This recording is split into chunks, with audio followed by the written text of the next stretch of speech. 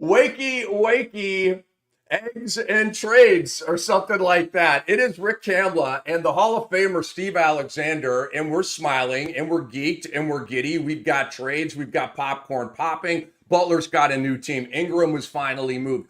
Trades came down overnight. We're going to get to all of it with you guys right here on the Sports Ethos NBA Trade Deadline Show. Cam, Doc, we got the great Aaron Bruski joining us later. We've got all kinds of great guests, and we are on, guys, all day, telethon style. We're going to take you all the way up to the 3 p.m. Eastern Time deadline and beyond, because trades come in even after the deadline in terms of reporting and little nips and tucks. But, Doc, this is the most important waiver wire day of the entire fantasy basketball season. We're here, baby.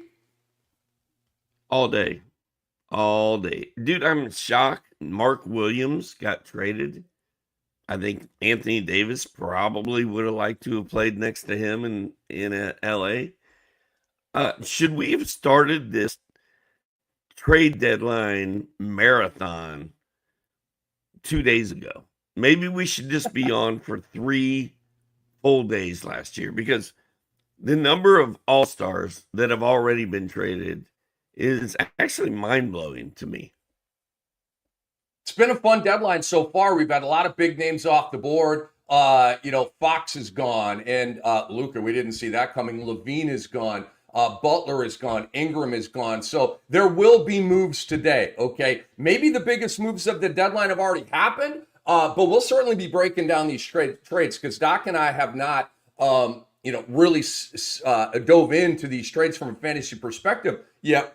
We were not on the air on Wednesday night gathering up for this huge extravaganza that we have for you right now. So let me tell you about our incredible sponsor here before we get this thing going, Bet Online. The biggest betting weekend of the year is finally here, folks. There's a lot going on, right? NBA trade deadline. We got Super Sunday coming up, and that means more updated odds and props for Super Sunday. Bet Online is the world's most trusted betting platform and your number one source for online betting. BetOnline has hundreds of prop bets, MVP odds, exclusive in-game live betting. BetOnline is your ultimate game day companion, so hit them up, okay? Whether you're a seasoned fan or a first-time bettor, BetOnline offers you everything and more to enhance your game day experience. Visit the website today and make the game day action count a little bit more. BetOnline, the game starts here. Doc, I did not anticipate getting some breaking news on the injury front before we even started going into the Butler trade and the Ingram trade and maybe a trade popping up from our boy Shams this morning. But we have incredible injury news. And it does not involve Luka Doncic. It does not involve who might come back and play on Saturday. I mean, the network's already moved it around that Lakers and Pacers is going to be so he's playing. And Anthony Davis's return is right around the corner. No, this is about Chet Holmgren. Just in, Thunder star Chet Holmgren is off the team's injury report, clearing the way for him to return to action Friday against the Raptors in Oklahoma City. Wow. Chet Holmgren is coming back. Doc, this greatly exceeds, and they were never definitive about when Chet was going to come back, right? But based on, it's a long time and it's Chet, and it was like this awkward sort of torso injury, right? Oh my God, how long? I mean, if Chet Holmgren is back, right at trade deadline time, right before the All-Star break, that is a gigantic win for Oklahoma City, and it's a gigantic win for his fantasy managers, man, who are getting, and he should be lathered up real nicely now by the time the fantasy playoffs roll around. Yeah, it's amazing. Some people, some pundits are out there calling the Dallas Mavericks now the favorite to win the West. And no. Stop it. It's the Thunder, man. And Chet Holmgren being back is huge for them, obviously. And it's huge for fantasy managers who've had him on the IL for 2 months. So, welcome back. I can't sing anymore, Rick. I lost my voice, but This is exciting. Wow, Chet Holmgren is back. We're going to get to see how it works out with him and Hartenstein, Doc. OKC just traded for Daniel Tice, and you're thinking, all right, a little bit of insulation, with this time without Chet, and Chet is coming back. So you've got, basically he's the third center right now. Jalen Williams, the second center. Hartenstein, of course, the starter. And now they have Chet Holmgren back. I agree with Doc. Doc, no. You can't sell me on the Mavericks being, I know they went to the finals last year. You can't sell me on the Mavericks having better odds or a better chance of making the finals than the Oklahoma City Thunder because they went from Kyrie Irving to Anthony Davis. I believe the Luka-Kyrie iteration of the Mavericks is more potent and more dangerous than Anthony Davis and Kyrie Irving because Luka is not in that arrangement, okay? And yes, Luka was flabby and out of shape and can't play defense and can't slide his feet and all that kind of stuff. But, Doc, he's still 30, 10, and 10 every damn night, okay? He's made every All-Star game, I believe, or except one his rookie year, and he's already been to the NBA Finals, okay? So Jason Tatum and Jaylen Brown got to the finals in 2022, lost, learned a lot from it, came back and won. That's what you do. Luka was not supposed to win that finals. Luka was supposed to get there and lose and learn from it, and then Dallas bails before they even get the payoff on him learning from it. So Chet Holmgren, guys, and we'll keep reiterating this news throughout the day, off the team's injury report, clearing the way for him to return to action Friday against the Raptors in Oklahoma City. Absolutely gigantic news. So, Doc, let's get into some of these trades, man. And let's start with the trades that went down overnight. The Pelicans and the Raptors came together on a move where Brandon Ingram is going up to the Raptors. Bruce Brown, Kelly Olynyk, 1 first-round pick and 1 second-rounder go back to New Orleans. So there's a bunch of different angles to go with this, okay? First of all, Brandon Ingram going to Toronto is going to now get in the way of Scotty Barnes, RJ Barrett. When Quickly gets up and running, he is going to get up and running, right?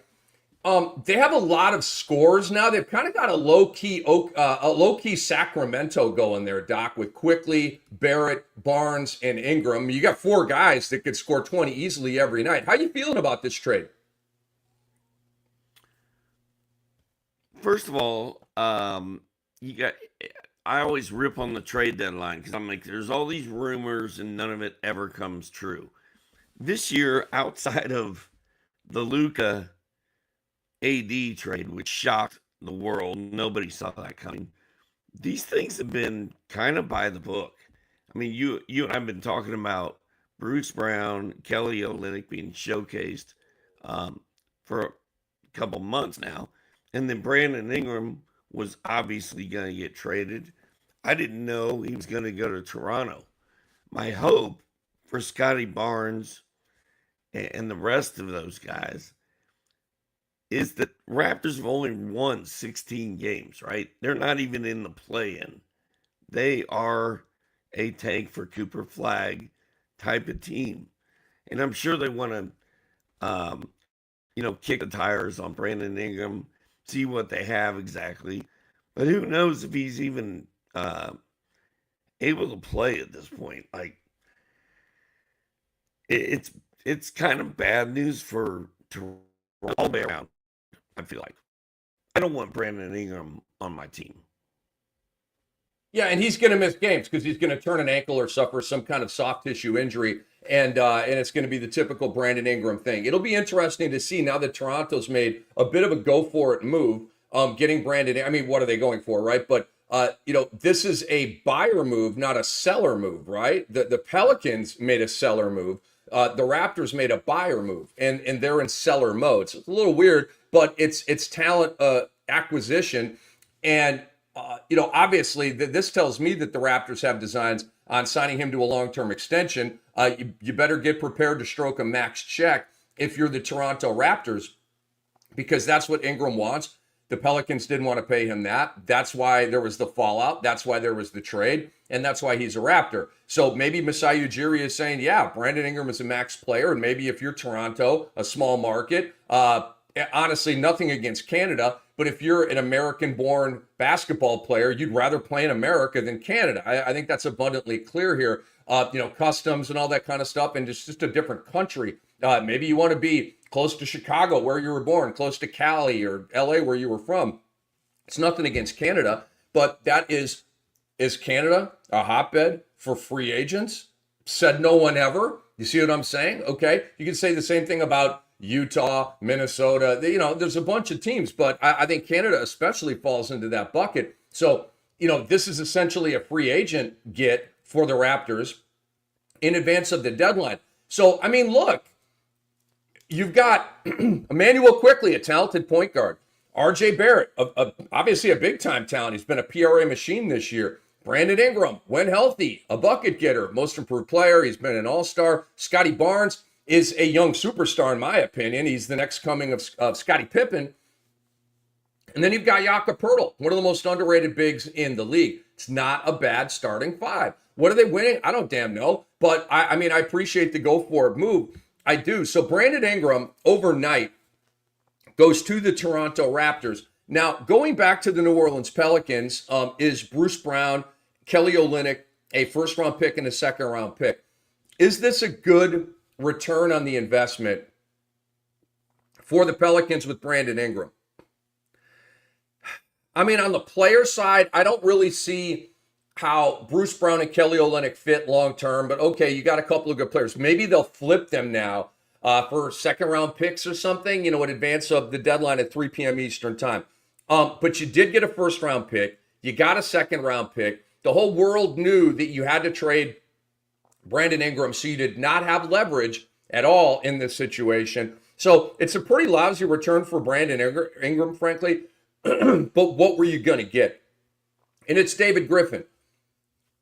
Is this the first trade that David Griffin's kind of on the other side of? Because Griff usually just dominates these trades, right? I don't know. We'll see. Stay tuned. But Bruce Brown going to New Orleans, he's going to get caught up in the wash now with Jose Alvarado, with Jordan Hawkins, with all these guys that have these spike games and their minutes kind of fluctuate. Javonte Green, those type of guys. He's going to get caught up in that. I don't see Bruce Brown. Ooh, we're the Pelicans. We've got Bruce Brown. We're going to make him our starting point guard now that DeJounte Murray is out. We're going to clear the way for 30 minutes. I just don't see that. I could see Kelly Olynyk and Yves Missi splitting time at the center position because Yves Missi's been starting. I think it was 41 starts in 47 games. I looked at this last night. He's been in that starting lineup all year. He's at about 9 points, 8 rebounds, and a block and a half. He's been pretty good. The numbers lately have dipped, but overall, pretty solid body of work for the rookie. So do you want to start bringing that off the bench for Kelly Olynyk? I doubt that. I think they'll keep starting Missi, grooming him for the future, and then bringing Olynyk off the bench. And Olynyk will have value because he's going to play 24 minutes a game. If Missi ever misses time, then Olynyk will be up to 30 minutes and the stat lines will be really good. I look back at Kelly Olynyk's game log, and when he plays 20-plus minutes, he's giving you goodies. Like 12, 5, and 5 with 2 threes and a block kind of thing, right? With room for upside from there. So I want to run down all the trades that have gone down here. City Sissoko has been waived by the Washington Wizards, and he's been a part of a couple of trades here at the deadline. So Brandon Ingram moved to Toronto, and the other big move that came down last night was Mark Williams going to the Los Angeles Lakers. And, obviously you just follow Shams at this time of the year. Shams is the Bible for all this kind of stuff. And a log and a tracker, by the way. If you're like, let me get caught up on all the trades, just go to Shams, or heck, go to the SportsEthos app and go to our NBA feed, and we will have all of the news as well. But obviously Shams is breaking all of these stories, but go to the SportsEthos app, download it now. It's completely free. And we're going to be busy all day putting blurbs out, fantasy spins for you. And we got you with the SportsEthos app. Mark Williams and Dalton Connect exchange hands here. Wild, right?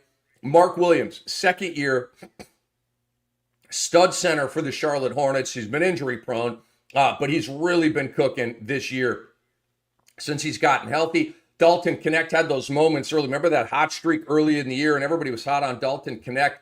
And then, obviously, J.J. Redick won with Max Christie in the starting five, and it killed Dalton Connect's fantasy value. But everybody recognizes that Dalton Connect is a badass driller and splasher from three. He's got a great pull-up game in the mid-range, and he's going to be in the NBA knocking down shots for a long, long time. Pardon me. And then you got Mark Williams going to LA. So, Doc, let's talk about this a little bit, okay? I'm like, my thoughts are like, did the Lakers give up on Dalton Connect too soon? Did the Charlotte Hornets give up on Mark Williams too soon? Why would Charlotte trade Mark Williams to get into Dalton Connect when Charlotte has a million wings and a million guards? I guess it's Charlotte being Charlotte. I don't understand this move from the Charlotte side. I don't. I would have kept Mark Williams. Again, they've got a million guards. You've got LaMelo Ball, Brandon Miller, Trey Mann. Let me go to their depth chart here, Doc. They've got a million freaking guards. And I know some guys are hurt right now. You got Vasi Micic. You got Nick Smith, okay? And then Cody Martin and Seth Curry that don't really matter for this conversation. But Trey Mann does. Brandon Miller does. Vasi Micic does. That's three. LaMelo Ball is four. Nick Young is five. Let's throw Josh Green in there. Okay, he's a wing. That's six. And now you're adding Dalton Connect to that mix. Like, what the F, dude? Well, it's Nick Smith is here, by the way. It's silly season, I think, for Nick Smith. And now, does Dalton not anymore. Does Dalton Connect become a silly season hero? No, I think they're going to block each other. This trade doesn't make a lot of sense, man. Like, if you guys think back to fantasy draft day, like, ooh, Mark Williams. He's going to be good. I'm going to draft Mark Williams in the 8th round and sneak him in front of everybody. And I was like, y'all go do that, have fun. And then Mark Williams finally started playing, it seems like 2 or 3 years later, and he's really, really good. And the Lakers needed somebody to try to fill the gap left by Anthony Davis. So for the Lakers, this seems like a no-brainer. And when somebody presents you Luka Doncic on a platter, you got to make some moves that you probably were not thinking about having to make, like getting rid of Dalton Connect and giving up on him too early. You'll sacrifice a lot of things to have Luka Doncic and then add Mark Williams. Are you kidding me? Dude, the Lakers are gonna Laker. Stuff just works out for them. And this is another prime example. As for the fantasy implications for Charlotte, I have no idea. You just broke it down. That is a very crowded backcourt. They might as well bring back Terry Rozier while they're at it. and Kemba Walker, too. Throw Kemba in there. There's too many guys. But I think Cam and Nick Smith and LaMelo, I mean, those are the guys. Their cream is going to rise to the top, I think. So Nick Smith, to me, is a did I put him on my faller list? I should have. Yeah, he is on there. Nick Smith, to me, is a faller with this trade. They didn't trade for Dalton Connect to not play him. Dalton Connect might actually leapfrog Nick Smith into the starting five. And I know Nick Smith has been starting. I know Nick Smith, like the last 3 games, is like hovering right around 20 points. And he's starting to show the consistency that I've been begging for. So maybe he stays in the starting five. Vasi Micic missed that game. KJ Simpson started. So they're a little weird at point guard. Nick Smith's not a point guard. He's in a point guard body, but he's a 2 guard. But Dalton Connect, to me, he's not like the hot pickup, Doc, But if you're in a really deep league, and even through the trade deadline here, the waiver wire isn't great. Okay, like if you go in your Yahoo league and it's a super deep league and Dalton Connect is that top guy with the most ads and that kind of thing, maybe you go pick him up. Bub Carrington this morning when I made my rounds is a guy, like I dropped Stephon Castle for Bub Carrington. Bub Carrington played 35 minutes last night, had a really, really big, fat double-double stat line, and Doc and I have been big Bub Carrington guys. So we'll get to the Washington side. I don't want to like randomly take us off tour here, but I'm just letting you know, Dalton Connect isn't like, ooh, you got to go get him, but he is a guy in deeper leagues that would be an ooh, you got to go get him. But I think it's going to eat into Nick Smith a little bit. I really do. So Doc, you kind of brought up, I don't know what Charlotte does at the center position. His name is Moussa Diabate. Okay. And he had a big game last night in my lineup in the Cam Dynasty. Yes. And Doc, you also have Tijan Salon, who last night, I believe he had a block, a steal, and a 3. Okay, with like 10 points and some other goodies. It wasn't a great stat line, but it was the stat line that I told you he was going to do earlier in the year. Remember when Tijan Salon was a thing and I had him on my team for a little bit? He is a block, steal, 3 guy. That is his skill set. So Moussa Diabate, I think, is a way better pickup right now than Dalton Connect. Yep. You hit it. Moussa Diabate may be the hottest pickup in the land right now. Who else is going to play center for that team? No one. He Doc, is a huge Doc, pardon winner. me for the interruption. On my depth chart right now, they don't have a backup center. Taj Gibson is there. Grant Williams is out for the year. Tijan Salon is a 4. Okay, maybe he can play some 5, but he's a 4. He's like 6'9". He's a 4. And then you have Miles Bridges. Doc, Moussa Diabate does not currently have any competition. He doesn't. So maybe he's going to be one of the biggest winners on draft day. This is a run, don't walk situation to your waiver wire and pick up Diabate. Run, don't walk. I love the run, don't walk scenarios, man. Guys, if you're just joining us, it's Rick Kamla, it's Hall of Famer Steve Alexander, and this is our Sports Ethos NBA trade deadline show. You're like, dang, you guys are up early. Yeah, dang right. And we're taking you all the way through the deadline. Guys, this is a marathon, okay? We've got little breaks for, us hosts and that kind of thing, but basically we're on full time here, going all the way till, I don't know, around 4 p.m. Eastern time or, whatever we need to get all the goodies out to you guys. But we're going to be on for a while. The deadline is 3 p.m. Eastern time.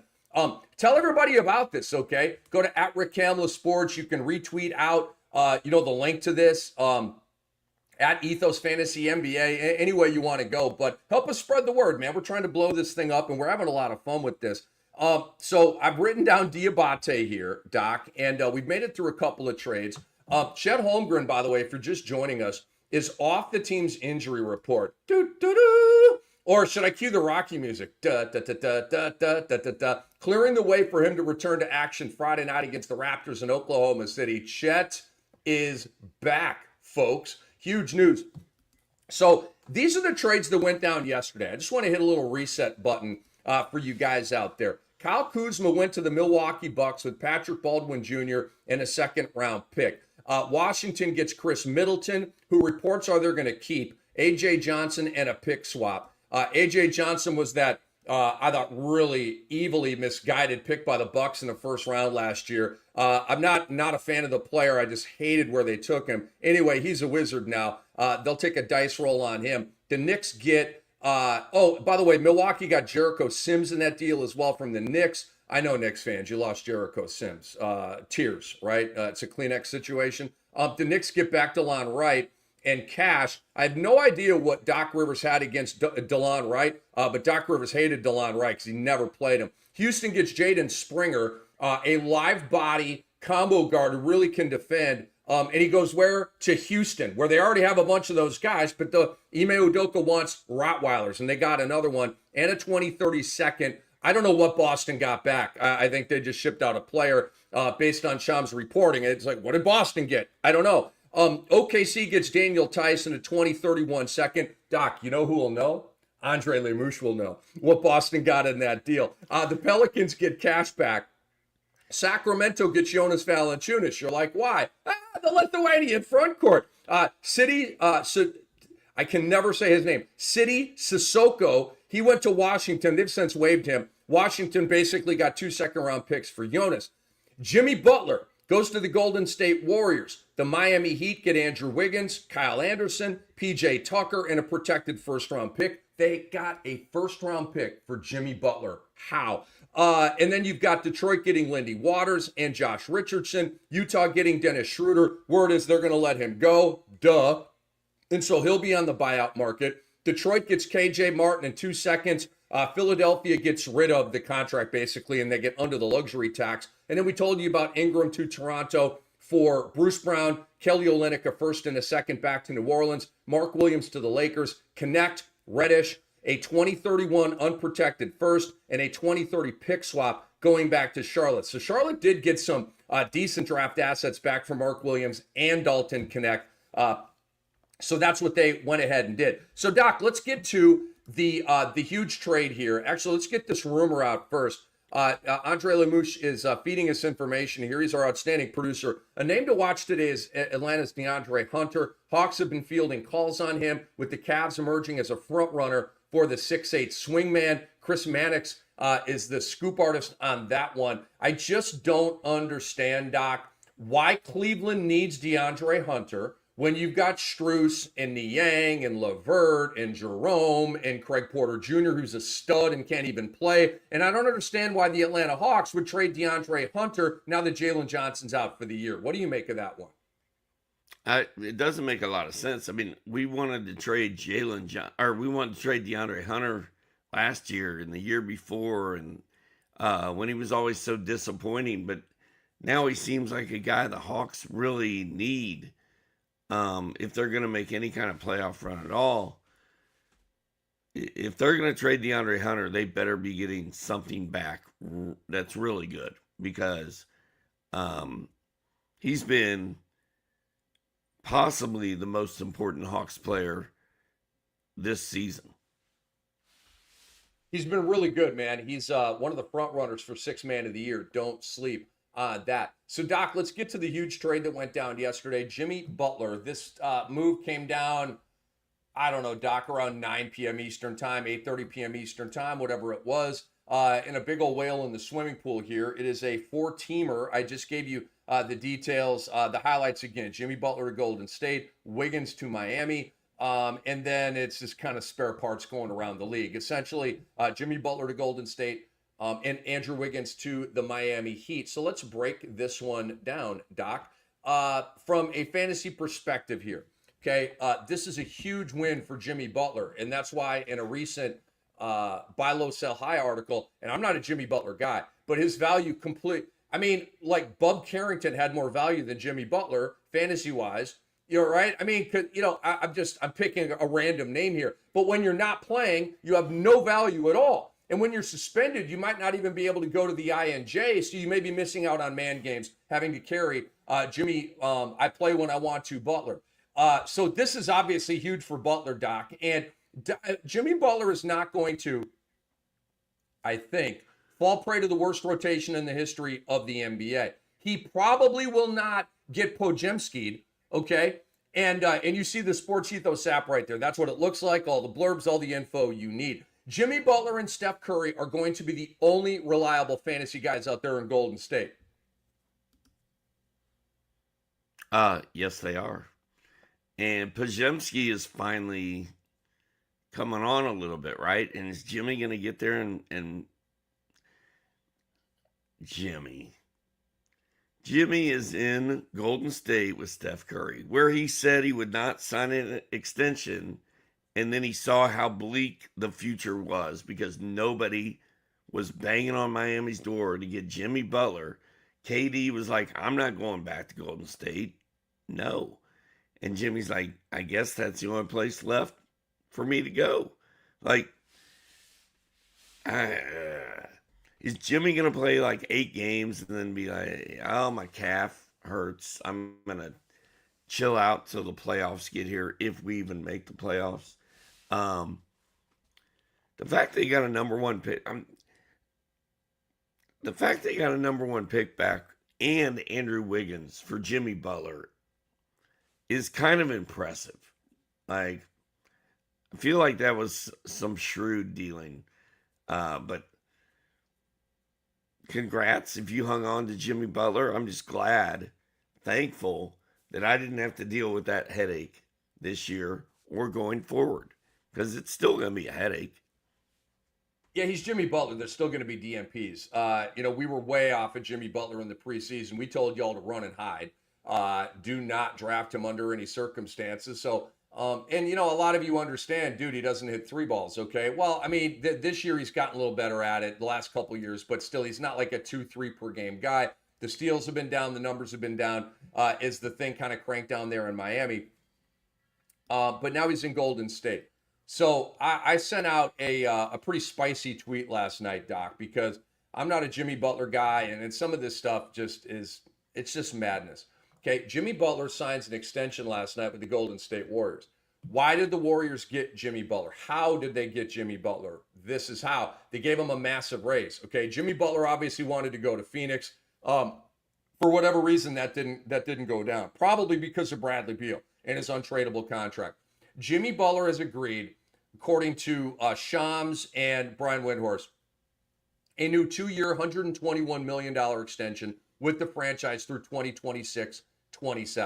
Okay, 2 years, 121, and he declined his 2025 player option for this new $121 million deal. So he's got this year's contract, Doc, which, let me go to my GSW board here. He's at 48. Okay, write that down. 48. Jimmy Butler is going to $60 million a year with this trade and with this extension. Okay, Jimmy Butler acts like a child, like a spoiled brat. Okay, playing when he wants to, big boying the team, flexing arrogance, flexing narcissism, and he goes to Golden State, an awesome market, an awesome franchise, with a coach who's currently and temporarily lost his way, but okay, that is what it is. But most importantly, Doc, he gets a $12 million a year raise for acting the way he has acted. I don't like that he's getting rewarded for doing what he's done. I mean, like, it's a great life if you can, like, completely trick off a team and completely trick off 2 regular seasons and get a massive raise. Rewarded for bad behavior. It's like when you hear these parents threaten their kids and never take any action of discipline, and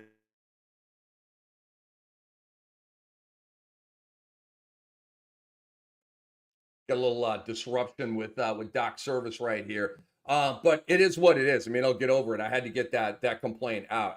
When I saw the extension news, because I think we all knew Jimmy Butler was going to be traded. I called Jimmy Butler to Golden State a long time ago. Okay, and I also said, remember, it was Ingram. The trade that I called was Ingram to Miami, Wiggins to New Orleans, Jimmy Butler to Golden State. So, and that was a long time ago. NBA guys, we like to cook up these trades. So I did have Jimmy Butler going to Golden State. This is not a surprise to me in any way, shape, or form, with the possible exception of the report that Steve Kerr and Steph Curry were worried about Jimmy Butler being a locker room disruption and that maybe getting in the way of a deal. Okay, but here's why Golden State did this. Even if Steph Curry and Steve Kerr are a little bit like, what are we getting into here? They had to swing for the fences here. And Steph Curry probably went to Joe Lacob and Mike Dunleavy, and I believe that Steve Kerr has as much say in that boardroom as Mike Dunleavy, if not more. Curry went to those guys and said, we've got to make a move. Dallas just got Luka, for the love of God, okay? San Antonio just got Fox, and we're fighting with them for the play-in tournament spot. Get me help. Okay? And they're like, the best we can do is Jimmy Butler because Kevin Durant doesn't want to reunite with you and us here in Golden State, according to reports. Are you cool with that? Really? Jimmy Butler's all we can get? Yes, Steph. Jimmy Butler's all we can get. Okay, do it. I mean, that's literally how that went. I don't think Steph Curry's like, yeah, woo, night celebration. Sorry to scream into the microphone right there. Yeah, we got Jimmy Butler. I think he's contented by this, right? But they had to swing for the fences, Doc. Steph Curry's not getting any younger. And so what I got to look at Steph's contract because Jimmy's now 2 years out from here. Steph is at 55, 59 plus 62. So their contracts marry up here. They're both under contract for 2 more years. Yeah. I think you just broke this down perfectly. Yeah, we got Jimmy Butler. Steph Curry, as we've been saying for the last month, although he finally popped, he finally had a good game last night, which was nice to see. But see, he's been going through the motions and sort of just chugging along for a weird Warriors team. And Jimmy Butler literally was the best that they could get. Rick, in between restarting my computer like 3 times, I also was on my Yahoo fantasy page dropping Keon Ellis and picking up Diabate. Like that was distracting for me for like 10 minutes because Jimmy Butler was on my IL, but he's healthy. So before I could do anything, I had to get him out of there. I had to redo it like 3 times. Had to restart my computer 3 times. I've had a busy morning outside of this show, but I do have Moussa Diabate on my roster now. I am pumped to have Moussa Diabate in the Cam Dynasty, dude. And I picked him up for 8-8 with a block and a steal, right? Like that's what I picked him up for. It's a 14-team league. We have very deep rosters. Waiver is tough, okay? And I've been like recently and then Mark Williams missed a game, okay? And then Mark Williams came back. I'm like, should I drop Diabate? And frankly, I held on to him because of this week. Okay. Usually I'm a churn and burn guy. And in the Cam Dynasty, you get 7 or 8 moves. It's 8 during the week. You get 8 moves. So you've got freedom to just drop and kind of move guys around, right? And I said, I'm not doing that this week because I want to leave optionality here for the trade deadline. And so that caused me to hold on to Diabate a little bit longer. And now that has paid off pretty nicely for me. But in your wildest dreams, you thought it was going to be Diabate that was moved. You didn't see Mark Williams going anywhere and Diabate suddenly being thrust into the spotlight. Like the Mark Williams trade is almost to me as surprising as the Luka AD trade. Not in the same hemisphere, but as far as surprising trades go, Mark Williams was not a guy that I had anywhere on my radar as far as being moved. Me either, man. Me either. And again, I think it's a horrible trade for Charlotte. They do get a 2031 for. I mean, it's 6 years from now. I love Dalton Connect, though. I do love Dalton Connect. I hear you, but again, they've got a million guards. And they have they're very light in their front court. I don't know. It's Charlotte. They make moves like this. That's why they'll always be Charlotte. It's a weird deal. It's a weird deal. Zach Siegel at Ethos Cavs, a podcast host for our Cavaliers feed, is going to be joining us at about 10:30 a.m. Eastern time. It is Rick Kamla. It is Hall of Famer Steve Alexander, a.k.a. Dr. A. Welcome. It is our Sports Ethos NBA trade deadline show. We have talked about a lot of stuff here. I want to reiterate, in case you guys are just joining us right now, the news about Chet Holmgren, okay? Just in, he is going to, he's off the injury report, clearing the way for him to return to action Friday against the Raptors in Oklahoma City. And Shams Charania on the reporting of that. Let me see if Shams has anything new here. I know our boy Andre Lemouche is all over the news. Anything coming in, he's going to be putting it in our little chat here so we stay totally up to date for you guys. Check this out. Andre lets us know through Brian Windhorst There was a deal, quote, there was a deal in place that would have sent Kevin Durant to Golden State, Jimmy Butler to Phoenix, and Andrew Wiggins to Miami, but Durant stepped in to shut it down. Oh, is that spicy? And if you're Jimmy Butler, you are pissed at Kevin Durant because Jimmy Butler badly wanted to go to Phoenix. That's what he was trying to orchestrate here. But, dude, Kevin Durant's legacy, okay? This is all about Kevin Durant's legacy. And this is all about how aware Kevin Durant is. All right. And maybe there's a thing with him and Kevin. Maybe there's a thing with him and Steve Kerr and Joe Lacob because when Draymond acted the fool with Kevin Durant, they did not reprimand him. I think they suspended him or fined him a little bit, but it wasn't much. It was a little slap on the wrist. And Durant was probably like, yo. And if you recall, Durant left the team right after that. Okay. So Durant may be pissed at management, but also, Doc, it's a legacy thing because in the barbershop what they say. Ah, man, Kevin Durant, he's a bus rider. He's not the bus driver. He's the bus rider and all this kind of stuff. Charles and Kenny and Shaq on Inside the NBA, all that stuff. Bus rider, bus driver. I don't play those stupid games. Kevin Durant won Finals MVP back to back, okay? He was the power charge for 2 championships. And yes, the league was unfair at that point. But nevertheless, I'm not diminishing or watering down what Kevin Durant did. He's a 2-time champion, 2 Finals MVPs, okay, and a total and complete all-time great badass. But people downgrade him. People are still pissed that he left Oklahoma City for Golden State. They still are to this day, okay? So I think all those reasons are why Kevin Durant was like, no soup for you, Golden State. Yeah, and didn't Bradley Beal invoke his no trade clause yesterday or in the last couple of days? Beal was not making things any easier for any of these people either. Funny thing about Jimmy Butler is I feel like we were all like, oh, he's going to go to Golden State or Phoenix. Like, those were the only 2 possibilities. And KD's like, I'm not going back to Golden State. And Bradley Beal was like, you're not trading me. It's kind of interesting, kind of weird. It's kind of weird how much power Bradley Beal has had throughout this entire trade deadline thus far. So yeah, and I just got an offer, Rick, real time. I got offered Zion Williamson for James Harden.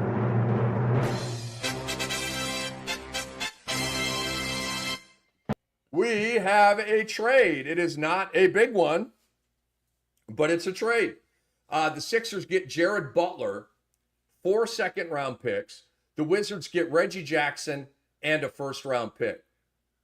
Okay, why would Philadelphia give up a first-round pick to get Jared Butler and also ship out 4 second-round picks? That makes no sense to me. None. You gave up a first-round pick in that deal? What is Daryl Morey thinking? What is in his coffee this morning? And okay, but where this takes my brain, Doc, is a man named Bub. Because right now, Malcolm Brogdon is not in Bub Carrington's way, okay? Malcolm Brogdon will probably be traded for a second-round pick before the deadline here, or 2 second-round picks. And I told you this morning, I've been picking up Bub Carrington all over the place, okay? And I've been picking him up over Connect. I've been picking him up over like Justin Champagnie, the Washington Champagnie. I've been picking him up over Jackson Hayes, like guys like that, right? The only thing standing in Bub Carrington's way, Doc, was Jared Butler. Because you remember there was a minute there where Jared Butler was having some big games and he was really pinching into Bub Carrington's playing time. Then Bub ended up coming off the bench. Jared Butler's gone. Okay? Reggie Jackson is not going to get in the way and thwart Bub Carrington's development. This is great news for Bub Carrington right here. I hope so. I've been on Bub all year. And Bub has let me down basically all year. And I kept saying, man, it's coming. There's going to be a time when Bub Carrington explodes. And he played really well in his last game, which was nice to see. And I'm hoping that it is Bub Carrington's silly season starting yesterday. Like, it's got to happen. So, yeah, guys, for Brooklyn, Silly season has begun. Keon Johnson is a must-add right now. For Washington, silly season has begun. They traded Kyle Kuzma. We're going to get to that trade in just a second here. Pardon me. But with, pardon me, Washington sends out Jonas Valanciunas. Pardon me. The tank is on. So Brogdon's probably on the move here. It's going to be all the young guys. Keyshawn George played well last night. Keyshawn George is a good-looking pickup right now. Although, to me, not as good as Bub Carrington. And I'm going to write down Keyshawn George's name. I got a little list here, Doc, of the really hot pickups here. And we'll maybe sort it or whatever throughout the day. But it's just the little game I like to play here. We'll keep this going throughout the day. Now, Jared Butler going to Philadelphia. Is there a pathway to playing time for him? I doubt it. But let me go to my Philly depth chart right here and look at the other side of this one. We just had a trade go down, folks. There might be a little bit of room for him. There actually might be a little room for it, but I'm talking about 15, 18 minutes. Don't go to the waiver wire and pick up Jared Butler. They have Ricky Council. They have Kyle Lowry. They just traded out Reggie Jackson. McCain's out for the year. You have Doughton, who plays a little bit, but he wouldn't play over Jared Butler after what they gave up to get him. Obviously, you have Maxey. You have Eric Gordon. Wow, you now have Quentin Grimes. Okay, they got guards on guards on guards, bro. So I don't see a pathway to a whole lot of playing time here for Jared Butler. Nope, I don't think so either. It's Bub Carrington time. I like what you said about Keyshawn.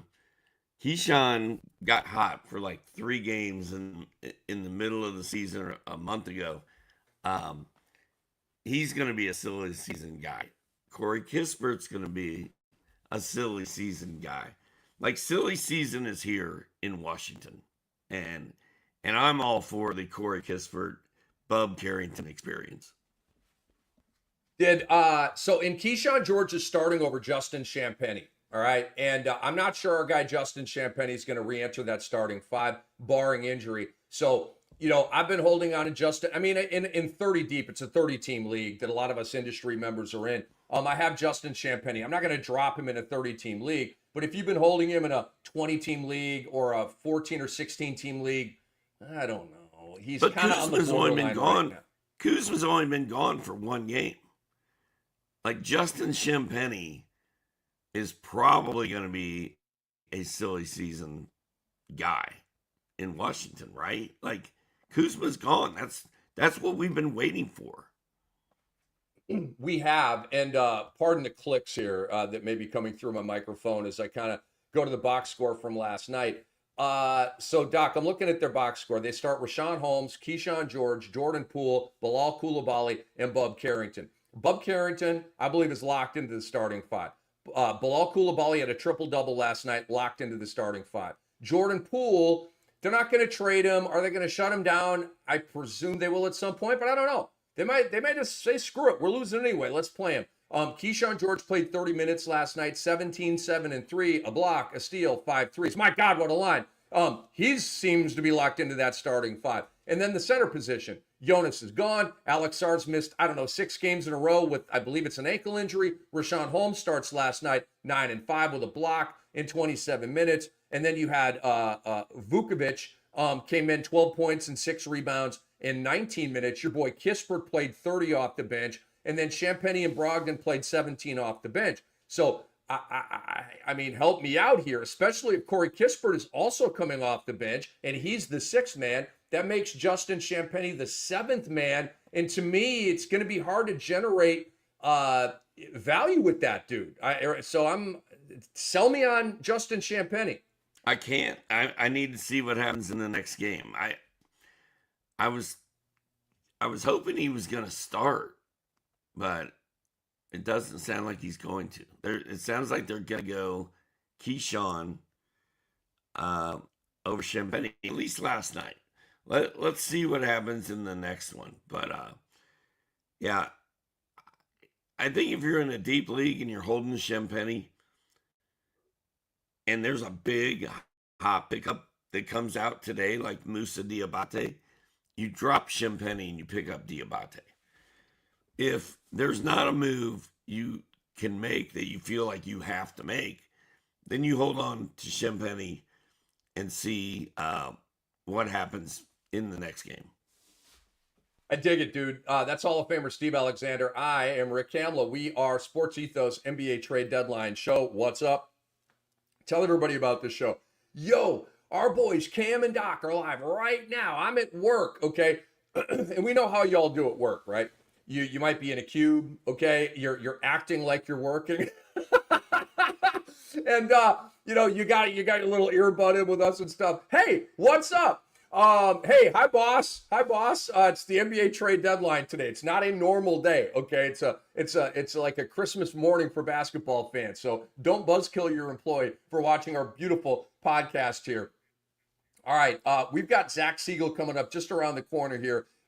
He is a host on our Cavs podcast here at Ethos Cavs. Let's talk about the Kyle Kuzma trade, Doc. We addressed the Washington side here. Well, hold on. Before we move on to the Milwaukee side, let's put a bow on the Washington side. Chris Middleton is going to the Wizards, Doc. The word is they're not going to buy him out. I have a feeling that might change, but and I don't think Chris Middleton's going to start. They're not going to bump Keyshawn George out for him. But that may, if Chris Middleton plays 20 minutes off the bench, first of all, that means he gets sent to the waiver wire. Second of all, that's really bad news for Corey Kispert and Justin Champagnie to me. So how are you feeling about Middleton going to the Wizards?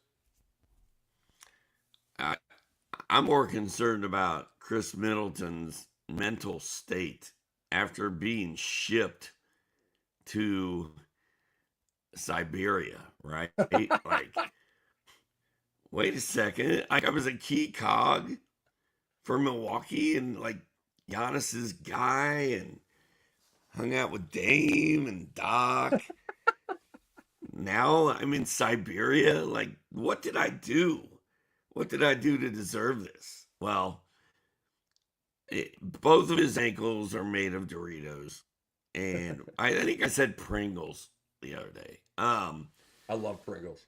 Why would Washington even run him out there? Why did Washington want Chris Middleton? I guess they probably didn't. They just needed to move Kuzma and maybe swap picks. If Chris Middleton goes to Washington and ruins Corey Kispert's silly season, Rick, I'm never going to get over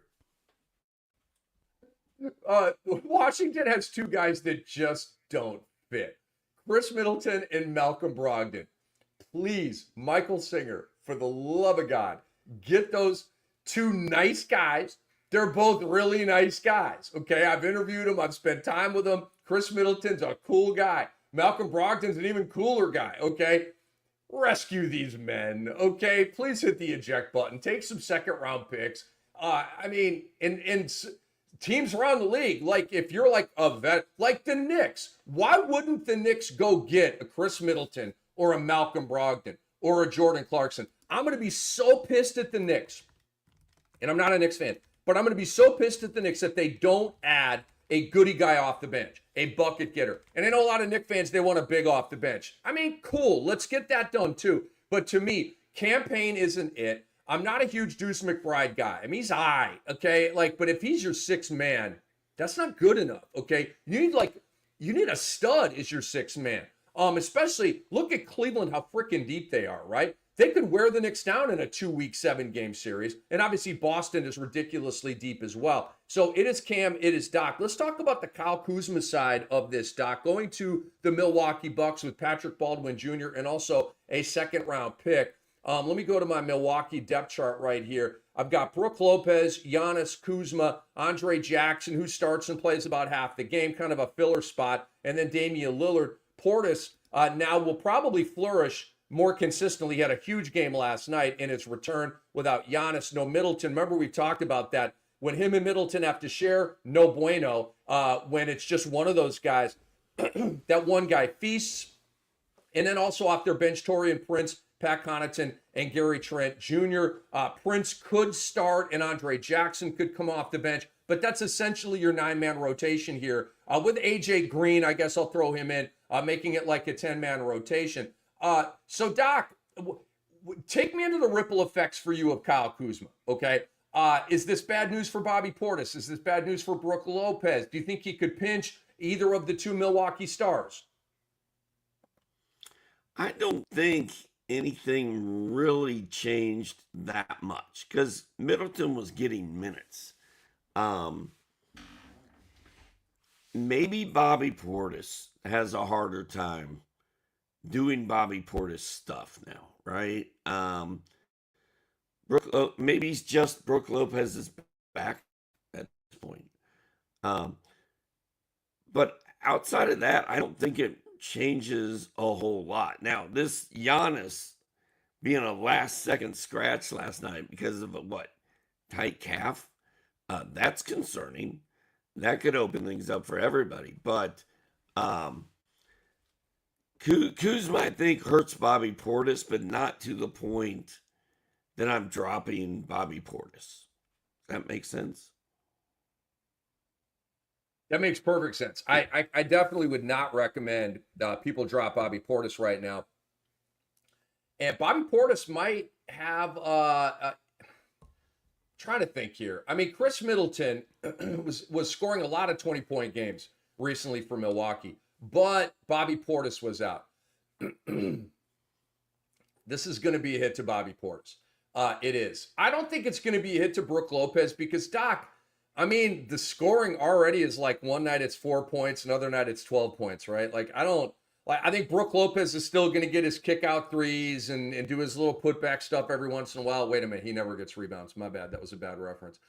So I think Brook's going to be fine. Giannis Antetokounmpo and Damian Lillard have nothing to worry about. For Kuzma, Doc, is he going to go 20-10 with Milwaukee? No. Could he go 16-7? 17-7? Yeah, I think he could. But Kuzma's a huge winner here, Doc. A huge winner. He's at the end of right after the deadline at 3 p.m. Eastern time, we're going to take like a deep dive into risers and fallers, and we'll hit on them, periodically throughout the day. And then we're going to really condense it into a silo for you at the end of the day and sort of summarize this whole thing, okay? As always, from a fantasy perspective. But I'm looking at my riser list right here, Doc. And I mean, there's several guys that are going to kind of shoot up here a little bit, but Kyle Kuzma is one of them because we knew that the shutdown was going to happen in Washington. If you had Kyle Kuzma, you were like, oh my God, they're going to shut him down. What do I do? And you're sort of in that nervous state all year, like all of us managers of Utah Jazz players are, right? Lauri Like, when is the shutdown coming? Okay, but Kuzma, now he's going to play. Okay, he's going to be a big part of the plan in Milwaukee. And frankly, I'm excited that Kuz, the previous champion with the Lakers, is getting into a competitive situation. I like Kyle Kuzma, dude. I'm excited for him. Bruski does not like Kyle Kuzma. A lot of people don't like Kyle Kuzma. I'm not sure why. Is it you seem to be like a Kyle Kuzma, Julius Randle kind of guy, Rick. I am. You dig those guys. I go against the grain. Here's where I am. If I'm Kyle Kuzma or any part of his family, I'm psyched. He was going to Milwaukee. He's got an actual chance to win something for the first time in a long time. So, and he's going to get playing time. He's going to have a solid role on a solid team and be in a solid system. Like it's good news for Kyle Kuzma. Rick, let's bring in Zach. Our guy Zach. Let's bring in Zach Siegel at Zach_NBA at Ethos Cavs, host of our Cavs podcast. Rick Kamla, Steve Alexander. Zach, it is very nice to meet you. How you doing, bro? Welcome to the SportsEthos NBA Trade Deadline show, man. You as well. Thank you for having me. I was just reflecting on your Kyle Kuzma conundrum, and I'm curious what Kyle Kuzma is going to show up in Milwaukee. Is it going to be the third guy that we saw with the Lakers, or is it going to be I really like being this first guy in Washington? Yeah, the third guy. I think Kyle Kuzma understands the assignment, Zach. I love that you come in here with a question for the peanut gallery. That's absolutely awesome, dude. Doc, do you think Kyle Kuzma is going to be twisted in his brain at all about the assignment, or do you think he's going to understand that he's the third fiddle here? I would hope that Giannis and Dame already have taken him out to a restaurant and sat him down and be like, "Look, bro." Like the scene from The Godfather right before he went and got the gun out of the bathroom. Uh, Sir, you are here to help us, and we will also help you, but you are not. Do not shoot more than we allow you to shoot. Yeah, he knows the deal. I mean, he knows the thing. He's got to. He's got to. Yeah, he understands the assignment. So we were talking. I tend to be more of a Kyle Kuzma guy. Do I love him? No. Do I love the long pink sweaters with the arms that go all the way down to his ankles? Not a real big fan of that, but he's expressing himself in creative and wild ways. He's a young dude with zillions of dollars. Knock yourself out, dude. Do your thing. And maybe you'll be on the cover of Vogue one day. I don't damn know. But Zach, let's talk about your Cavs here. There was an interesting report that came out here. Let me go back up to it so I can read it and get it right. Rumor, a name to watch today, according to Chris Mannix, is Atlanta's DeAndre Hunter. Hawks have been fielding calls on Hunter, with the Cavs, your Cavs, Zach, emerging as a front runner for the 6'8" swingman. Again, Chris Mannix on that. Is it a scoop? I don't know. It's a rumor. Me and Doc don't understand, Zach, why Cleveland would even want or need DeAndre Hunter when you have Strus and you have LeVert and you have Ty Jerome and you have Niang and you have role definition and you've got all of these terrific bench players who have been a huge secret sauce element to the Cavs core four and all the winning they've done this year. Why do they want DeAndre Hunter? Okay. Why do they want to take on his money? I just don't get it. And then on the Atlanta side, why in the F would you trade DeAndre Hunter after just losing Jalen Johnson and seeing DeAndre Hunter start to go off here now that Jalen is out for the year? Help me out here, Zach. DeAndre Hunter is a name that over the offseason, I was very hopeful that the Cavs might go after. When we were in an offseason where we were heading into a season where Karis LeVert was going to be on an expiring contract, you knew that there were going to be apron implications as you move forward. This was your last year of flexibility, and you knew that there were some issues on the roster under the way that they played with JB Bickerstaff, to where a big wing would be quite advantageous to their needs with the core four in particular.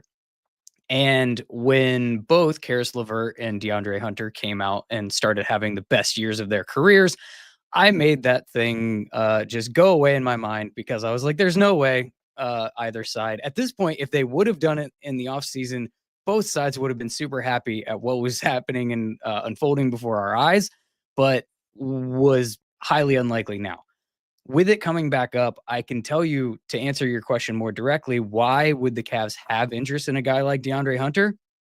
And this is going to probably sound a little bit silly to people who are not watching the Cavs every single night. The answer is Dean Wade. Dean Wade is a one-of-one archetype on this Cleveland Cavaliers roster. He is the only guy that they have that is north of 6'8", has the versatility to switch 1 through 5. He can actually complement basically every lineup that they put onto the floor, and he is a massive difference maker for this team. He also averages playing about 53 games per season. And when you are that overly reliant on a role player like Dean Wade, to me, it illuminates the importance for that archetype within the structure of the roster that you have. Now, could they get away with maybe just some insurance and doing a smaller move than a swing on a guy like DeAndre Hunter? Yeah, sure. That's definitely a pathway that they should consider. But it's really just the lack of that versatility. It's that lack of size on the perimeter.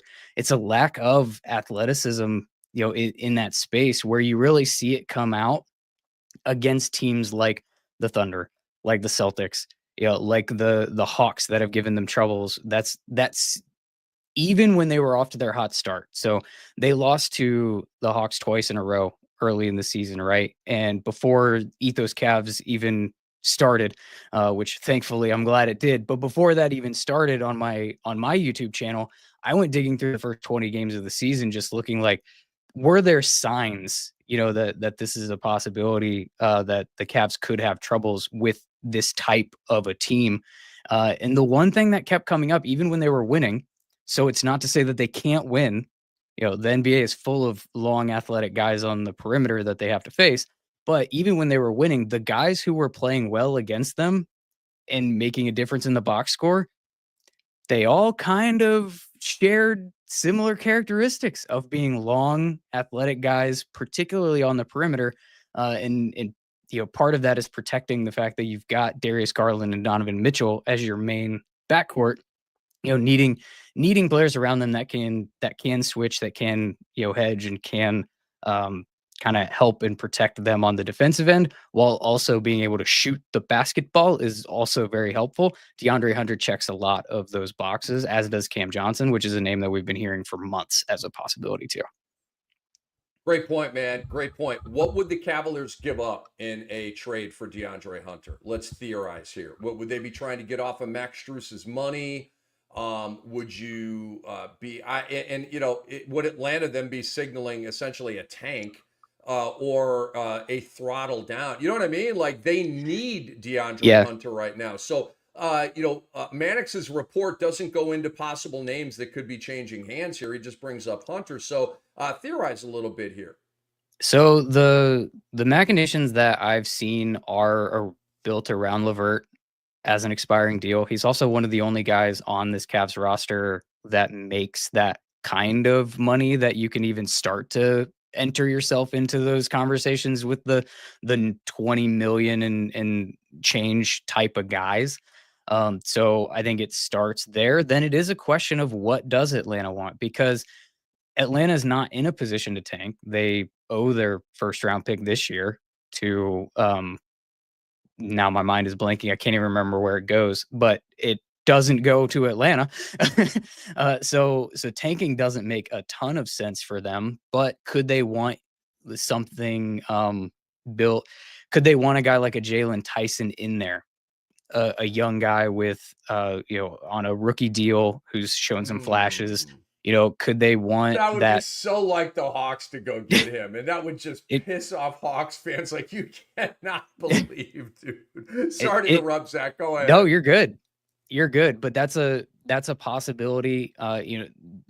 George Niang is probably in the deal to make money work, particularly on the Cavs side. If you think about the couple of different pathways that the Cavs can go, one of the things that we've heard a lot about is they may be incentivized to try to duck the luxury tax this year. And they're only like 1.8, 1.9, like depending on what source you're looking at as to, how far they are above the luxury tax line.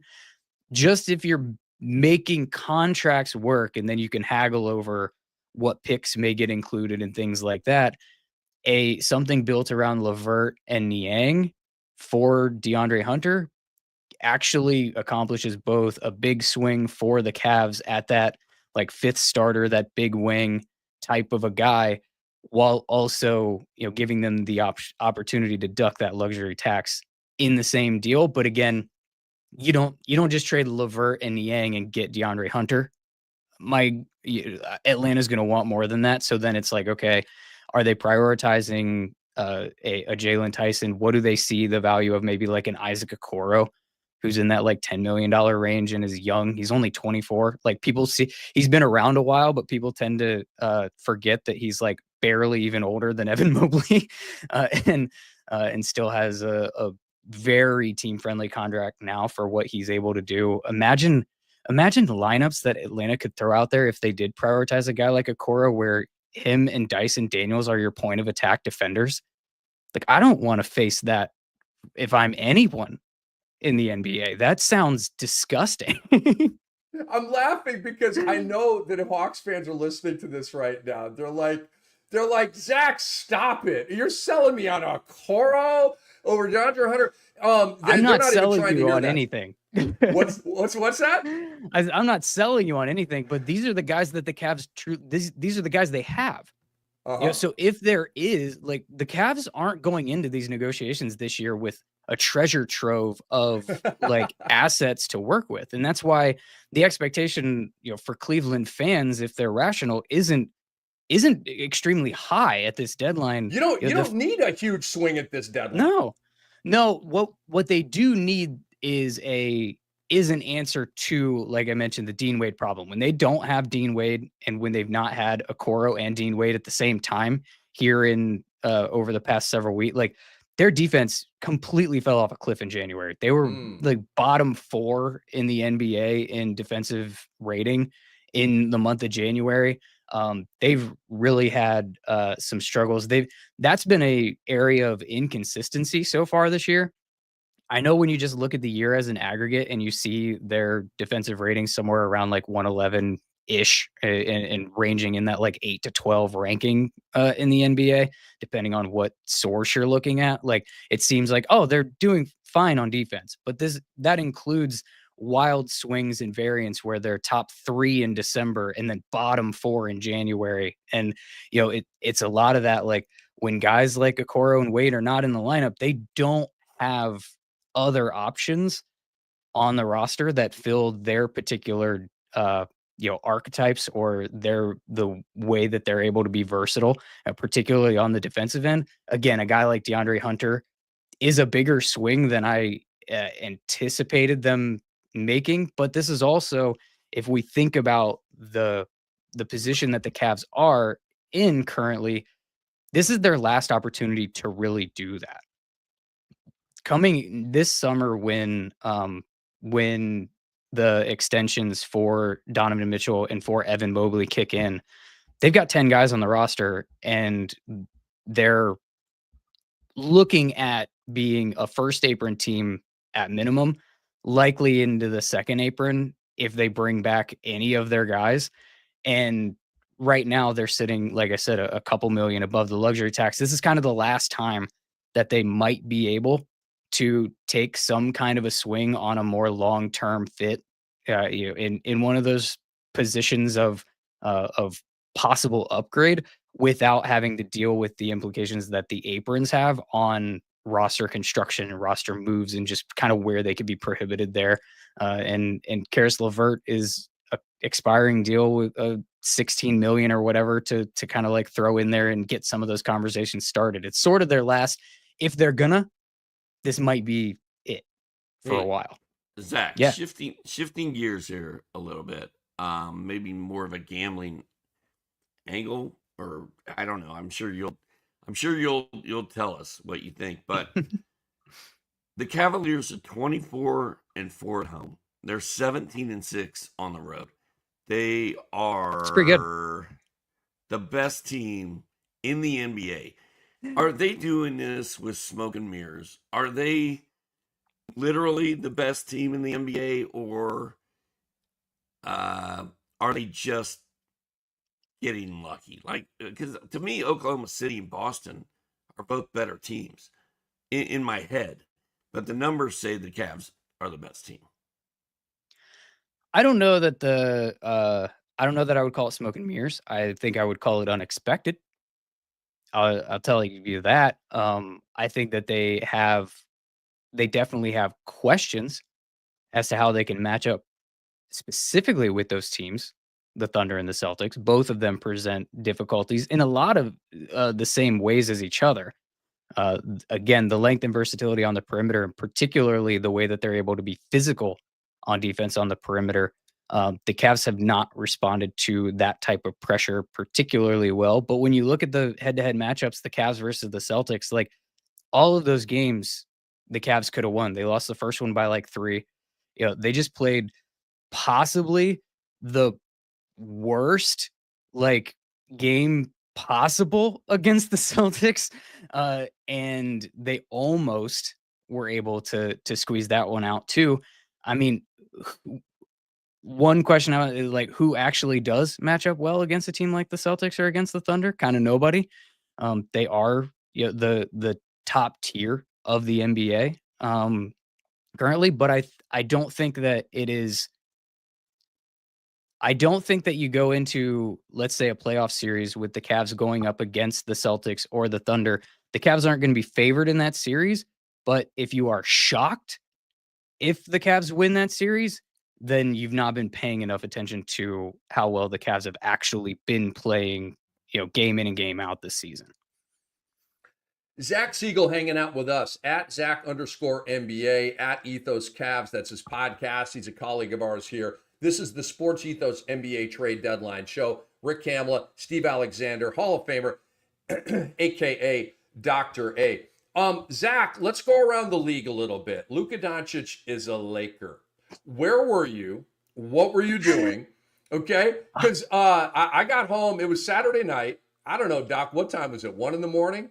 I think it was about 1 a.m. I'm out by the pool having a drink after seeing a concert, and I'm vibing. I'm like, I'm just like in a great mood. I just saw some incredible music. Got a little cocktail, little late night cocktail, and I'm chilling out by the pool. And Dr. A calls me like, what the F is he calling me about? And as I grab my phone to answer it, I see the notification that, what? And he goes, did you see the trade? I go, literally, dude, I just did. Where were you when Luka got traded to the LA Lakers? I was literally climbing into bed. I'm in Eastern time, so it was 12:30 in the morning. I was climbing into bed. I looked at my phone, and I immediately tweeted, did Shams get hacked? And I kind of waited, and I read the follow-up from Shams. This is real. This is actually happening. Yeah, I saw additional people that were like, yeah, it's a real thing. This is not a deep fake. This is not Centel, all of that. Right. And I was like, all right, you gotta go do something with this, because I was in a state of utter shock and like just disbelief. I didn't know if I had somehow drifted off to sleep and was in some kind of a weird in between fantasy land, and it wasn't reality that I was living in. I didn't know if the aliens had come and got me and dropped me on another planet. I didn't know where Earth was. It made no sense in any way. So what I did is I made a little short. I put it on, the YouTube shorts and reels and TikTok, and I simply stated my utter confusion.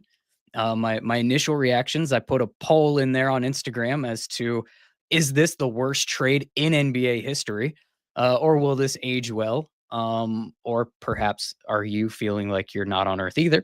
I'm happy to say that only about 23% of the responders on that poll thought that it was going to age well. Or maybe it was 18, and then like 23% thought that they were also on another planet. Something like that. Most of us were on the same page. This didn't make any sense. And I thought that more stuff would come out and it would make sense. It doesn't make sense now. It might make less sense now, since we've heard Nico Harrison actually talk about the rationale that went into it than it did when it immediately happened, in my opinion. I mean, to me, this is, I heard, I guess it was Bontemps that you can credit calling it the biggest short in NBA history. Unless Luka turns out to have some kind of catastrophic injury that the Mavs saw coming, or is never actually healthy for the rest of his career, this is front office malpractice, in my opinion, to at least not gauge interest and have more than one suitor. I don't know. It blew my mind. I think this was a few things, and they all center around Nico, right? I don't think this was Dallas ownership, and BJ Armstrong and other NBA historians be like, of course this was ownership. The owner's not going to just let Nico do whatever he wants. I feel like Nico did whatever he wanted. Every single fan that lives in Dallas, with the exception of 5 randos, is pissed off. No one wanted that. Dallas's ownership is probably like, dude, what are you doing? You just I feel like Nico had a problem with Luka whether it was personal, I don't know. I don't know. Nico had a problem with Luka, and he's like, I'm getting him out of here. I'm taking care of my problem. Not my problem anymore. For the sake of, I don't even know how Nico can walk down the street in Dallas right now. Those people want blood. It seems to me that Nico Harrison is under the impression that the reason that the Mavs were good last year is because of the team that he built. And it has nothing to do with the fact that Luka drugged them to the finals on one leg. He thinks it's the infrastructure. And if you go as far as to thinking that he may even be full on ego into this and thinking it was him, he's the reason that they were successful and that it wasn't Luka. You just traded away a perennial MVP candidate, a rookie of the year, followed by 5 straight first all NBA appearances at 25 years old. And we're not even talking about AD as the return. Yeah, because yeah, no. I was waiting on the hit piece to come out to be like, well, actually, every time Luka walked past his office, he like walked in and, kicked over the picture of his family and, tried to pee in the corner one time. And it was a total rampage. Like, I was waiting on that, to come. None of it did. It was just, I was trying to keep it PG. Like, like Luka pissed in my trash can every day. And so I had to trade him. Yeah. Luka could kick over my trash can every day. I'm not trading him. Seriously, I would ask you this. In my corner every day. I would ask you this: is Rob Pelinka the luckiest GM in the history of the league? He turns around and gets Mark Williams. I mean, the dude has LeBron. First, he had Kobe, before he became a GM. So that, I'm sure, was very lucrative for his prospects throughout his life. And set his reputation up, right? You were Kobe's exactly. guy. Yeah. So then that gets him a GM job, which just immediately comes with, oh, LeBron wants to live in LA now. Here you go. And now 6 years later, we've got a GM that has an ego stroke and is just like, oh, hey, how do you feel about Luka? Ego stroke. I like that term. You know what's so slimy Nico had about an ego stroke. You know what's so slimy about this too is the relationship between Rob Pelinka and Nico Harrison. It's so slimy and so shady. And Rob Pelinka goes out of his way to thank Nico Harrison at the introductory press conference. The balls to do that. I mean, that is essentially like committing a crime and like taunting about it. Yeah, what? Dude, I robbed the bank. Like, what are you going to do about it? I mean, are you serious, dude? Like, we know it was collusion. We know it. Don't tell anybody else. Don't tell anybody that we're talking about this. Just show us that, like, here, cut your hand. Let's be blood brothers, bro. Like, don't tell anybody. Dude, I said, this is our little secret. It was right after the trade. I'm like, one of the huge problems I have with this is that you traded Luka, okay? But what you did it on Saturday night. Why not take this to the deadline? Why not release to Shams that we are fielding offers on Luka Doncic, like the San Antonio Spurs did with De'Aaron Fox? Remember, there was the launch. The Spurs are going to field calls now on De'Aaron Fox. Boom. The sweepstakes is on, and now the whole league can come swoop in and give you offers. Why didn't Dallas play that game? I mean, if you ask them, the reason is they felt like Luka would come in and try to tank and try to dictate his landing spot. But I think that Nico Harrison just really, really likes AD. They have a personal relationship. He was like, I want that guy. He zeroed in on his target and he served it up on a platter, not realizing or maybe just not caring that he's offering up a deal that fleeces himself. And I disagree. I don't think he was targeting Anthony Davis. I think he was robbing him. Rob was probably like, "Hey man, would you ever move Luca?" And he's like, "Nah, man." And he's like, "Well, maybe." And it just festered and grew on him. Like, do you want Luca? And Rob's probably like, yes. Who All do of you the want back? reporting that's come out on this has been this was driven by Nico Harrison. He was the one that reached out first. Yeah, I thought I read yeah. somewhere that Pelinka thought he was messing with him. Kidding. He took this to ownership and they laughed at him. He said that in the press conference when he announced making the trade himself. He did it in Cleveland. He said, "Yeah, I the first time I brought it up to owner, they laughed at me." Well, they're offering Should tell you something. refunds on season tickets in Dallas. And Yeah, Dallas fans are. It seems like they're as pissed at the team as Cavs fans were at LeBron when he left for Miami. And maybe I the think they're Cavs fans more were more pissed. pissed, burning jerseys and all that. But we talk. What's up, Doc? I think Dallas fans are more upset even than Cleveland was. Like Cleveland had a target. Like they had a LeBron James jersey that they could take out to the street and burn, right?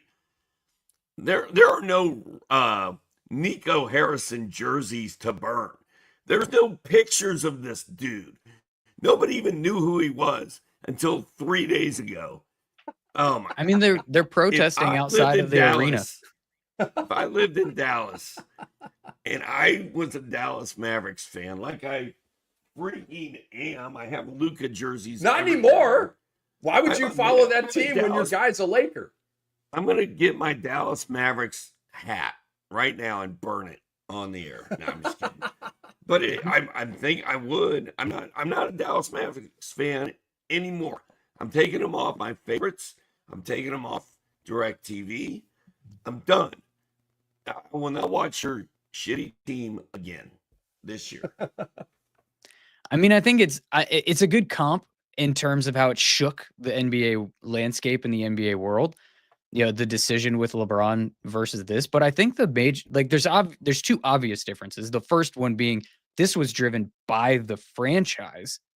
They were the ones that got rid of your generational talent and face of your franchise voluntarily.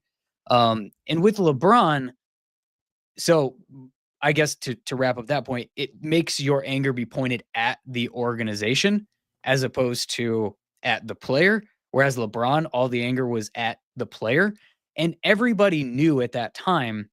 I mean, I was working for a Cleveland Cavs like affiliated sports radio during that time, and people knew there was at least a possibility that this could happen. People were getting the sense that LeBron actually could go.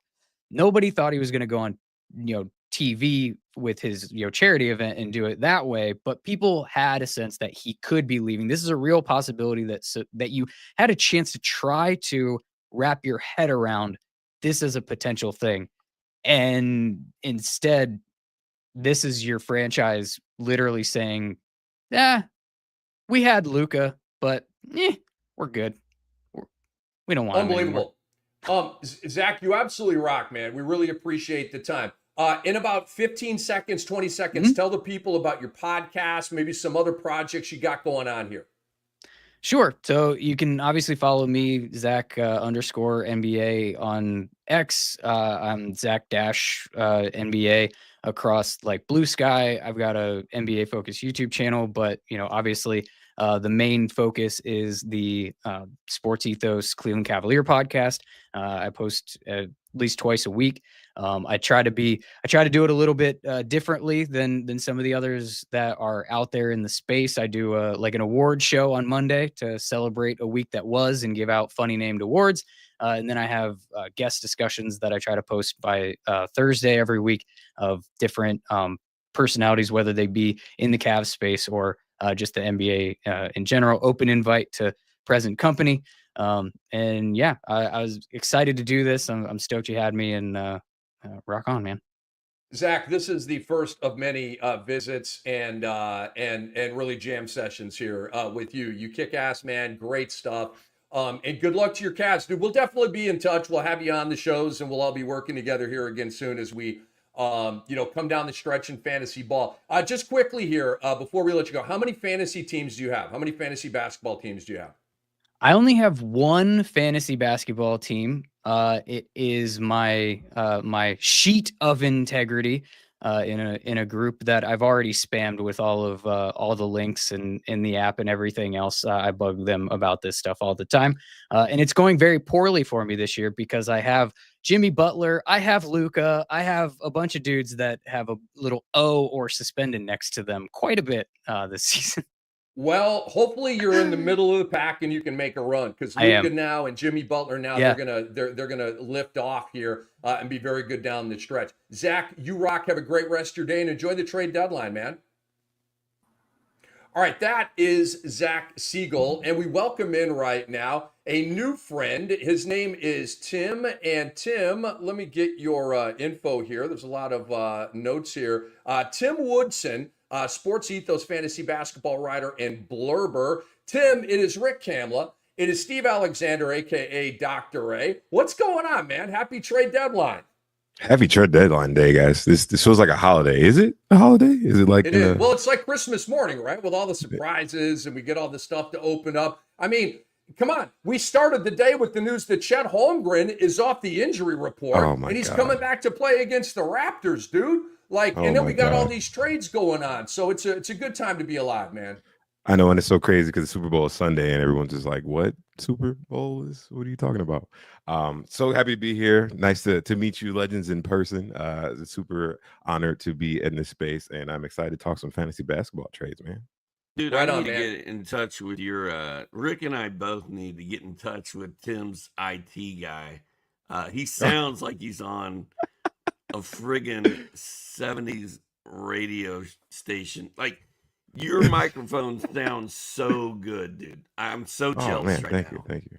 Dude, it's Thank you. not the It's adding to the microphone. aesthetic. He's got the pipes. What are you Is it the doing? pipes? This is not. Dude, He's his got the audio pipes. setup God is gave him those amazing. pipes, Doc. It's a little bit of both, amazing. you know? I feel like he's about to play some smooth jazz for us. You imagine? Yeah, I need to have a radio station next. Thanks, man. You could do that and voiceover work, which is reportedly very lucrative. Oh my God! Rick and I All right, sound like so crap. so Tim, let's start here with the Jimmy Butler trade, man. It's the big trade that went down last night. Obviously, Kuzma went to the Milwaukee Bucks. We'll get to a lot of this stuff. We'll talk about the Luka trade and the Fox trade and all that kind of stuff. But last night, the big trade that went down was Jimmy Butler. And we know that Kevin Durant said, nah, Golden State, no soup for you. Apparently wants to stay in Phoenix. And so that ruined that whole thing. And so Jimmy Butler then had to go to Golden State. Wiggins going to Miami. A lot of other pieces, but those are the two main parts. How are you processing this from a fantasy perspective? Oh yeah, good question. Well, for fantasy, I mean, you're gonna get a happy Jimmy Butler, which we haven't seen all season. I mean, he's been in and out suspensions. I'm heard he spent millions on being suspended and just sitting there, and he doesn't care. I mean, he's making videos on Instagram, trolling on Instagram and Twitter, or X, whatever you want to call it. And then on the other side, you have Wiggins, and we can get on like we'll get on Jimmy Butler, but I think I actually like Wiggins in Miami. For the sake that he's a guy who keeps his head down, works hard, and he's going to fit well into the Heat culture, as they call it. I could see him sliding into the starting lineup, most likely taking minutes off of Hayward Highsmith, Duncan Robinson. Those guys are going to move back down the pedal. And I think actually, too, with that, I think Kelaware and Jovic can still have a role in Miami and still get some big minutes and find use in like a 12 team, maybe 10 team for like where Jovic, maybe a toss up, but I think a 12 team league they can still have use and deeper.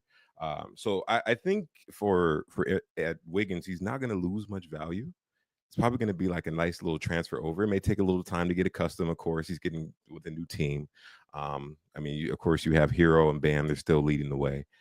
But I do like that over there. And as far as Jimmy, I mean, who knows? If it's heavy Jimmy Butler, I don't know if we're getting second round Jimmy Butler, but I could see a top 35 run from him, maybe rest of way if he's feeling it. And I mean, they actually need everything that he can bring to the table because they got rid of a lot of depth over there in Golden State. So if you have Jimmy Butler on your team and you held out, hey, kudos to you because you might actually be in for a surprise the rest of the way. Yeah. So kudos for hanging on to Jimmy Butler all year. I don't know if I can do that. I don't know if I can say, great job. You drafted Jimmy Butler. I know, right? and you're in eighth place right now You're because of in it, right? 11th Congratulations. place, and you on February 6th. Hey. And I'm sorry, Tim. I'm not trying to make fun of you. I'm making fun of Jimmy Butler. But anyway, you're right. I mean, if you have Jimmy Butler right now, you've got to be pretty psyched. Like, man, this could go really well for me. But it's still Jimmy Butler. The NBA playoffs are not here yet. I could see this going well for like 6 or 7 games, and then Jimmy starting to take days off again. And what if Steph Curry really doesn't like Jimmy Butler? Then what happens? Yeah. What if Draymond doesn't like Jimmy Butler? He might get smacked. Yeah, you imagine another practice incident. Speaking of that, Rick, I'm going to switch gears real quick. When we had Zach on before Tim, we were talking about AD, like the Spurs really, not the Mavericks really wanted AD. I don't think they did. Did you guys see that video of AD and Max Christie at practice, standing there kind of on their own, and the whole team was like vibing with each other, and they were doing some shooting drill where everybody was into it and going crazy, and they were totally ignoring AD and Max Christie. And the caption said something like, doesn't look like they're fitting in yet, or something like that. Did you guys see that? I did not. No, I didn't. Dude, it was awkward. It was so awkward. God. And that's the thing about when a guy gets traded, everybody's like, oh, this guy's going to be dropped into the middle of this team, and everything's just going to be peachy. But man, there's so many egos and attitudes and predetermined stuff. When you join a new team, you really don't know how it's going to go. Yeah, no, I definitely agree with that. And it's so crazy. I mean, you think of AD, man, it's a top 75 player, technically. He got that award. Certified first rounder in fantasy. I mean, he's going to come in. They're going to need everything that he can give them on a nightly basis. But it's going to be some growing pains, the chemistry. Luckily, he has a guy like Kyrie who just literally fits next to anybody. All he has to do is just show up to work, and then he's good. So hopefully that chemistry builds. I did get a chance to see a video of them two having a little shoot around, like one-on-one practice, and I thought that was pretty cool, seeing those two chop it up and banter with each other. So hopefully, if Kyrie leads them in to the group slowly, I think that it can be a seamless fit over time. But I mean, it's just the rest of the team, man. Is it not bizarre to you guys that we're in an era now where Kyrie Irving is the voice of reason and the leader of men? Like 3 years ago, everyone's like, oh, Kyrie's crazy. I don't want to eat. Now he's like, oh, thank God Kyrie. They have Kyrie Irving and Anthony Davis. They're the best team in the NBA. Like, what happened? Like, Kyrie has been a model citizen for the last year. He's been amazing. Props to him. Oh, I love that, man. Yeah, I'm very happy. He's gotten some flack over the years, but one thing cannot be denied: that man is darn good at basketball. That is 1,000%. You know, I think he got a bad rap in Brooklyn. Didn't want to take the vaccine. Yeah, there were a lot of people that didn't want to take the vaccine. Okay, I honored and respected that decision. The whole world took a dump on him because of that. I absolutely hated that. And I just thought that was all really bogus. And Joe Tsai, the owner of the Nets, making the decision to ice him out of all games, because you had that stupid ass rule in New York where if you were a road performer, you did not need to be vaccinated to play ball or sing or act or anything, right? You could go to New York unvaccinated and do your thing. But if you lived in New York, you had to be vaccinated. Okay, that's as dumb and idiotic a political decision Made no as we've sense. ever made in America. Actually, I'm being strong with that. It's one of the worst decisions, I think, in American history on a regional level. I've always thought that it was a personal choice thing. You want to take the jab? Get the jab. You don't want to get the jab? Don't get the jab. It's your body, okay? Yep, absolutely. I'm a rebel that way. The government cannot tell you you can rebel. You do not have to put that needle in your body, okay? Oh, and so absolutely. Kyrie Irving didn't want to do that. And I honored that. And I said on NBA radio with Antonio Daniels, I was really mad at the Nets for not taking at least the road games from Kyrie Irving. They just said, we don't want any of the games. Remember that? And so is that Kyrie Irving's fault? I don't believe that's Kyrie Irving's fault. so. Now, the anti-Semitic tweet was a really, really dumb decision by Kyrie Irving, okay? And I don't think it's a true indication of his, feelings about Jewish people and that kind of thing, but it was just a really, really dumb, disrespectful thing to do. He suffered his punishment for it. He's made amends and all that kind of stuff. So I don't know, man. I think Kyrie Irving gets a bad rap, and I'm happy for where he's at right now. And his numbers are going to flourish, by the way, here with not having to share the backcourt with Luka, and as long as he can stay healthy, Kyrie is really going to hit a high note here. I want to ask you, Tim Woodson, he is a colleague of ours here, and this is the SportsEthos NBA trade deadline show. Rick Kamla, Steve Alexander, and we've got Tim Woodson here, SportsEthos fantasy basketball writer and blurber. Let's talk about the De'Aaron Fox trade. Okay, he made his Spurs debut last night, very successfully, had a double-double. Wemby played well. Yeah. And Doc and I haven't had a chance to talk about this yet because we've been busy with a lot of stuff. Chris Paul started. All right, this was very surprising to me. And Tim, you can sink my battleship and say, Cam, you should have seen this coming. I thought Stephon Castle, Devin Vassell, De'Aaron Fox, Harrison Barnes. I'd rather have Sohan in there, but they love Harrison Barnes, and then Wemby, right? So I knew that Harrison Barnes was going to stay in that starting five. It's how they've rocked all year. But I thought Paul was going to come off the bench behind De'Aaron Fox. Sorry, I got that one wrong. So now, like this morning, Tim, in one of my leagues, I picked up Bub Carrington, who doubled big time last night. I dropped Stephon Castle. And it really pained me to drop Stephon Castle. But I think he's a send to waiver guy right now. He's got to share with Keldon Johnson. He's got to share with Julian Champagnie. He's got to share with Sohan, 4 really good bench players. So Castle, to me now, is a waiver wire guy. Because Chris Paul got that start. And I presume that this is how they're going to rock, with Paul starting, and then De'Aaron Fox will sort of be that I guess, double point guard look. So what's your take on all of that? Yeah, I lean towards that too, as far as Castle being a waiver wire guy. I mean, he's one of the players. I mean, of course, he's a rookie, but he needs a solid 30 minutes in order to produce good value in fantasy, especially at the 12-team level minimum. So with that being said, De'Aaron Fox coming in, that's a big piece. That's not a little role player guy that you're going to get and you just slot in and he gets a nice 30 minutes and maybe gives you like 10 and 5 or something. He's going to put up 20 plus. And now it even looks like he's fitting seamlessly with the passing, even next to Chris Paul. Because Chris Paul had 9 assists last night, and then De'Aaron Fox doubled. Yep. That team can compete. Pretty much that's what it is. This team can compete. They didn't really lose anything in that trade. That was a genius trade from the Spurs. They didn't really lose anything in that trade. You got Castle on the back end now. He can come off the bench and provide a little bit. But you're right. He's competing. I mean, Keldon Johnson's going to get there. Sohan's coming off the bench. I really think he should start, by the way, as well. I think it should be him over Harrison Barnes. But I understand Harrison Barnes, veteran. He kind of just fits there. He just walks in the room.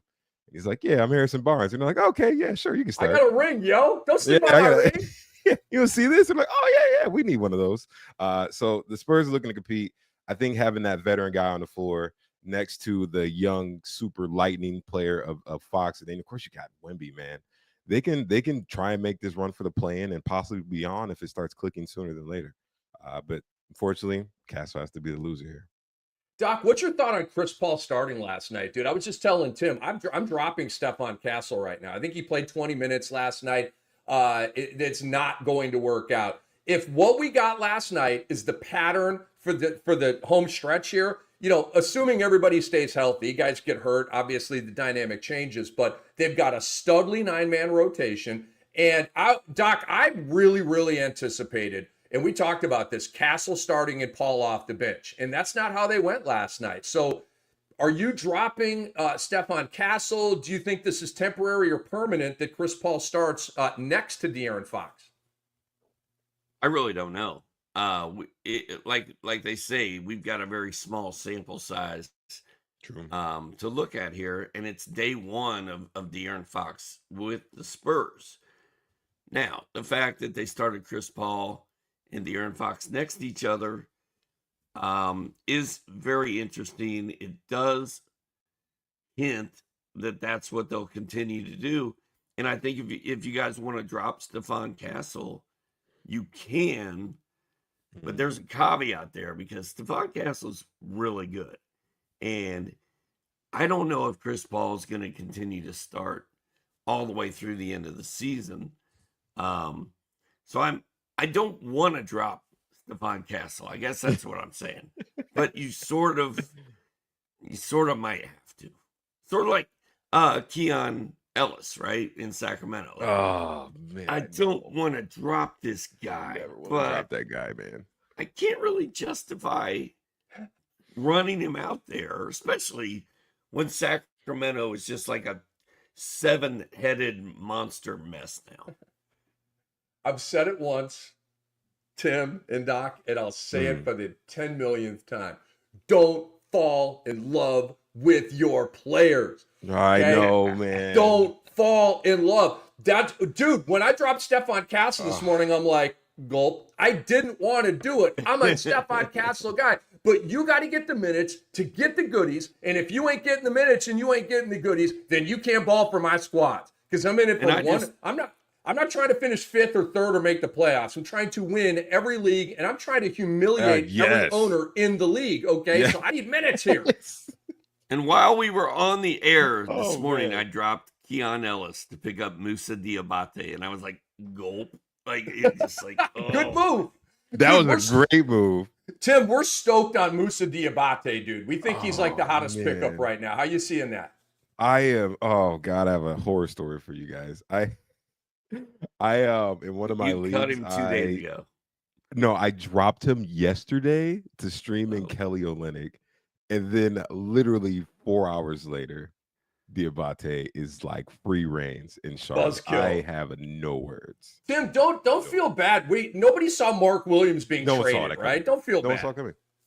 No one saw it coming. I know that's a thing. I mean, the Lakers. We could talk about them all day. I'm out here in LA, so plenty to talk about the Lakers. But man, yeah, Diabate is. I mean, hey man, I have him in our 20 deep that we play in, and I just like held on, and I was like, oh, now I have a starting center that's gonna possibly put up top 70 value for the rest of the way. Yeah, I'll take that any day.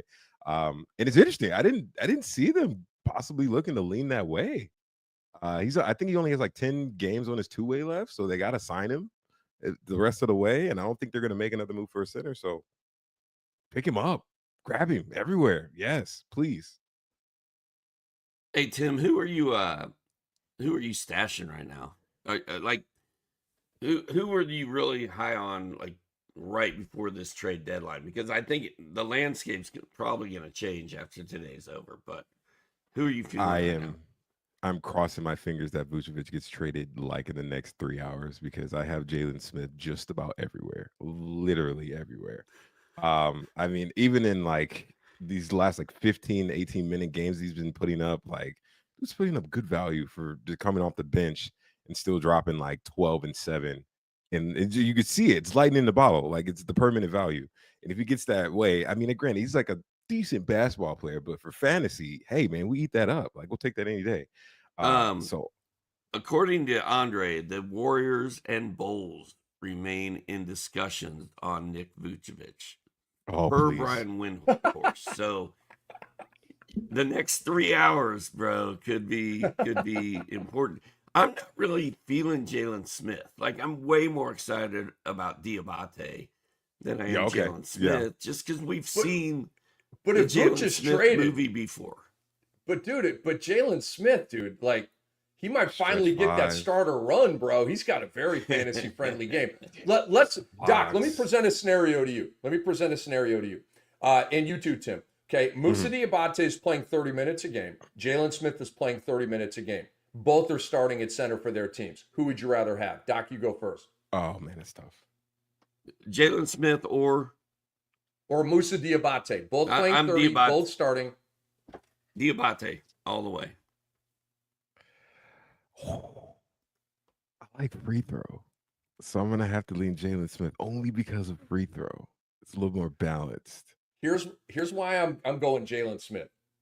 3 balls. That's Yes, why I'm he going does those Jalen too. Smith. You know, he'll hit 1 a game, right? 1.5. It's not going to be a huge number.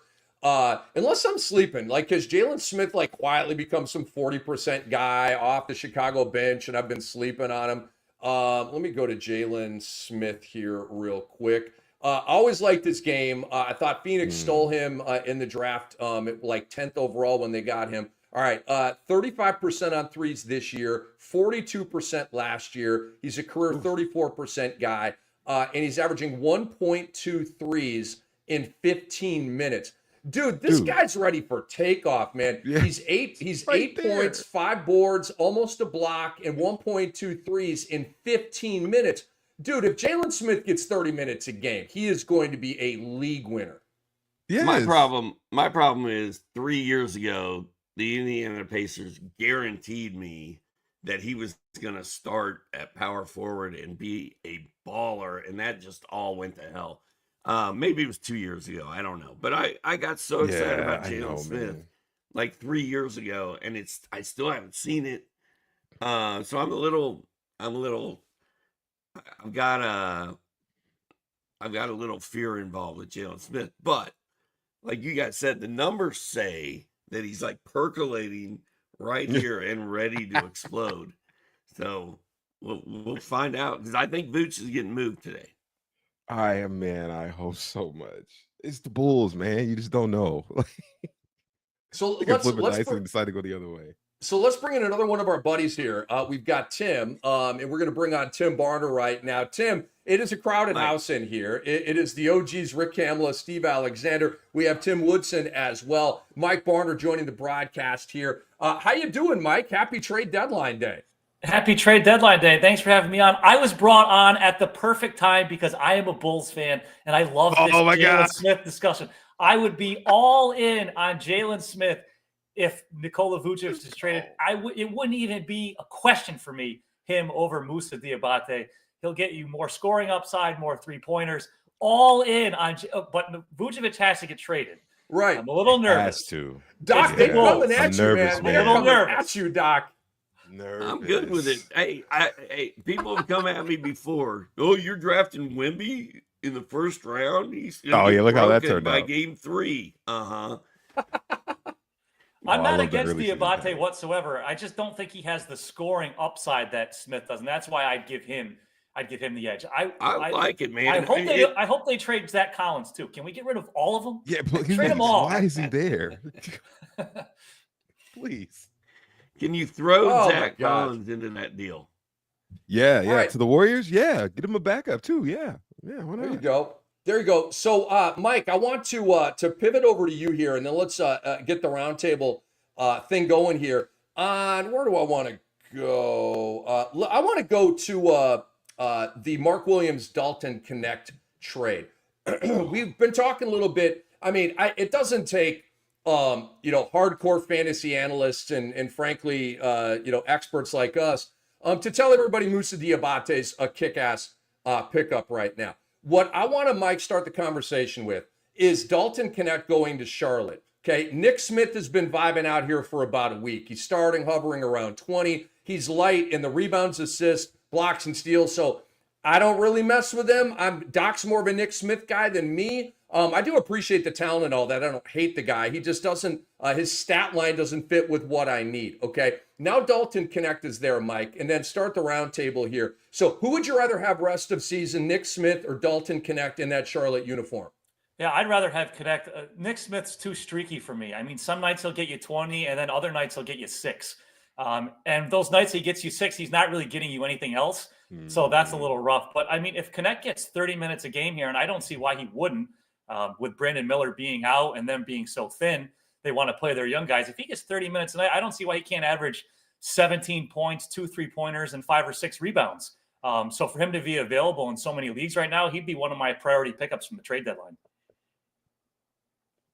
I don't think I could have said that any better. I actually just got a chance to write a blurb on Nick Smith, and that was my biggest thing is you can see the flaws in his fantasy game. Yeah, sure, he got you 20, but he got you 2 rebounds and 2 assists in 32 minutes. Yeah, I think I'll pass. And that's on good shooting. So what if he shoots bad? If he shoots 20% from the field, then what else do you have?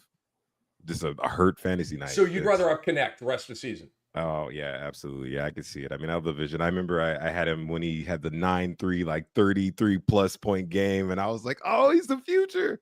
I mean, granted, that wasn't going to happen every night, but the vision is there. He's young, and now he's going to have a green light in Charlotte. So I'll take that any day. And Doc, you're more on Connect than Smith, or where are you at with those two? Yeah, I love Dalton Connect. I would not have traded. I would have traded Dalton Connect to get the big man, but I would have been.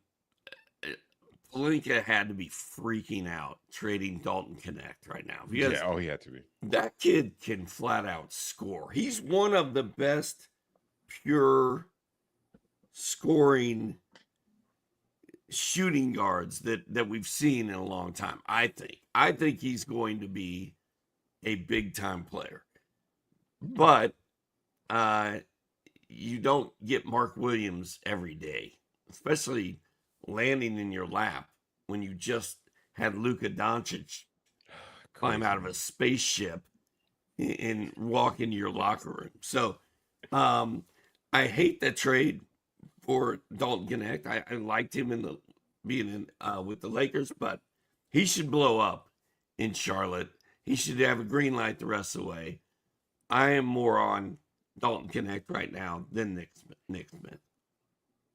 I am too. And I'm just that, we have these guys that are our guys, and then we have guys that we recognize are like decent and stuff, and we might mess with them a time or two, but they're just not our guys, right? Nick Smith's not one of my guys. Like Bub Carrington, that's my homie, man. I love Bub Carrington. He's a PRA stud. If he gets minutes, 30 points, like last night, PRA machine with what do you have, 4 threes last night? That was new and different. And so that's one of my guys. Okay. He's Cam vetted. Nick Smith is not Cam vetted. Well, he is Cam vetted, and it didn't really go that well for him in the vetting process. So I'm more on Dalton Connect moving forward. Okay. I wanted to ask you guys about, where did I want to go next? Oh, the Lakers here. Okay.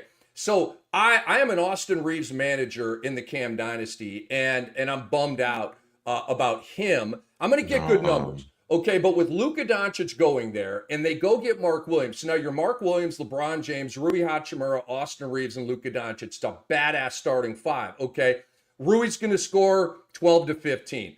LeBron's going to have LeBron's stat line. Luka's going to have Luka's stat line. Mark Williams is going to be doing the double-double thing. Okay, and so that's 4 guys averaging double figures. Now we go to Austin Reeves. He's going to average double figures as well. But whereas he's been hovering around like 26 and 7 or whatever the line looks like, he's been killing it. Okay. To me, Reeves takes a huge hit here, and he's going to be good, but he's been borderline great. So to me, he takes a big hit here. And I also think Rui Hachimura, because Doc has always said, Anthony Davis is out, Rui's the pivot guy. Automatically go get him. And we've seen that time and time again. Rui spikes when AD is out. But now that Mark Williams is there, I think that kind of caps the Rui Hachimura thing. So Doc, I'll start with you with that. Where are you at with Reeves and Rui with this new construction of the Lakers?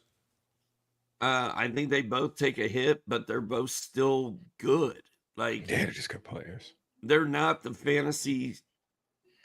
potential fantasy studs that they were before the trade, but they're still good enough that I'm holding on to both of them until I see how this shakes out. We're going to see Luke on Saturday.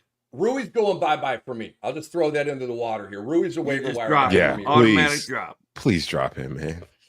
Guys, please. I have Austin Reeves. I was saddened when it was Luka. Then I was double saddened when it was Mark Williams. Maybe top 100 kind of borderline, but I mean, it's enough. The good thing about Reeves is that he's not a selfish player. He can play off ball. He's going to find easier shots. Now that you have LeBron and Luka passing to you, I mean, it's crazy. I didn't know what that looks like in real life. So I think he's still, of course, he's worth a hold. Like, don't drop him. But you're just not going to get that same 25-5 possible every night that you were just a few games back earlier in the season. Here comes the trade chime, I hope. Give it to us, Andre. It's a big one. A big one. All right, I'm going to where's the trade here? It's right there on your. Oh man, talk about a blockbuster! Wow. Oh wow, we shouldn't even have played music for this. The Raptors are trading Davion Mitchell. Nobody likes him, unfortunately, to the Miami Heat for PJ Tucker, a second-round pick in cash. All right, so Miami gets another wing/guard that will get caught up in the soup there. And it's funny because last night I was reading that PJ Tucker thrived with Miami. They won the East in the regular season that year. They had him. I think they went to the finals that year. I can't remember right now, but they were really, really good. And that's back when PJ Tucker was a difference maker, splashing the corner threes and bringing that defensive toughness and all of that. And so I read last night that PJ Tucker was like, going back to Miami, right? He's like, I've been sad about it ever since I left, right? He was all stoked about going back to Miami. Not so fast. We're not sending you to paradise. We are rerouting you up to Siberia, a.k.a. Toronto, okay? And not that PJ Tucker was fantasy relevant at all. I just found that to be really, really ruthless and cold-blooded. But Mike, I'll go to you on this. Does this move your needle at all that Davion Mitchell is going to be joining Wig in the with the Miami Heat? Boy, PJ Tucker has reached the status in his career where he's only a renter. He's not a buyer. He can't buy any homes because he's just, what's this, his fourth team in like a week?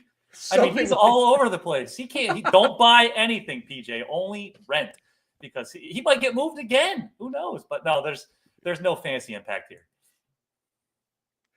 None at all. There was a Tim, time, you got any chime in here? There was a time that I thought Davion Mitchell was going to be kind of the man. Remember when he was in Sacramento and anytime the starting point guard was out, you were like, ooh, Davion Mitchell. And it just never happened. And now he's like, every time he gets minutes, he's like 5 points and 2 assists. It's just garbage. I mean, this trade is laughable, actually. Yeah, I'm like rushing to go grab PJ Tucker in 10 tea leagues right now. Let me go get my phone. Yeah, I'm leaving him on the wire. Unfortunately, Davion Mitchell has a special place in my heart because he helped me win a fantasy championship one year. But what did he do that helped you? It was when it was like Zach was bad, Fox was out, and he was putting up like 15 and 11, and I was like, oh, look at this. And he somehow got me over the border, and I needed assists. I had a bad assist team, so he helped me out in that area. But those days have long passed. I would be shocked if Davion Mitchell's ever actually had a double-double. He's had double-doubles. He's had a double-double. It was a long time ago, and it was a fluke. It was a long time. He said it was a fluke. Don't you shade off night like that, Doc. Hey, Tim, we're going to cut you loose here, man. Thank you for a brilliant half hour here during the SportsEthos NBA trade deadline show. Awesome meeting you, dude. You've got some of the best pipes in the business. Let them know, and we'll be in touch. Can't wait for the next time we gig with you here. Absolutely, it was an honor, fellas. Thank you so much. All right, Tim. Man. Good time. Be well. That's Tim Woodson, SportsEthos fantasy basketball writer and blurber. All right, we have Mike Barner here with us as well. And Mike, I want to read your resume here because Mike is involved with a variety of posts. He's got RotoWire, Sportsline, RTFS News, 4for4 football, and Prize Picks. He's a busy man, and he's nice enough to spend some time with us here on the SportsEthos NBA trade deadline show. Rick Kamla, Steve Alexander. By the way, guys, we're on all day, okay? We're taking you past the deadline here at 4 p.m. The deadline's at 3. We're taking you till around 4 p.m. Eastern time, but there's no, hard out here. We're on until the goodies are good, okay? Mike, I want to tee you up with Washington. Washington right now is the land of opportunity. Jonas is out. Kuzma is out. Poole may soon be, I don't know, shut down. So I don't want to like lead you or set you up. Take me through Washington. The Georges, the Bub Carringtons, the Kisperts. Like, where are you seeing opportunity there? Yeah, it's going to be scary. It's not going to be pretty down the stretch because there's going to be a lot of young guys who shoot terrible percentages. So you got to also keep that in mind if you're in a roto league as opposed to a points league. But I think the biggest winner on the team's got to be Alex Sarr, simply because Valanciunas is gone now, and backing up Alex Sarr is Rashawn Holmes. So it's not like there's any need to get Holmes minutes to see what he's going to do. And Sarr's going to be a good source for blocks, defensive stats there. So I think he's probably the biggest winner. If you need threes and he's still on the team, I mean, Corey Kispert can probably get you 2 or 3 off the bench. And that's you got to be in a deep league 14-teamer for something like that. But yeah, I mean, Koulibaly, Carrington here, Keyshawn George, those are the guys. I mean, I guess supposedly they're not going to trade Chris Middleton. I saw a report that they want to keep him to kind of lead the younger guys. I don't think Chris Middleton's going to play more than 20 minutes, and he might not play past, midway through the month of March. He can probably lead the kids from the bench. And it's not like his knees are in great shape anyways. So I don't know. We probably won't see much of him. He's not someone that I would add if he's on the waiver wire. He's a big name, but he's probably not going to get you much production. What about Justin Champagnie? When Kuzma was out, a month ago, Champagnie was playing a lot, starting, got hot. Now it feels like they're kind of going Keyshawn over Champagnie. Do you think that's permanent, or might we get some silly season Champagnie? That's the concern with the Wizards is I don't think there's going to be any guy that you're going to feel great about. He's going to play 30 minutes a night for the rest of the season. They're going to want to see what this guy can do. All right, let's give this guy 2 weeks of 30, 35 minutes a game. Now let's give this guy 2 weeks. I mean, it could be like that. That's why I think Sarr is the one that I'm the most intrigued about, because he probably has the clearest path to the most consistent minutes moving forward. Mike, do you have what's your biggest draft week takeaway? Like, we could have done this show starting on like Saturday afternoon, because it's just been nonstop. Every few hours there's some sort of bomb that drops. I guess they're not Woj bombs anymore, but what's been the most exciting or interesting thing that you've seen this week? So I had a thing, because we don't have the Woj bombs anymore. How about the Shams Wow? Remember those old infomercials? Can we call them the Shams Wow? Wows. How about that? But yeah, I mean, it's been wild. I think the Lakers have made out so well with the 2 trades they made. And obviously, everybody's shocked that Luka Doncic got traded. And then for him to get traded, what he got traded for. I understand the whole discussion of, well, the Mavericks zeroed in on Anthony Davis as the guy that they wanted. But to not get 2 picks or connect or somehow bring in more teams to maybe do a 3-team trade and spice things up, I don't know. It's kind of crazy. But I think they're the biggest winners by far here.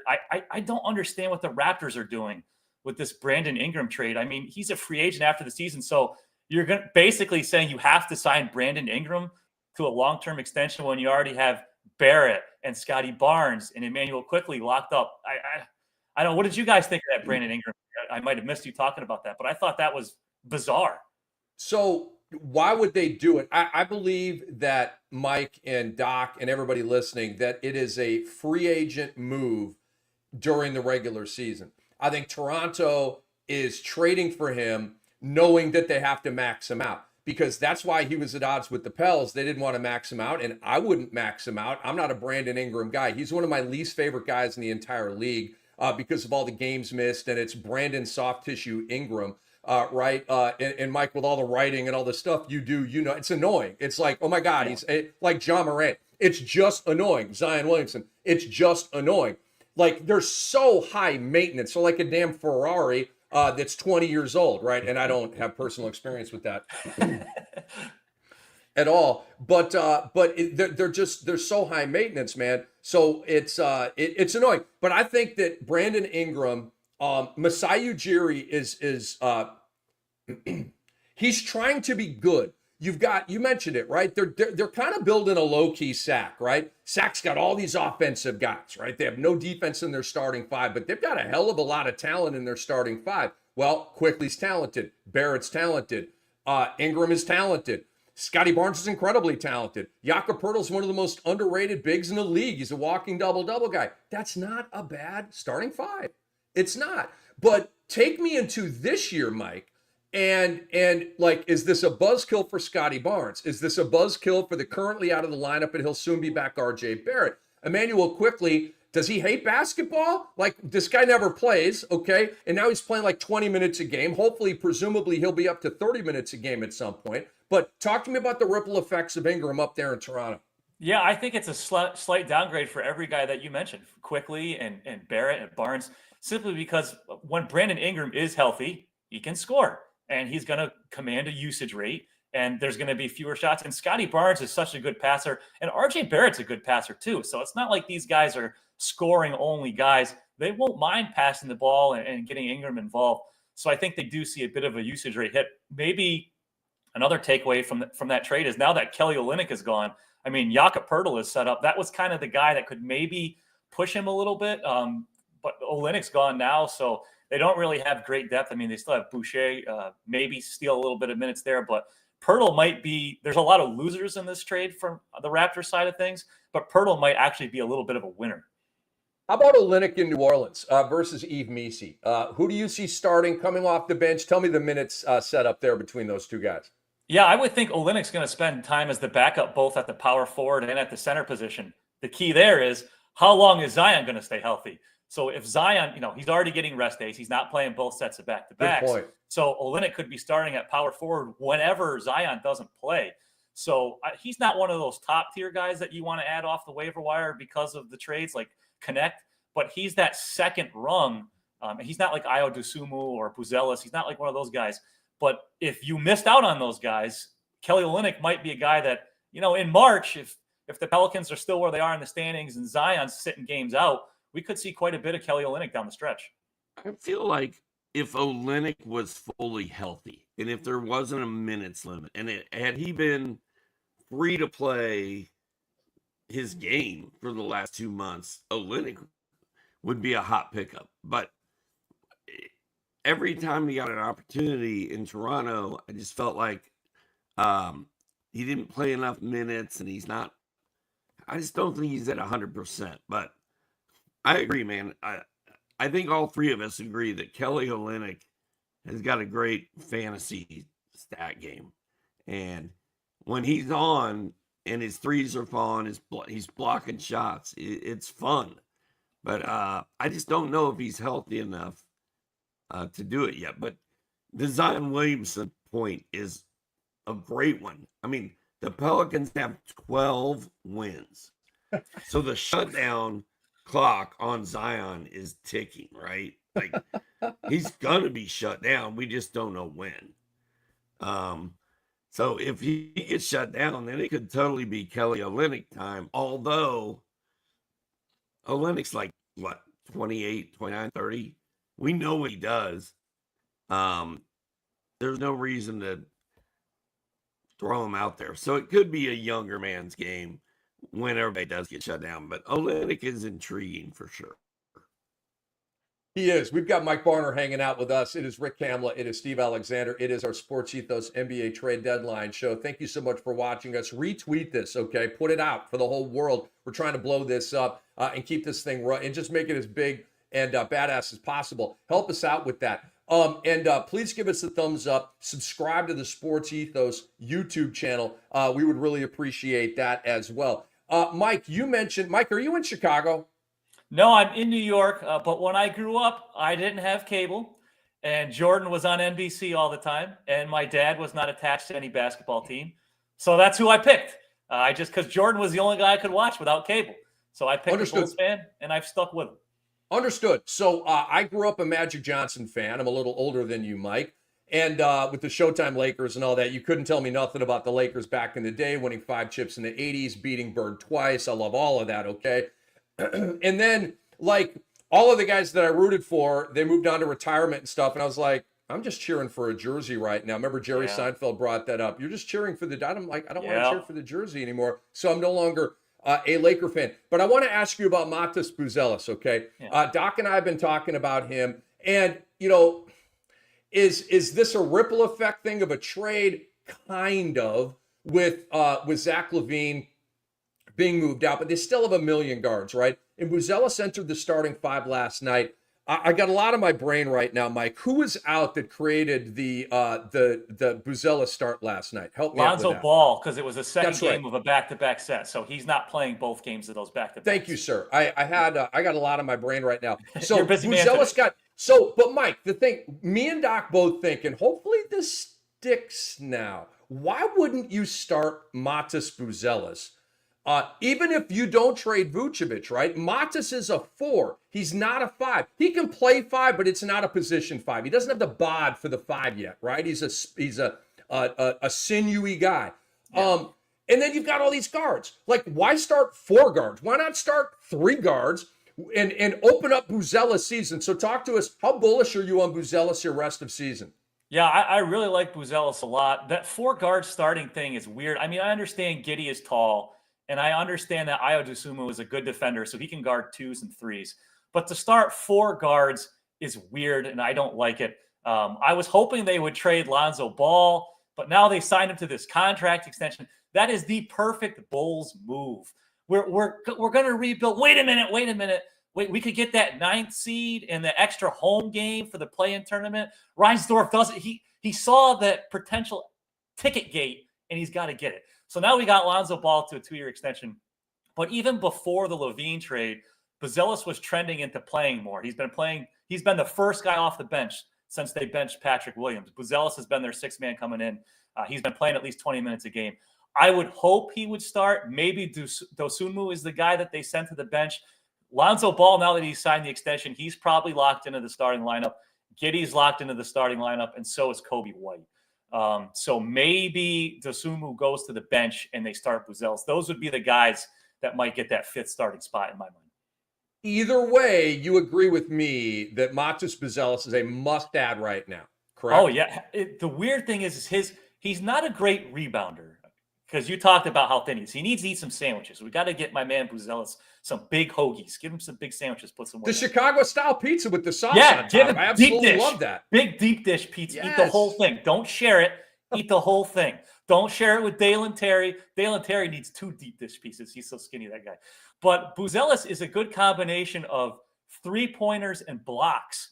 And he shot 10 for 10 from the field the other day. That's not going to happen. But he can shoot for a high percentage. So you're not going to get hardly any assists. You're going to get some underwhelming rebounds. But the points, blocks, and 3-pointers, that's definitely something you want to add off the waiver wire. Fantasy Gold wins championships. You need PRA, of course, but PRA is the foundation of your house, okay? You got to have a good foundation of your house. But then you just have a house, right? So how glamorous is your house? How elegant is your house? How nice is your house? That's where the Fantasy Gold comes in. That's the nice kitchen. That's the pool in the back, okay? That's the, the hot tub. That's all that kind of stuff. You got to have Fantasy Gold. I'm telling you, the games always come down to 3s, blocks, and steals. They always do. And Matas Buzelis is going to be a big helper with that. Mike Barner hanging out with us here. It is Rick Kamla. It is Steve Alexander. We are the Sports Ethos NBA Trade Deadline show. Chris Paul started last night, Mike, okay? I sort of recalibrated the Spurs thinking that Castle would stay in the starting 5. With Barnes, with Vassell, with Wemby, knowing all of that, and then with Fox, of course. And then Castle would start, and then you'd have off the bench Chris Paul and Keldon Johnson and Champagnie and Sohan. That is not the way Mitch Johnson went last night. Started Chris Paul. I have sent Stephon Castle reluctantly to the waiver wire, okay? I picked up Bub Carrington for Stephon Castle in one of my leagues this morning. Would you make that same move? Or do you think that eventually Stephon Castle will get that starting job back? Or do you think Chris Paul's good to go as the starter there next to Fox in San Antonio? I'm completely with you. I was surprised by the decision. I thought Paul, it would be a perfect trade. He's played a lot. For a guy his age, he hasn't missed many games with injuries, and he's playing a decent amount of minutes. So I thought this was the perfect transition to send him to the kind of like that 6-man role off the bench and lead the second unit. So I was surprised that Castle was the guy that was sent. I don't have any problems with that move that you made. I think right now there's some hard decisions that has to be made because there are some guys that have high upsides because of these trades and new situations. So you're going to have to cut a guy that maybe you didn't want to. And if Castle's going to come off the bench at least for the immediate future, you can't have a dead spot on your roster for 3 or 4 weeks until silly season rolls around, or you're hoping that Chris Paul gets hurt or they decide to rest him because they're out of the playoffs. I mean, if you're in first place by a mile, okay. If you want to keep, Castle on your team to see what happens once March rolls around, sure. But yeah, I have no problem dropping him right now for one of those hot waiver wire mids. Yeah, we talked about that earlier, and my only thing is I'd like to see Chris Paul start for a couple more games so I know that is the plan, because it still doesn't seem real that they're going to start Chris Paul and Harrison, right? Like both of those guys should be coming off the bench. It should be Castle and it should be Durant. So Rick is like, don't fall in love with your guys.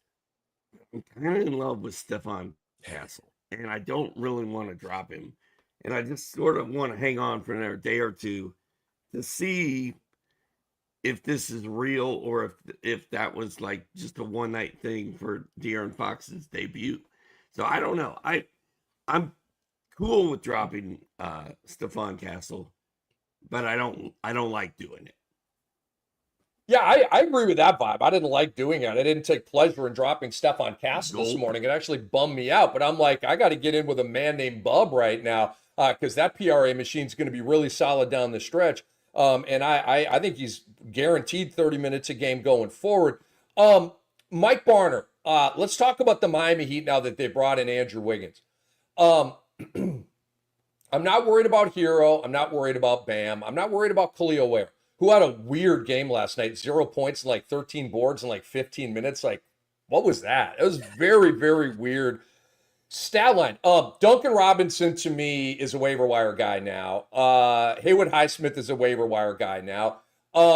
And Haka is a waiver wire guy now. Jovic, I might hang in there with, but I think this is going to be a hit to him too. I really do. Because they've just added, who did Miami give up? They gave up Butler, who wasn't playing, right? Okay, so we've seen the calibration of this team. So you're basically adding a 17-point scorer to the way the Miami Heat have been and that we've kind of come to know them in the post-Jimmy Butler era. So to me, there's a lot of negative ripple effects here to all the role players of the Heat. Mike, take me into that. Yeah, completely agree. I think all of those guys you said now become waiver wire fodder. I would much rather add, these guys we've been talking about, Buzelis, Dusumu, Diabate, Connect. I would much rather add one of those guys because now Eric Spoelstra has guys, so he can play guys based on matchups. If he needs a little extra scoring, maybe Jovic plays a little bit more of that game. They can move things around. I don't like the trade for Wiggins either, simply because he was the clear, with Kuminga being out for so long, he was the clear-cut number 2 scoring option on the Warriors, and now he's probably the third because he's not going to take shots away from Tyler Hero. Bam is probably the second, even though he's not like a heavy usage rate guy. And the problem with Wiggins is he's not really giving you a whole lot elsewhere. He's not a great rebounder. He's not a ton of assists. So if his usage rate does take even a slight hit, that's a downgrade for him in fantasy. So like you said, I would drop Jaime Jaquez, Jovic, Highsmith. Why is he playing? Jeez Louise, can we play these other guys with more upside over him? Come on, please. Jeez but yeah, Louise. those guys, get them out of here. Yeah, but yeah, those guys are all drops. What do you go, Doc? If you have a question, but do you have a question, Doc? I didn't mean to interrupt you. I don't. I'm just like wondering where all the trades are. Like, I want to hear more of Andre's music, and it's like, where's DeAndre Hunter? Like, where is Vucevic? We need. I just dropped Nick Smith to pick up Jalen Smith, so I have put Jalen Smith and Diabate on the same team while we've been on the air today. Wow. Well, then you can't lose. Well, obviously, Vucevic needs to leave Chicago for Jalen to really spike, but I would do that move too. Not a Nick Smith guy. I think it's happening. And I would rather have Connect than him going forward. And it does seem, right, they got rid of Levine, and it seems like, they got rid of DeMar DeRozan or, traded him or whatever in the offseason, and now it seems like Vooch is the next shoe to drop. Mike Barner, okay, I got to ask you about Stephen Curry. Okay, we've been talking a lot about the guys who have moved. Let's talk about a guy who is obviously the pillar of this organization out there, the Dynastic Warriors. Doc and I have been talking and lamenting Steph Curry's recent play last night, and I foretold this on Doc, Tuesday night when we did the preview, that with Draymond Green returning, life is going to make sense now for Steph Curry. He's going to be in his comfort zone. He's going to kick ass. Boom, 32 points, big old game, okay? No coincidence at all. That was because Draymond Green returned to that game. But we know, and Doc and I have been sensing a little bit that Steph Curry's been like going through the motions. Hasn't been happy. The team's mediocre and lame. What are we getting from Steph Curry the rest of the season now that Jimmy Butler is his running mate? Yeah, he finally has someone to take some attention away from the defense. I mean, I know Wiggins is a pretty good scorer, but the nice thing about Butler is he's also a good passer. So Wiggins wasn't necessarily someone that was going to create good looks for Curry, which Butler can do. Butler's a good passer. He also commands more attention just because of his personality and his history from opposing defenses. That's been tough with Curry because everybody's throwing the kitchen sink at him on defense. And that's why his shooting percentage has gone down this season. That was such a big plus with Curry in fantasy, is he gave you so many three-pointers, and he did so while shooting for a fairly good percentage, especially for a guard. And he hasn't been able to do that. So like you said, the Draymond thing is big for him. That's his guy. That's his guy that knows what spots Curry's going to be in and where he wants the ball for his shots. And I think Butler will also help, A, take some attention away from the defense, and B, be a better passer than Andrew Wiggins was. I wonder if part of Curry's problem has been Andrew Wiggins, because Curry has not, I don't think he's been playing poorly, right? Like his shooting percentage is 43%. It's not great, but on most nights it's not that bad. But Wiggins was taking more shots than Curry on most nights. And I wonder if Curry was like, man, this guy just shoots and never passes the rock. And now Draymond's back, and now I got, stuff happening. Jimmy's coming. So I do expect to see a happier and more engaged Steph Curry, because that was a long month of January for his fantasy managers. Hey, Mike, before we let you go here, I just want to thank you for the time. Your knowledge has been fantastic, and I know you do a variety of sports here. Let us know, what you got cooking, man. Articles coming out, shows coming out, podcasts, the platforms that you're on. Here's your time to kind of tout what you got going on. Thank you. Appreciate it. Yeah, follow me on Twitter, X, whatever you want to call it, at Roto Mike Barner. I'll have an article coming out tomorrow that'll be on both RotoWire and NBA.com, breaking down the fantasy impact from the trade. I do a lot of sports betting stuff on Sportsline, so you can catch me there. A lot of football, baseball, basketball, prize picks, real-time fantasy sports. So I appreciate you guys having me on and a chance to plug some stuff. And let's get some trades, because we can't have this PJ Tucker trade be the last one. I'm kind of bummed that I was on here for the alarm and it was PJ Tucker, Mr. Rent not own PJ Tucker. But thank you guys for having me on. I appreciate it. Yeah, you got it, Mike. Really appreciate you too. It is Rick Kamla and it is Steve Alexander, Hall of Famer, aka Dr. A. And we welcome in now Doc, and we're about to say goodbye to you for a second here. As Doc gets a break here. In about a half hour, I'll be dipping out for just a second. Let's bring in Aaron Bruski.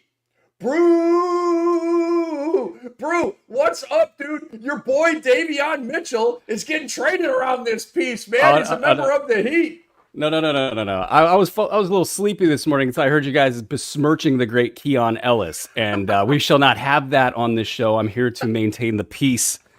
Let's do this. Are you still rostering Keon Ellis right now, Brew? Let's go. Yeah, we're just going to go right into it? Yes, hell yes. Yes, I am. Most notably because he's been great in limited minutes, and I knew... Good morning, Doc. How you doing? I dropped Keon Ellis today. I know, I heard. That sounds like a song. I'm getting ready to go on lunch break here, because I've only taken 15 breaks already today. I'm going to write a song called I Dropped Keon Ellis today to see if I still feel. No, I'm my not going to do God. it. I'm not going to do my it God. because he's been great in limited minutes, but and the Kings will screw this up. Don't get me wrong. I mean, like you got to be crazy like me to put up with this all season long. But over the last month and a half, in a 9-cat league, he's been a top 75 guy in 21 minutes. Every time the Kings need to win, they pull him into the game at some point. They'll usually do it for like 12-minute, 16-minute stretches because they can't pull him off the floor. He shut down the entire Minnesota Timberwolves team the other night. That was one of the most fascinating defensive performances I've seen in a while. Yeah, the Zach LaVine stuff's going to kill things. They already showcased how it will kill things in last night's game. But here's the thing. One player goes down in Sacramento. And barring, they could bring another player in, and that might change the analysis a little bit here. But one player goes down. One chunk of 30 minutes goes down in Sacramento, and he's up to 25, 30 minutes per game. There would be no stop sign at that point in time for Keon Ellis. And at that point in time, he's a top 50, top 40 player because of the threes, because of the steals, because of the blocks. And they haven't scratched the surface on what he can do offensively yet. So the points and the rebounds and the assists, they're to follow. So I'll take all your Keon Ellis. Bring it to me. Brew is going down with the Keon Ellis ship, one way or the other. He's either going to discover a new land, or he's going to be at the bottom of the ocean. Dude, I will see you guys in a little bit. Yeah, Doc, Kamla's going to be fired up because Paul that's coming on is a baseball guy. And I know Cam loves to talk some hoops, although he loves to talk Keon Ellis too. All right, I'll see you guys later. All right, Doc, you the man. We'll have Doc later. He's not done for the day. He'll be back with us. But the word loyalty has come up a lot here. You know, the Mavericks with Luka Doncic showing him no loyalty. The Lakers showing no loyalty to Anthony Davis. I mean, my God, the loyalty that Aaron Bruski is showing for Keon Ellis is that of like a 50-year married couple, and they're still like making out when they go out on a date to Carrabba's, right? Like they're still madly in love. That is loyalty. Keon Ellis, I've got him in one league, Brew. It's a deep league. It's a cash league, and he's right on the edge. And depending on what happens today, I may have to send him to waivers. I love Keon Ellis. I love the package of block steals and threes. I don't love the minutes. All right, let's bring on Paul Williamson right now, fantasy basketball writer and Blurber, MLB division lead. Paul, Rick Kamla, nice to meet you, sir. Obviously, you know Aaron Bruski very, very well. Paul, welcome to the broadcast. Happy deadline day. Yeah, man, it is great to be here. I did this last year, and I'm very excited to do it again. And man, I'm very happy to be here. Thank y'all. Yeah, Paul, what moves have you made? We've all been making moves, okay? This morning I made my rounds, and I'm, you know, in the Yahoo leagues, you only get 4 pickups, right? You got to be very judicious this week. I did take the plunge on Bub Carrington in like 4 of my leagues, okay? I dropped Stephon Castle in one of the leagues for him, and I forget some of the other guys that I dropped. But that is a guy that I went for. And there's other guys, right? Like Diabate and stuff like that, but he wasn't available. So who are you picking up right now? I hope you've made your rounds today, that kind of thing. But like, who are you hot on right now? Who are you trying to go get? Well, a couple of names. First is a guy I've already had because I was streaming him with Embiid out, and it's not really impacted the trade deadline. But Gershon Yabusele, I think, is a rest of season guy now, especially how he was used with Embiid in the previous game. And then also in terms of the trade deadline, Dalton Connect is someone that I am very interested in rest of season. I think he's going to get the minutes that he needs in order to be a fine fantasy producer, especially in a couple of leagues where I am kind of short offensively, and I need a bit of a boost there. So I think Dalton Connect is definitely someone that I think the move helps his fantasy value tremendously. He might be kind of a dark horse rookie of the year candidate now if he can really take off. Paul, we're going to get your connection figured out, and we're going to bring you back. Brew, just sort of open-ended here, like blank canvas for you. Like, who are you psyched about? You know, this is the most important waiver wire day of the entire season in fantasy basketball. And obviously that started last night with the Kuzma move and the Butler move. And but like, this is the day where the popcorn, we hope, is it's going to start really popping here. So who are you hot on? Who are you picking up right now? Yeah, I don't know. I mean, the fantasy universe moves quick. I feel like even like an hour ago is old news. So Musa Diabate has been at the top of lists. Dalton Connect is extremely interesting right now. I heard you guys talking earlier in the show. Does he stay in Charlotte? I mean, that gives them at least a little bit of direction during the tank. And I mean, if he went for over 20 points a game, it wouldn't shock me. So right there, he had the stretch early in the season where he was a top 75, even a top 40 guy at his peak. Connect that makes him maybe more interesting than Diabate. I got Diabate at the top of the list, and I'm actually a little I don't know, soft on this. It's Diabate is the clear winner. I think when Mark Williams gets sent out, he's just got the job to himself. So there's a lot of safety built into that. But some of the free throw shooting, the lack of 3-pointers, the lack of versatility overall in his game, it's Charlotte, so who knows what's going on there. Some of those things take away from his value. I wonder if he can play 30 minutes per game and still sort of just be a top 100 guy. So that takes a little bit of the excitement out of that. Down the list where we've already seen action pick up, Montes Baselis, I think the way Chicago has pivoted. I mean, for the first half of the season, they didn't give him any love at all. Like, just, you're in the G League, and when you come up to the big club, you play 5 minutes, you play 10 minutes. That's it. And now they're like, hey, guy, go. It's practically your team in many ways. And so what that looks like down the stretch, he has some holes in his stat set. So I think that's interesting. But then you kind of get further down the list of players. Obviously, Jalen Smith's been stashed by folks for forever. I've had Jalen Smith on rosters all season. I tend to play in deeper leagues, but I think everybody's waiting on Jalen Smith to pop. I think he's probably the top stash right now of the trade deadline, and especially with news percolating that Golden State is still talking with Nick Vucevic, and that actually seems. I don't know about the cap machinations and all of that, but that to me seems like if you're Golden State, you got Steph Curry, you have to make that move if you can make it happen, because you got to find some compelling path to top 4 finish in the NBA. Get into the conference finals when you have Steph Curry on your roster, and now with Jimmy Butler, that makes it super interesting out there. So no shortage of things to talk about, but yeah, so those are some of the guys that are right now at the top of my list.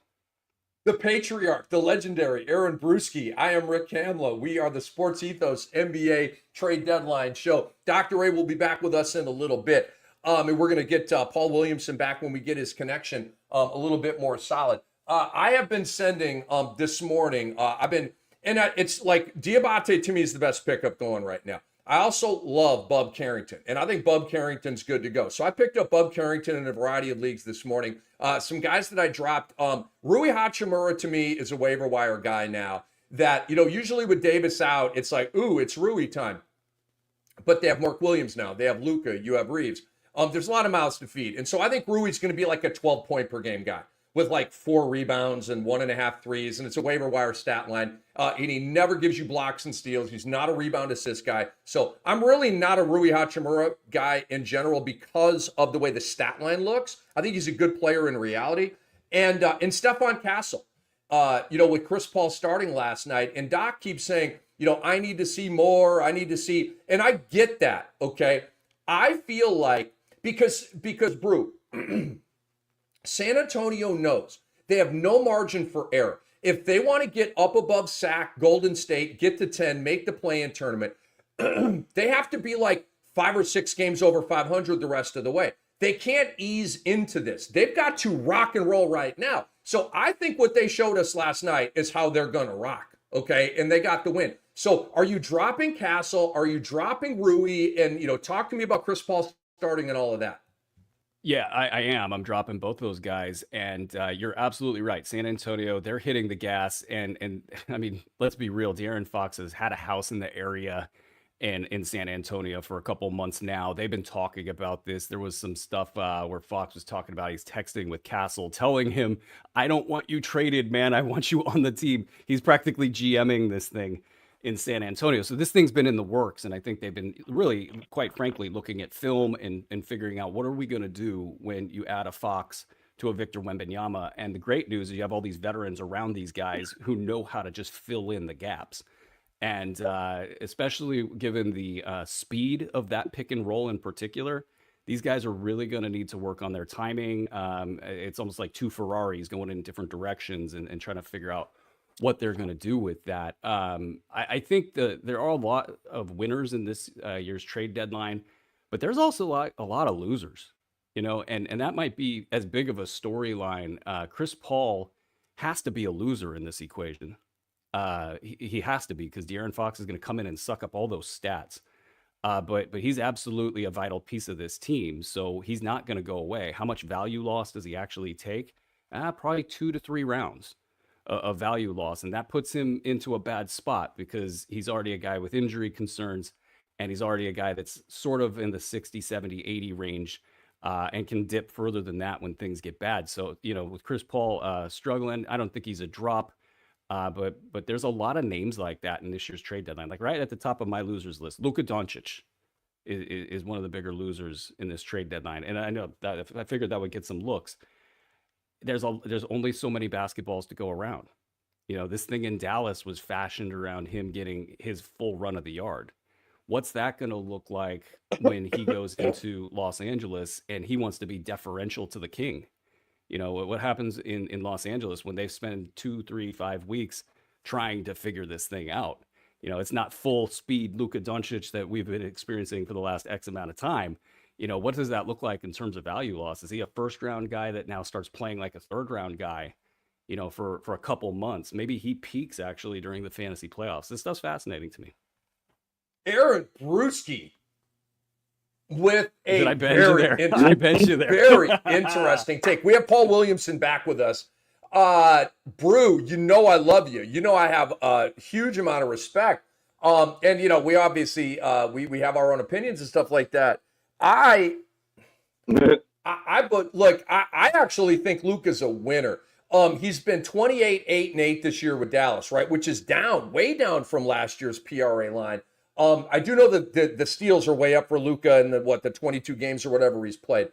But the PRA stat line's been down, probably because he's got dad bod at 25 years old.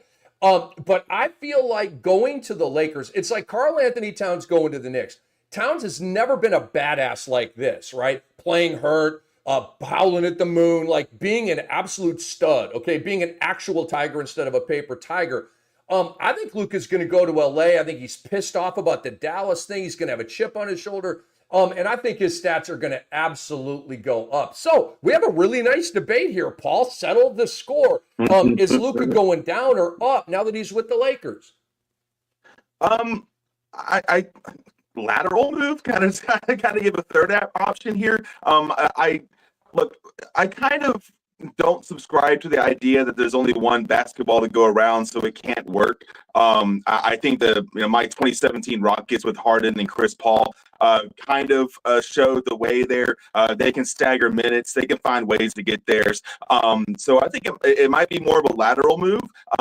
In terms of dynasty, because I have joined the dynasty parade this year personally in the dynasty league, I think Luka Doncic, if you can find a manager that might think that Brew is right for this season, you might be able to buy a little low on Luka if they believe that he's going to do a little less this year. Then I think that maybe that from that perspective, because I think in Dynasty, I think Luka is a huge asset already. And I think now that being the guy in LA, it kind of improves those prospects as well. But then he was gone. I feel bad. Paul's got this glitchy connection going on right now. That sucks, man. I hope we can figure that out and get him back on here. All right, Brew, what do I want to ask you here? Let's go back to the Jimmy Butler trade. Have we? We've had a lot of guests. We've talked about a lot of stuff. Have we talked about the Jimmy Butler trade? We have not yet, right? I think you guys did plenty of besmirching Jimmy, which is good. That's good. He deserves that. I don't think you guys got into it too much, but I might be wrong. So, no, but with you, I wanted to know. So, how are you feeling about this, Brew? Because Jimmy Butler's value has been nil with Miami, and I don't really like his stat package in general. Light on the threes. I mean, he's a great PRA guy, but how are you feeling about Jimmy Butler going out to Golden State, man? Do you think it's going to work? Do you think his stats are going to spike? Could he be a league winner down the stretch? Yeah, this thing's as best case scenario for Jimmy Butler as it could be. And I fell into a little of the trap of Jimmy's going to play a few more games this season. Ha ha ha! Look at that. And so I got a ton of Jimmy Butler everywhere, and the reason is the pop. When he's on the floor, he's a top 25, top 20, can get up there, give you top 15 kind of a guy. And now he goes into Golden State. Steph's been begging for somebody else to take the ball and do something with it. You got a guy like Draymond Green who's all distribution. So, he's landing in a spot. If they get Nick Vucevic, this takes things back a little bit. There's another mouth to feed there. But as it stands right now in Golden State, he's going to be able to do whatever he wants. He's also going to have the world's largest chip on his shoulder. And that's, in effect, going to hopefully keep him on the floor each and every game down the stretch the rest of the way. So he can kind of knock a bunch of birds off with one stone as he gives the bird to the rest of the NBA and everybody at large that's been talking trash on him, rightfully so. I think it's great from a perspective. I'm a old Warriors fan. I think that you got to do something with Steph. Steph is what's beyond generational, all-time player. He's like a top 5 player of all time, probably. I'd have to sit and actually map that out. The way he's changed the game of basketball and still at his age can do that in any given night. I mean, you got to give yourself a chance here if you're Golden State. So Jimmy does that.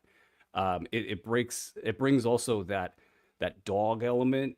Jimmy has brought teams that have been terrible to the NBA Finals based on that dog element, and Draymond Green next to him. I mean, it really does profile well. So yeah, I'm excited. I think top 20 the rest of the way. On a per game basis is within his reach. If he plays, say, 80-90% of his games, that means he's in the ballpark of a league winner. Maybe not a league winner, but ballpark of a league winner. I like it. Rick Kamla, Aaron Bruski, we are at your service right now. It's our Sports Ethos NBA trade deadline show. Guys, download the Sports Ethos app. This is a very important day to do that. We've got player blurbs. We're going to keep you totally updated. We are on it in real time. It's completely free. Go to your favorite app store, download the Sports Ethos app right now, and subscribe to our show on our YouTube channel, The Fantasy NBA Today, and give us a thumbs up and leave us a 5-star review as well. Rest of season, who would you rather have, Dalton Knecht or Nick Smith? Ooh, that's a good one. I'll take Dalton Knecht just because his stat line's not quite as screwy. He's got some issues there. He's a rookie. There's going to be some efficiency issues in Charlotte, no doubt. Nick Smith is fun. He's this out of nowhere kind of a guy and gets you great PRA, but he might shoot 20% on a given night. You just don't know. And so I'll go with Dalton. And I mean, frankly, Dalton Knecht there for a bit looked like he was really going to stick and looked like he had the chops to actually hang in there, over the long haul. And then they did what they did in LA. So, I mean, we have not seen that out of Nick Smith. So I'll take the better player. Yeah, I'm with that. I would rather have Dalton Knecht. Let's go to Miami here after getting Andrew Wiggins. And let me just first take a brief respite. All right, so I'm looking at my depth chart here for Miami. Khalil Ware, he's going to do the Khalil Ware thing. Adebayo and Hero are going to be fine. I don't think this disrupts them at all. Okay, then you got Wiggins. I have Duncan Robinson, who's been starting still in the starting 5. I believe Spo's going to want his spacing and the three-point shooting. Highsmith has been starting a little bit, but Wiggins will take that spot. So, and Kevin Love is just such a low-dough guy here, it doesn't even matter. You basically have off that Miami bench Highsmith, Jovic, Rozier, and Jaquez. My question to you is, we know that Ware, Adebayo, and Hero are going to have I believe they're going to have the same value that they've had, okay? Wiggins should have decent value, although he's so light in the rebounds and the assists, and he's not a great block steal guy. He's really not a great 3 guy either. I'm just not an Andrew Wiggins guy in fantasy. But he's going to be in there doing some stuff, right? So the question is, Brew, are you rostering Duncan Robinson, Nikola Jovic, Terry Rozier, and or Jaime Jaquez, or are all 4 of those guys waiver wire guys? I think Jovic has a chance to be special is too strong of a word here, but it's special considering where he's been. Like, he's been off the radar all season. He got a lot of hype, played some decent ball late last season in some high leverage minutes. So there was at least a reason to be excited here, and then nothing. And then back the other direction, he goes in tandem with Khalil Ware, and really marking a change in the way that Miami is approaching the season. It's this Jimmy Butler drama's hit a certain crescendo, and now the young guys are playing. And so I think Jovic might be challenged by Andrew Wiggins for some of those buckets, and that's a big piece of Jovic's value. But Wiggins is, I met Wiggins at Summer League in his rookie season, and it just feels like none of the profile has changed. He has been this kind of relaxed dude that I don't know how when he gets into Miami, how hard is he going to fight for shots? What is his plan right now? I really don't know if he's dying to go in there and just take the reins of this squad. What's the conversation been like there? Is he a part of the long-term future? All these questions are bubbling up. And then you got the guy who's doing it right now, who's kind of been a part of this big pivot. It's got the inertia heading in its direction. So I'm kind of not moving the needle for Jovic at all. I respect the fact that it could happen, but I'm not moving the needle there. As far as those other guys go, Duncan Robinson is very frustrating from a fantasy perspective, because one week he's a top 50 guy, and the next week he's a top 250 guy. So he's just hot and cold. And the question is will that level out at some point, or will the highs be worth the lows? And I think there is a chance of it. It's probably a 25% chance. That's not great odds. So I think, if you're looking like I got to stash a player and you've been kind of riding this Duncan Robinson could be good thing, I think it's fine to take Duncan Robinson off your team and go find one of these other players that are on the rise. Jaquez had a week where he was good, and I don't think that he's going to be good consistently going forward with the addition of Andrew Wiggins. That was kind of the nail in the coffin for him. He has a lot of stat set issues, and that becomes an issue. Who knows what they do with my guy Davion Mitchell? I don't know. Coaches love to put him in the game because he just defends like crazy, and that would be a deterrent to value for some of the other guys. And then Terry Rozier, I cannot take a guy that's under investigation for whatever allegedly. That's just too much for a guy that hasn't produced in an entire season. So I won't be going there. Jovic is a real like coin flip for me here. It depends on how big my roster is, how big the league is, who's available on waivers. But I'd rather have Moussa Diabate than Jovic. I'm not sure I'd rather have Dalton Connect than Jovic. I'm not sure, because Nick Smith is still going to play. I would rather have Bub Carrington than Jovic. I would rather have Keyshawn George than Jovic. I would not rather have Olynyk than Jovic. So it's all situational, but he's right on that roster bubble for me. The other guys are waiver wire guys. Aaron Bruski, let's welcome on John Mozales at Ethos Fantasy NFL, Fantasy Basketball Associate Editor and NFL Division Lead. John, Rick Kamla, nice to meet you, sir. Our boy Brew is here as well. What's happening, John? Welcome to the show. Thanks, Rick. What up, Brew? Just been listening all morning. It's been great. Just hoping my audio is good. Paul was giving me PTSD there. Paul, my guy. That was brutal. But yeah, this is like the best day of the year. It's like the season reborn. And Brew, I got to get you a nice humble brag on that. I played deeper leagues. I love that. Yes, sir. That is very nice. I love, what? We have a trade? Give me the noise. Come on, let's go. Let's go. All right, what's the trade? What's the trade? You're my eyes and ears. Milwaukee. Oh my gosh, are you serious? This is like the biggest. The music this is like Moses Malone pump faking, right? May he rest in peace. Milwaukee is trading Patrick Baldwin Jr. and cash to San Antonio. Womp womp. All right, so there you know what happened. We have no analysis at all on that trade because none is needed. He will be a third stringer for the San Antonio Spurs. That's clearly a get under the apron deal for Milwaukee. John, it looked like you were signing the camera like a tennis. Looked like you were signing the camera like a tennis star after a match. Oh, I've just been making notes all morning, so I'm just crossing off all the bits and all the shots I got to get off. I love it. So John, I want to give you a blank canvas here, okay? Who are you hot on? Okay, we've got a lot of moves. We've got a lot of movement. The waiver wire is piping hot right now. who have you picked up this morning? Who are you hot on right now? Well, first, I saw you guys repping Keon Johnson earlier, so I made that pickup. And I looked at his game log, and I was like, oh man, how's he available? So that was great. But not to pour cold water on the hot waiver. I've just been playing fantasy basketball for so many years, and I've just overreacted to so many trade deadlines.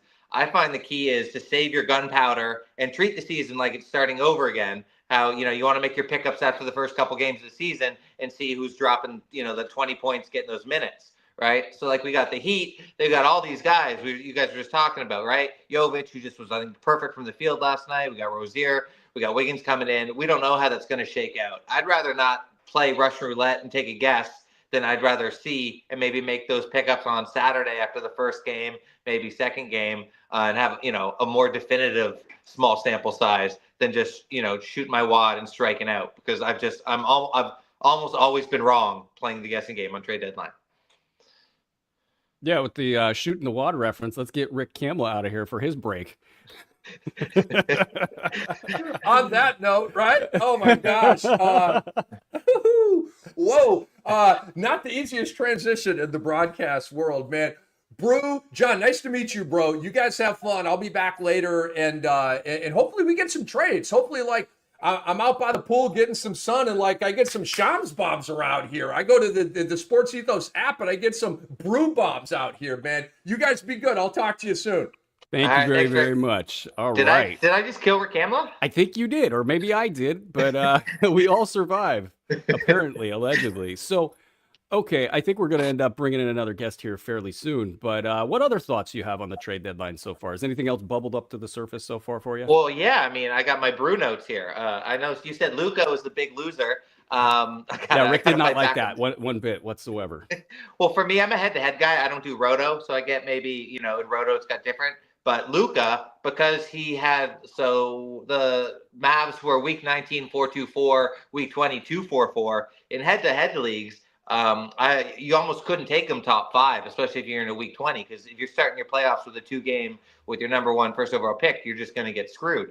Now he goes to the Lakers. It's a 4-4-4, 4-4-4 all the way around, right? If you were to redraft the season with him on the Lakers, he might go before Shea with a 3-4-3.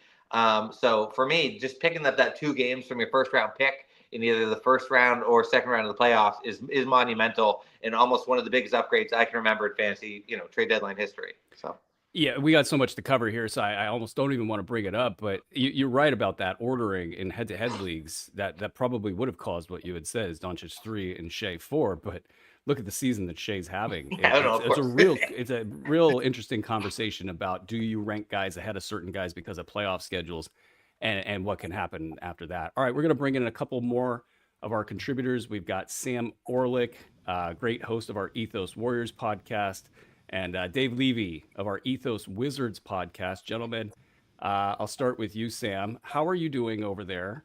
Is your Warriors fandom reinvigorated by the acquisition of Jimmy Butler? Where are you sitting with all of this, sir? Hey, what's up, guys? Yeah, it took me a little time to process.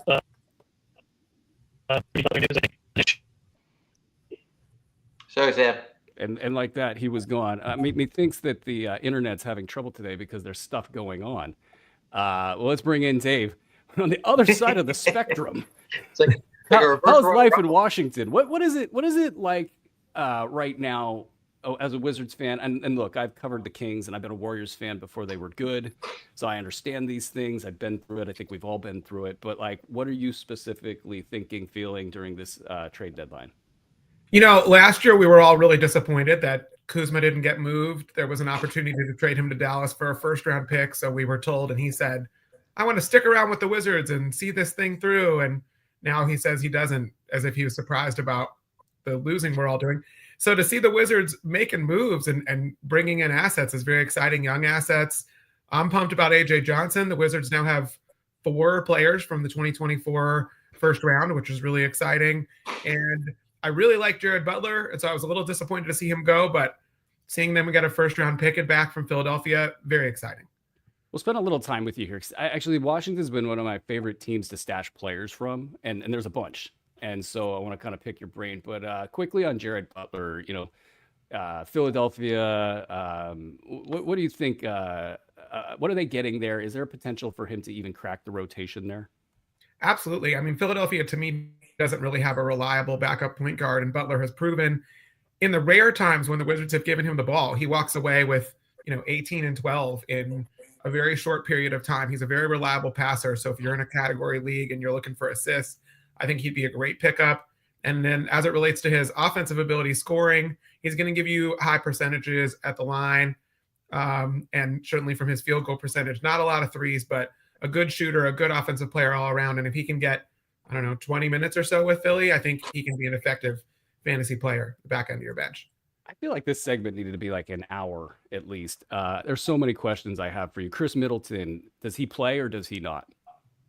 I mean, he hasn't played much with Milwaukee. I think that I would prefer that Chris Middleton doesn't play. To me, the exciting thing about the Wizards right now is just throwing all these young guys out, seeing what's happened. So if you were somebody who stashed Bilal Coulibaly before the deadline, that seems like that's going to, he had a triple-double last night. I think he's just going to continue to get more minutes. Keyshawn George, and hopefully Johnson will come up and be able to play. But I think that I wouldn't expect Middleton to play a lot of minutes because he hasn't played a lot with Milwaukee. He's kind of old. It wouldn't shock me if they bought him out.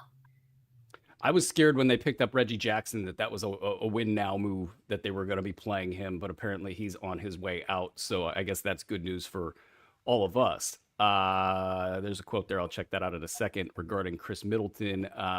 Okay, the rest of this roster here. You mentioned Bilal Coulibaly. He's basically been a top 150 guy all season long with several bursts of being very good and then fading back when Kyle Kuzma decides it's his team and he's going to do whatever he wants, my opinion. But then down roster, I kind of have them ordered like this. I like Justin Champagnie the best. And then I go Tristan Vukcevic. I actually have Bub Carrington next, even though I love Bub Carrington and everything he brings to the table. Keyshawn George, and then the list even gets not more interesting, but there's Rashawn Holmes, Corey Kispert. There's a lot of guys here. So which ones do you think rise to the top? Yeah, I mean, Coulibaly, I think, is poised to really take a lot of minutes out of that position. We've noticed that George has been getting more minutes as the season has gone on.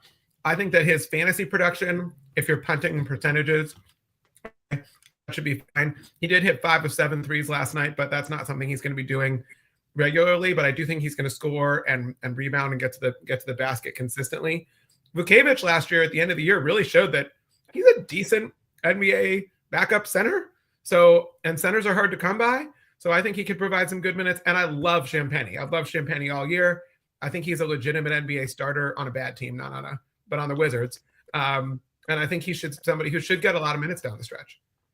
Somebody's got to get the story of why the Champagnie twins are so under the radar. Because, Julian in Summer League was yamming all over people, and it was pretty clear he was going to be a guy, but then it never really gained any inertia. And then Justin's just been floating out there on waivers, essentially. And now he's the other version of Julian, obviously twins, and they play pretty similarly.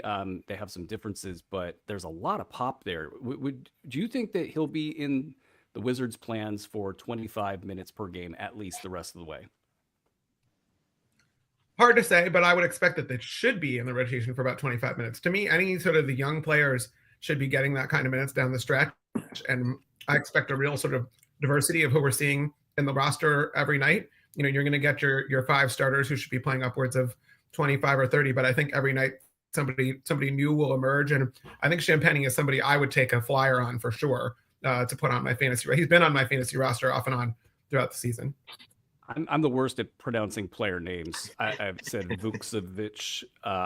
Maybe you've got the right pronunciation there, but if you could, give folks a primer on what they can expect out of him. He looked really fast to me, like he's even grown a little bit. What you got there? Yeah, I think first of all, it's really exciting that he was a second-round pick that it looked like was going to stay in Europe, and then he emerged towards the end of last season, has spent most of the season on a 2-way contract. But he's a 7-footer that can shoot. So he can shoot threes. He is a decent rebounder, and I think is somebody who is going to get a lot of minutes on a team that's now small. Like for a while, it was, Valanciunas was taking up a lot of minutes. He's been moved. So Sarr has been injured for a while. I think you're going to see Vukcevic getting a lot of minutes in the paint. And I also think you're going to see Rashawn Holmes, who has done basically nothing for most of the season, get out there, and he's looked pretty good in the last couple of games. Yeah, and John and Sam, I'm not going to ice you out here. There's just a lot of Washington Wizards stuff going on, and I want to break down every single piece of it. We'll get you guys here in a second. Rashawn Holmes, the prior Keon Ellis for me, the people that had to listen to me all the time, they had to listen about Rashawn way back in the day, and now he's in Washington, been there for a little bit, and just kind of quietly doing his thing, and now he's called into this quote starter role. How is he health wise? Because I mean, he's definitely up there in age, the mileage. I mean, his peak in Sacramento, I was actually screaming at the top of the mountain that they needed to get rid of him because I'd seen all the injuries he had gone through, and it was going to happen at some point in time. But does he look healthy to you right now? Because if he is, then I think he's got some significant minutes for a couple weeks here at least. Yeah, I mean, his recent mileage is pretty limited. Like, he hasn't played much this season at all. At most, 8 to 10 minutes a game behind the two players we mentioned earlier.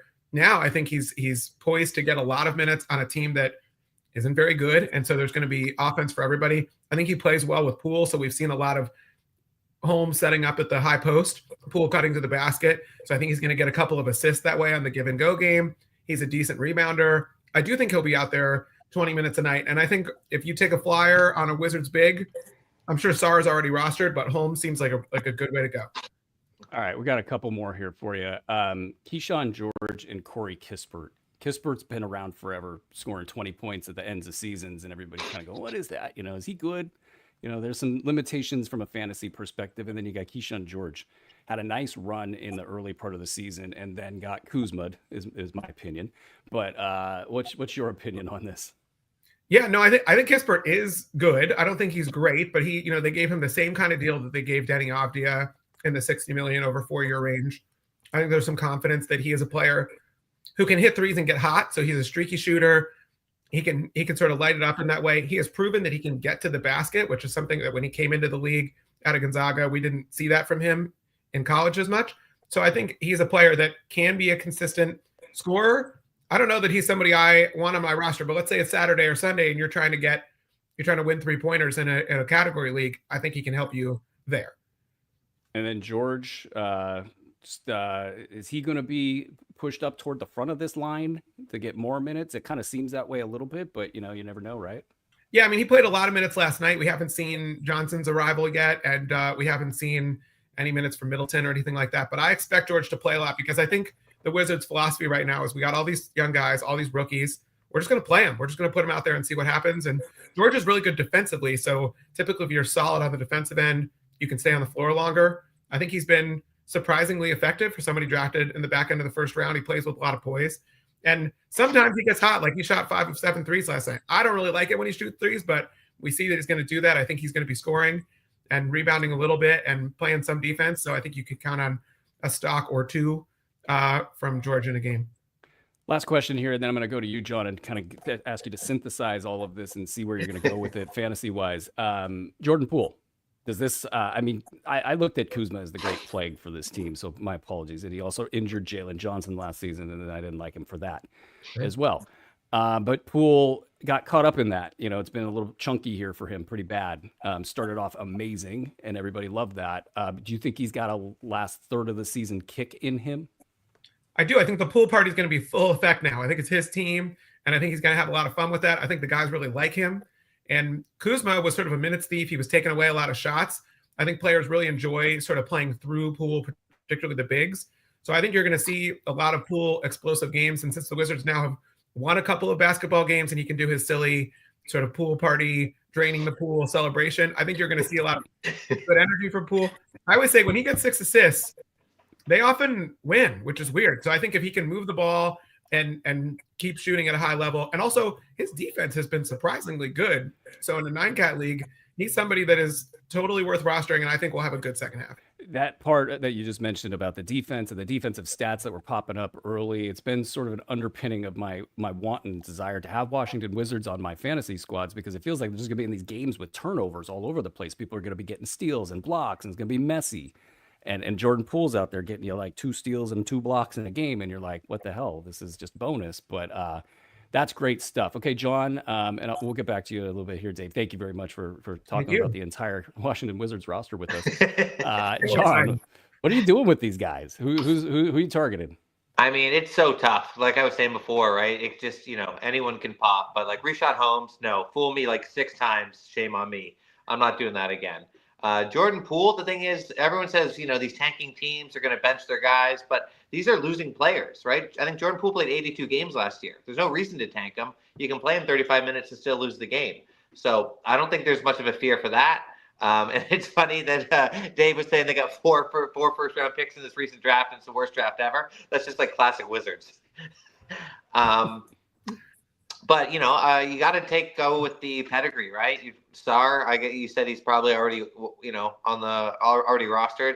He'd be probably my number one pick. But I'm going to wait and see. Like Harrington had 4 threes last night. That's good. He's on my radar. Do it twice. I'm going to pick him up. But I mean, in leagues you only got 4 pickups.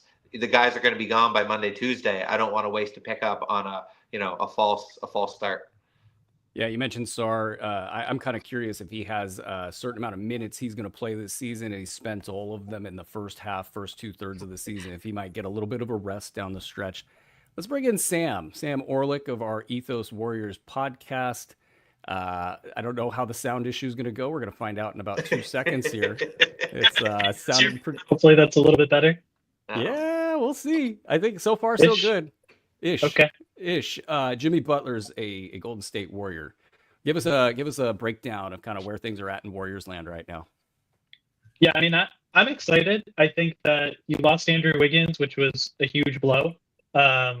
He was my guy. I think, for most of the season, there's rumors of Butler, and it just wasn't really for me. I think, I really wanted them to hold on to Andrew Wiggins, but within the last few weeks and listening to them strike out on Kevin Durant and really seeing the struggles of Steph Curry and Draymond Green, I mean, they have all these close games. The Warriors just lost to the Utah Jazz last night in another clutch game. They clearly need some help down the stretch. And if Butler's healthy and Butler's engaged, he gives them that guy who's just going to go get you a bucket. He's going to come up with big plays on both sides of the floor. There's obviously some question marks. He had drama in Miami, walking out of practices and all of that.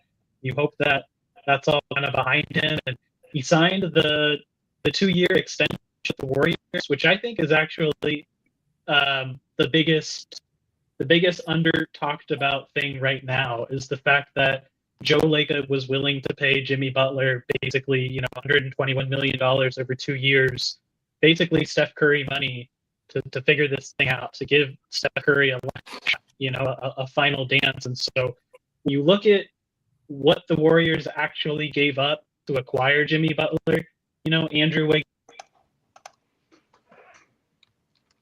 And just like that. And he's back. Go ahead and finish up your take, All Sam, right. and then we're going to get international man of mystery Andre Lamouche to work with that sound. Okay. Yeah, apologies, guys. Don't know what's going on here. Bad connection. But when you look at what they gave up in Kyle Anderson, Schroeder, a 2025 first-round pick that they project to be a late first, and Wiggins to get Jimmy Butler, it really is more about salary that they're going to pay him over the next 2 years than future draft capital or significant player pieces other than Wiggins. And so I'm pretty excited about the value that they got out of that, and the fact that the owner's basically saying, we'd rather pay money than pay picks to go get Cam Johnson or Brandon Ingram or Zach LaVine, who they were obviously looking at as well. And so a lot of people have criticized Warriors front office ownership at being cheap, at wanting to cut salary. And I mean, this is a total reversal of that. They're basically saying, we're going to go deep into the cap, right? They're probably going to pay Kuminga this summer. But they're going to be a deep cap team to try and give Steph Curry his final run at this. And if it doesn't pan out, they're out money, but you've got all your draft picks. So it'll be interesting to see if they make any other moves before this deadline, Vucevic or anyone else out there. But at the end of the day, I think I'm pretty excited at what this move meant from ownership investing in Steph Curry. Sad to see Andrew Wiggins go. But I think that they've got a real shot at trying to make this thing work, giving them a playoff series with Jimmy Butler, a guy that can go finish games. So I'm pretty excited. What do you think about the offense itself? Like, Jimmy's a very methodical guy, and the Warriors run a split offense a lot. They got Steph running all around the pattern. I mean, I don't know if he leads the league in mileage run, but he is running all over the place, and there's not a ton of time to kind of survey the landscape. What do you think about the mixture of Jimmy, Steph, and even Dre? Do you think that there's any hiccups here, or how do you see that playing out?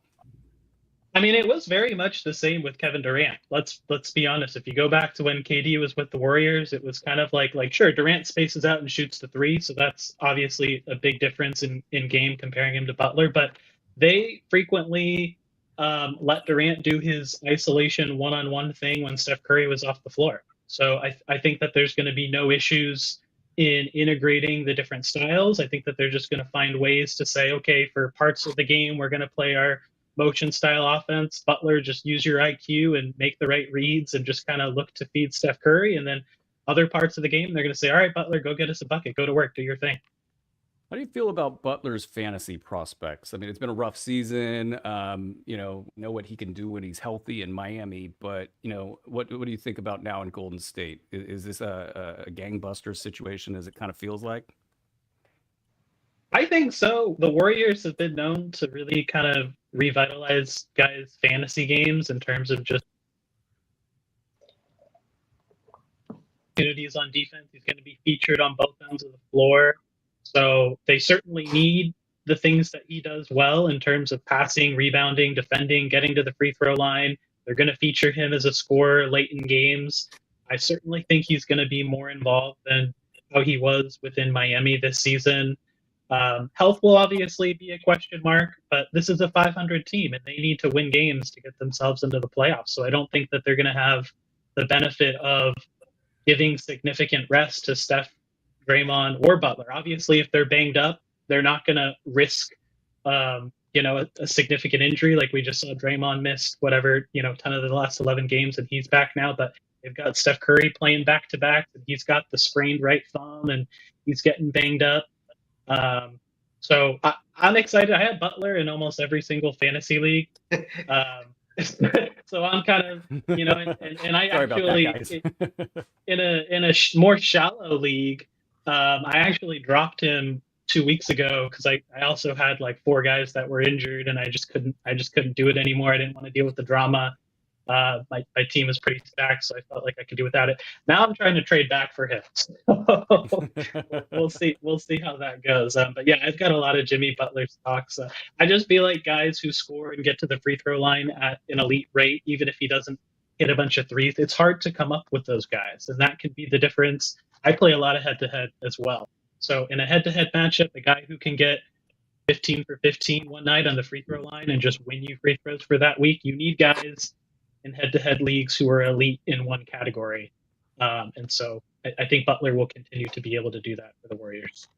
All right, I'm going to go ahead and I'm going to keep you here. If your sound starts going out, we might just cut away and move on. But I want to ask about down rosters. So like Andrew Wiggins is out and of course Butler's in. So they kind of replace each other's shot volume. And maybe that's a wash. We'll just call that a wash to keep it simple here. But you see Dennis Schroeder go out, Kyle Anderson go out, Lindy Waters go out. So Kerr with his famous 13-man rotation, you're taking a couple of those cogs right out. Do you see any path forward for like Brandon Pajemski or Buddy Hield? Are these guys, they have any stash value at all in this?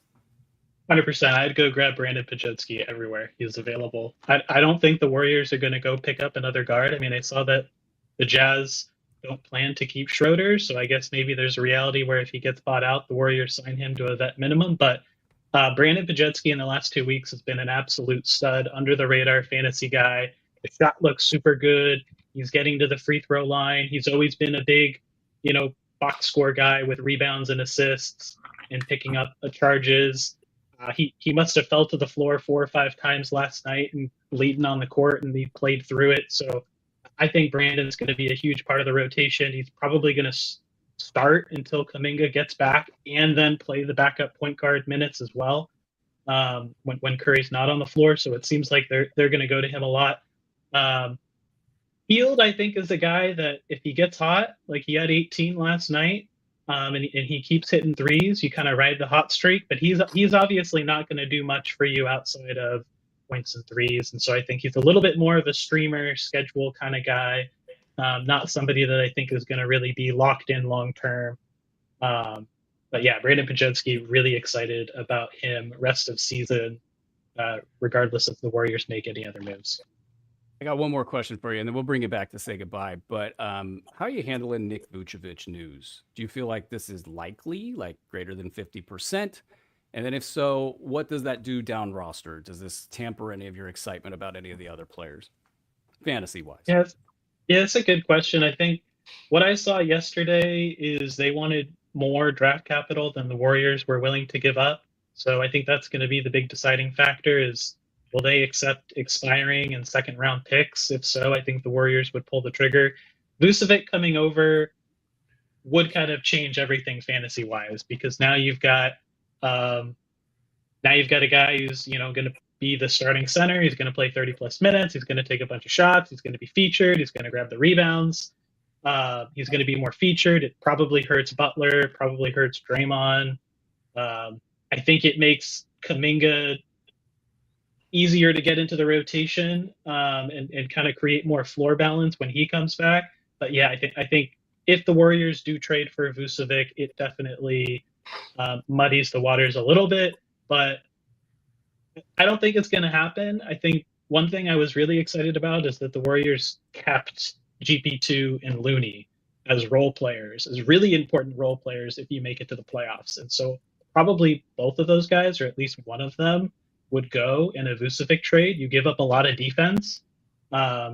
If Jimmy Butler's not available, GP2's like your only real defender on the wing, point of attack left on this roster. And so I think that they're happy with kind of their balance of they went all in and got a big star, and then they still have some of their depth. They still have some of those guys from the 22 ring. But yeah, Vucevic comes to town. It changes things a lot for fantasy. I'm less bullish on pods. I'm probably a little bit lower on Butler. It probably hurts Draymond as well. But certainly raises the floor for the Warriors a little bit, you'd think. So yeah. Well, and then we're going to immediately throw a wet blanket on that, or at least Casey Johnson's attempting to. I don't expect much to happen, he says, regarding Nick Vucevic. This Casey's been doing this forever. He's a kind of straight shooter, so probably more credibility with this statement rather than less credibility, though if it's the team feeding it to him, that's what exactly you would want to say if you would want more draft capital or whatever they want in Chicago. And that storyline will impact Jalen Smith. The Jalen Smith as maybe the top stash of the trade deadline storyline is kind of teetering here a little bit. And we'll kind of see how folks are going to want to handle that as we go here. Sam, I lied. I am going to kick you out of here now because we're getting into our next segment here. Tell folks where they can find you and what you're up to these days. Yeah, you can follow me on Twitter at SD Orlick. I've been covering the Warriors now for SportsEthos for 3 years. Do a lot of podcasts covering the team, posting, giving my updates and details. I tend to be a little bit more conservative with my takes. Warriors Twitter can be kind of a wild and crazy place. So you're looking for a little bit more of a methodical approach to what's going on and processing the news and not just kind of shitting on the owners and players and everything like that. Come find me and check out my pod. Hit me up if you want to collaborate. I'd love to have guests on and talk Warriors, even if you don't share my views and opinions. So yeah, it's a good time. Yeah, I'm part of Warriors Twitter, but I'm retired. Maybe I'll get back into it. The great Sam Orlick, thank you very much. You guys definitely got to go follow him, check out his show. I'll jump on from time to time, and as a old Warriors fan, I can assure you he knows his stuff. John, I want to get back to you on everything you just heard there about Golden State, and then I want to do a little bit of dealer's choice with you guys and just get some general vibes from the trade deadline, anything that was interesting, any fantasy takes that you guys have, and then we'll get you guys out of here as well. John, what'd you think about all the Golden State Warriors talk, and then anything else from the trade deadline? Okay, great. Yeah, no, that was good. The Jimmy thing, I know Rick and Dr. A were down, I think both down on Jimmy. I feel like in the league, there's cats, dogs, and wolves. Wiggins is a cat, Jimmy's a wolf, and he's finally got a pack to hunt with. Reminds me of when the Raptors traded Vince when he was dogging it and tanking. They traded him to the Nets, and he was all of a sudden, he was honestly the best player in the league. So I think Jimmy's going to come in, maybe play like Westbrook did when he got traded to the Clippers, like show up like Kobe in 08 in the Redeem team. He's going to play defense, play off ball, won't get as many shots, but he's going to be hyper efficient, hyper motivated, and he's going to be that injection they needed. The one thing I wish Sam had talked a little bit more was Kuminga. Kuminga was like my top 5 coming into the season, breakout potentials. The way he finished the season, shooting the 3, his mid range was great. I just thought he was a full package. With the way that the Jimmy coming in affecting Kuminga coming back, that's kind of scary for me. But if Kuminga for Vucevic trade, that would be great. I think Kuminga could be a top 75 guy rest of the season on Chicago. Otherwise, I mean, yeah, that's pretty much my Warrior takes. I think they're set up to go for a nice run. Jimmy's a stud. Where were you when Luka was traded? And then I'll get you out of here. Oh my God, Luka! I was trying to sleep. I'm in Toronto. It was 12:30 at night, and I was trying to sleep. He traded. I was like everyone. I was like, oh, it's not real. And then I saw more updates. It's like it's still not real. And even then, I was like, Mavs won the trade kind of today, but the Lakers won it every other day, right? Like they just got Mark Williams, who they overpaid for. But if you get Luka, you get $1 million house for $500,000. You can go spend $150,000 on the pool and build a grotto, right? That's how I feel it is with Mark Williams. So, I love that trade. Lakers they're crazy now. So, and the quick last thing is the Ingram to Clutch. The Ingram to the Raptors. Kamla was saying they got to max him. That's scary. That terrifies me. I Googled, I saw the Ingrams with Clutch. So I like that trade before I realized that Clutch was representing them because they're, soulless, the Devils. I love the great John Mosales. You can find him at JONMOSALES. He's our multi-tool player running the NFL division over here. You guys had a great season, by the way. I love everything you guys were doing over there. Great shows, great analysis, great draft guide, great finishes. My teams did great. I put zero effort into any of it. I didn't even know what a football was all season, and you guys got me a championship. Thank you guys very much. That's John Mosales. And let's get back to Dave. Again, dealer's choice here. What struck you this trade deadline? You could fantasy-wise, regular basketball-wise. What's the thing? I mean, the biggest trade, obviously, is the Luka trade. And I will say that if you have a player who's a top 5 player and you move him like that, a generational talent who's going to put people in the seats, but also has already been to the finals, has already been to the conference finals, had no business in being in either one of them. I just think it's crazy. So I think it's going to have a dramatic impact. And it reminded me a little bit of the Waiver Mitch Richmond trade in the 90s when the Bullets had a really exciting young talent, moved him off for Richmond, who had been the All-Star of the All-Star Game MVP that year. And that was the only reason I knew him as a kid. I was like, oh, that's exciting, but it was not exciting. So to me, that was probably the biggest trade. I also think the Fox trade to the Spurs is huge. Wemby already is an absolute stud, of course, and a top fantasy player. Last year, I was lucky enough to get him sort of in the middle of the draft. And this year, now he's going to be a top 2 player for the rest of his career. But adding a point guard who can set him up, oh my gosh, the Spurs are going to be really special down there. They didn't have to give up Keldon Johnson or Sohan. It's really incredible what they're doing down there. Yeah, I wish you hadn't said that because I feel like we should talk about that for another 30 minutes. But we got to get into our next segment. That's Dave Levy. You can find him at David Asher Levy, Levy, at Ethos Wizards. Is there anything that you're working on right now that you'd like to promote, sir? Yeah, we're just getting started on getting the more action for the Washington Wizards podcast. And there are Wizards fans out there in the world. We're a horrible team that's finally figured out our identity, which is tanking. So many years of 500 basketball. It's great to see the team going all in on Cooper Flag and looking forward to collaborating with anybody on the podcast soon. Oh, awesome. Well, thank you very much for the great work that you do. Looking forward to have you on the show as we get through the summer and maybe even down the stretch of the season. So stay tuned for that. Thank you, Dave.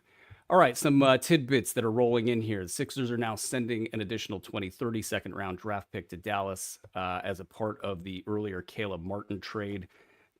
Detroit has their feelers out. They want to probably be a facilitator, as it sounds like Keith Smith says. Keep an eye on the Pistons here. Detroit hasn't completed their other agreed to moves yet because they're preserving cap space until they don't need it anymore. We're going to see. This is that lull in the middle of the trade deadline that we all just sort of sit and wait for the next noise to come from the great Andre Lamouche. What else we got here? We have Mikey Kabrinsky coming in from the SportsEthos Atlanta Hawks podcast. We have a few other guests as well. What I would like to say as we set that up is, if you guys haven't downloaded the SportsEthos app yet, you need to go do that. Get to Google Play or Apple App Store, whatever platform you're on. Just search SportsEthos, download it. It's free. It has our fantasy news feed. It has tools for your fantasy team, and we are making tons of updates on that product. It's one of my favorite things running around. I don't need to get into social media to get the most recent news. You get what's on the screen right now as you're watching. So let's bring in Mikey Kabrinsky of the Ethos Atlanta Hawks podcast. Mikey, how are you? I'm doing pretty well, Brew. Thanks for having me. It's been a crazy deadline so far. We still got a few more hours here, so hopefully we see some more action. Yeah. Let's take a little quick dive into the Atlanta Hawks here, and then we'll bring in our other guests as well. Atlanta has no kind of control over their picks right now, so they can just win.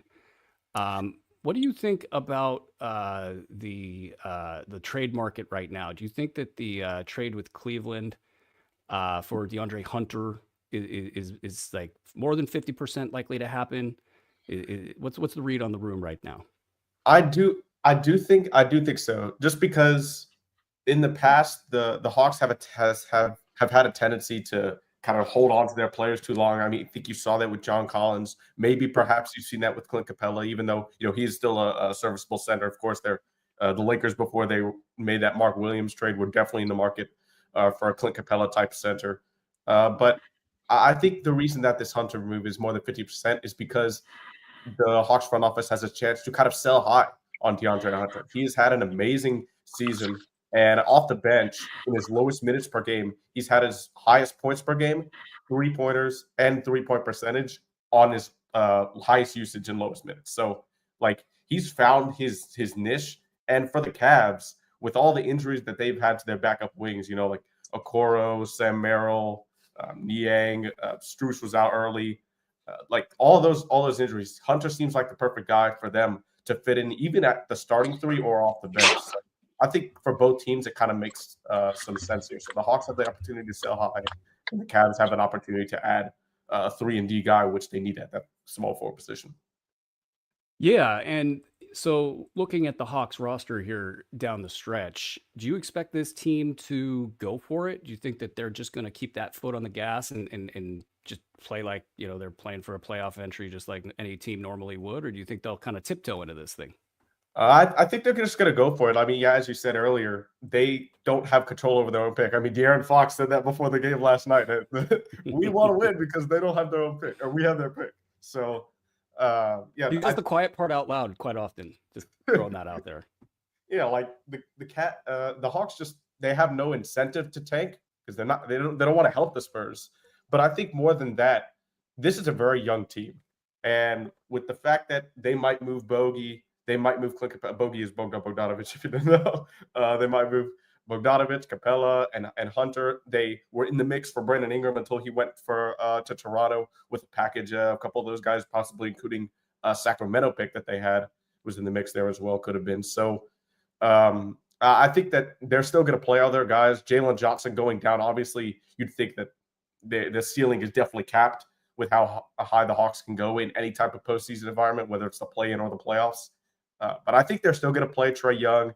I think Zachary Richache has been on a minutes limit for most of this season, and his usage has jumped up a bit since Jalen Johnson went down. Now he's not a high usage player, but he has started to shoot the ball better. He's driving a lot more. He loves to finish with his left hand, which in the paint, even though he's right-handed, which is definitely surprising how much he's gone to that. But he's improved as the season goes on. So I think you're going to see the Hawks, especially with Onyeka Okongwu, how well he's played since going to the starting position.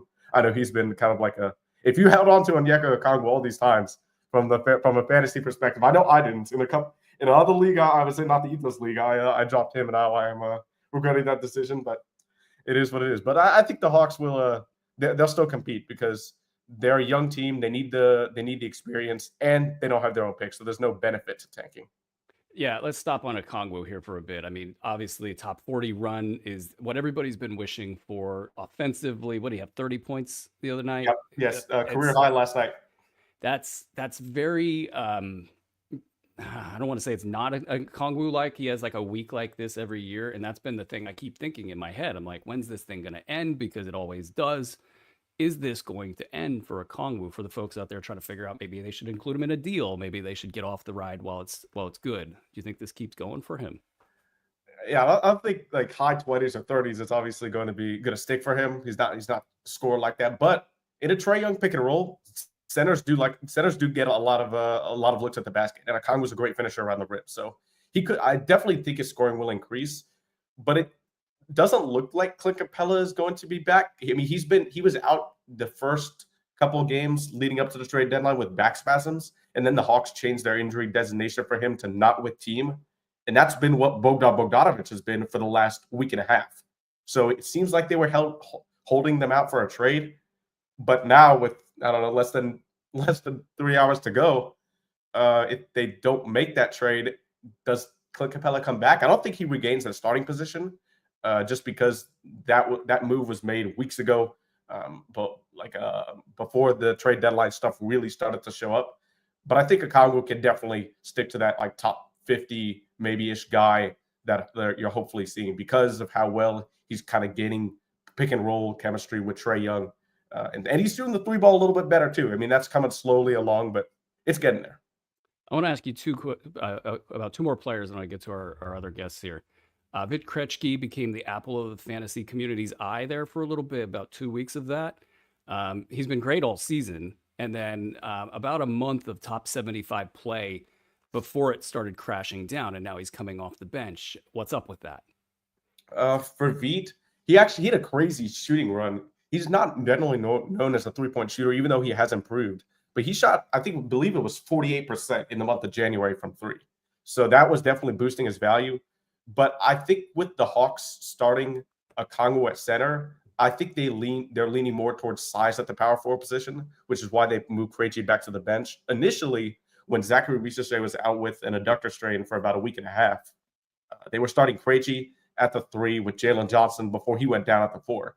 And then when Jalen went down and Risacher came back, they started Vit again. But ever since they played the Cavs in Cleveland, when they started Mohamed Gay for those 2 games, they needed size there. And I think that matchup showed that. And that's why you're seeing kind of Quinn Snyder really mix and match. So I think it's not because Vit necessarily is playing bad, but it's more of the Hawks need that size. And while Okongwu can definitely still be a great center, especially offensive center in the NBA, the size and the defensive rebounding limitations from him definitely show up when there's not size next to him at the power forward. And Jalen Johnson really provides that. I mean, he was getting close to 12 defensive rebounds per game early on in the season.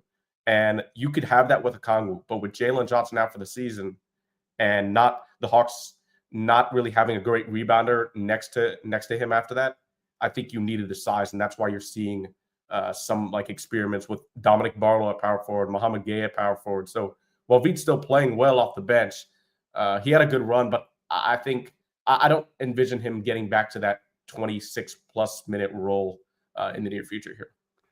I had to move on in a bunch of spots, even in those deep leagues that I'm humble bragging about, and that's all good and fine. But it's good to hear that because that just confirms the choice. A lot of people were pretty excited there, and you've got a lot of action right now. And stashing, it's interesting. Stashing, we always kind of think of the traditional stash of player X is going to be traded. Nick Vucevic. Where we're getting some quotes coming out here. Might as well get to them. Casey Johnson, currently no momentum for a Vucevic to Warriors deal, 2 hours to go. If he isn't moved by the deadline, he will again be in play in the offseason. Yada, yada, yada. So we think of stashes in a traditional sense that if Vucevic goes, Jalen Smith's the guy. But it's interesting, teams also take on different identities and different trajectories. And in Atlanta, this identity is largely injury driven. It's Jalen Johnson is out, and everybody wants to know, is Zach Risacher going to be a thing the rest of the season? You mentioned a minutes limit. Is he going to be somebody you can count on in a fantasy league to provide, say, 18 points a game and a handful of rebounds and a couple steals and a block every once in a while? Or is it going to be too inconsistent going forward? I think the steals could definitely be there. I don't think they've been quite good in the last few games, but he's actually shown to be a really smart defender at just 19 years of age. He plays the passing lanes very well, but from a scoring perspective, like 18 points per game, a lot of his high scoring outbursts this season have come on really high unrealistic shooting percentages. Like in Cleveland, for example, he had a 30-point game, but he shot 11 of 14 in that game. And then against the Pacers, I think he had 19 points. Almost all of that came in the fourth quarter, late in the game. So there are definitely some worries when you look at his high scoring games, But he has, like I mentioned before, his usage is up since Jalen Johnson went down. And he's been a low usage player throughout his whole professional career. Like even before he came into the NBA with J.L. Borg, he was a low usage guy, kind of a 3-and-D player. So when you put that into perspective, I think it'll take some time for Richelet to dig into like a really high usage role and maintain that consistent value. But he's playing better. So I think you could take a chance on him, but I wouldn't be too high saying I'm going to definitely hold on to this guy for the entire rest of the season type of thing. So he can get better, but I don't think it's going to be too much better, like a league winner, if you put it that way. Yeah, exactly. All right, hang on, Mikey. We'll come back to you and get some general thoughts as we go through the segment here. I hate that I've iced out Anthony and Yoel, two of my favorite Sports Ethos contributors, by a large margin. I'm going to bring you guys both in at the same time. Hello, guys. Thank you guys for joining the show. If you guys haven't followed their work, Yoel, you're like a multi-tool, 5-tool, 10-tool, 15, 20-tool guy. You cover everything and you do it extraordinarily well. I don't know how you do it. Anthony's just a warrior. Like, he is our baseball driving force. He is our basketball driving force as well. What you guys do for Sports Ethos is just great. So let's start with you, Yoel. How are you? What's up with the trade deadline? What's been your first initial reactions to all of this? And we'll kind of work it out from there. Hello. It's a pleasure to be here. It's a very exciting day, even though it's kind of been slow going today, as opposed to the past couple of days. I'm looking forward to some moves still. I think there's some teams that have made some really good moves, but I think there are still some teams who are not necessarily complete yet. But as for the teams that I like the moves that they have done so far, Lakers definitely come at the top of that list. I really like the pieces that they got, and how they're shaping up their team as well as their future. And from a fantasy perspective, I know this might sound funny considering that they're one of the, I guess, record-wise, one of the worst teams, but I think the Washington Wizards actually present a lot of good value with players for the second half of the season. I think lots of people were looking at like Vucevic to be traded for like Jalen Smith value, or even, an increased value on Buzelis. But I do think there's a lot of good that comes out of this Kyle Kuzma trade in terms of the youngsters that exist in Washington Wizards rotation. Yeah, I can't get enough of the Washington Wizards right now. And that Kyle Kuzma, Malcolm Brogdon cloud that's hung over that team. It was amazing when they started getting into the lineup, how it just killed everything. And you could just see the one-to-one relationship to that. And so I've just been, holding these players, dropping them, knowing nobody else was going to pick them up probably, and then picking them up back again and dropping them again and picking them back up, and just trying to get my flag planted wherever I can. Let's quickly reset the field for folks. This trade deadline, I'm going to go alphabetically here. Charlotte's got Dalton Connect in the house. They've got Mark Williams out to the Lakers. We've got Chicago, Zach LaVine to the Sacramento Kings. They've got a trio of players who may or may not be a part of their future. Trey Jones, Kevin Huerter, Zach Collins in the house, at least for now. The Dallas Mavericks, of course, infamously trade Luka Doncic. Anthony Davis comes in. Quentin Grimes is out. Maxi Kleber's out. Max Christie is in. In Detroit, a couple pieces. Lindy Waters in. Josh Richardson in. Golden State Warriors, Jimmy Butler in. And Andrew Wiggins, Kyle Anderson, Dennis Schroeder out. We got the Clippers bring in Drew Eubanks. Mo Bamba out, his future unknown. The Lakers, as mentioned, they've got the probably best trade deadline in history under their belts, and they didn't even have to do a damn thing to do it. What else do we got here? Kyle Kuzma, as mentioned, to the Milwaukee Bucks. Chris Middleton out to the Washington Wizards into purgatory. We'll see if he plays there. Brandon Ingram to the Toronto Raptors. That was a big one. Bruce Brown and Kelly Olynyk in. Daniel Tice out and probably out of the league if I had to guess. Sorry to bring that up. Daniel. Delon Wright into the New York Knicks. Jericho Sims out. Quiet there. Down to Sacramento. De'Aaron Fox heading to the San Antonio Spurs. That one I don't think we talked about enough, at least in my time on the show. So anybody who wants to talk about that, feel free. Zach LaVine in, obviously. Jonas Valanciunas from Washington to Sacramento. I think that covers it. I believe it does. Dennis Schroeder in Utah is somewhat interesting from a fantasy perspective. And as the aforementioned Washington Wizards story just keeps getting better, I think. Okay, so let's bring in Anthony. Anthony, great to see you. I'm a big fan, obviously. I think I keep gushing over here. Out of all of those trades that I talked about, what's the one that you think is the most interesting from a fantasy perspective? Well, first, Aaron, thanks for having me on. Thanks for the praise, the bragging. I do appreciate that. Out of all the trades that I think is just going to have the biggest fantasy impact, I think I have to agree with you guys. It's going to be everything that the Kings are doing, or not the Kings. I'm sorry, the Wizards, right? Just because it's going to open up so much, especially come silly season when they're just going to be able to throw everyone no one's ever heard of on the court, right? And just see what they have going on out there. As you said, Schrader's probably going to be leading the charge. He's probably going to be, far more valuable than we want to admit.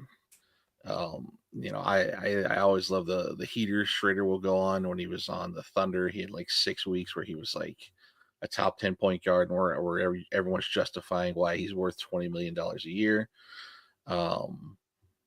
And then I think the Miami trade, Jimmy Butler to Golden State, is going to open up that Miami team.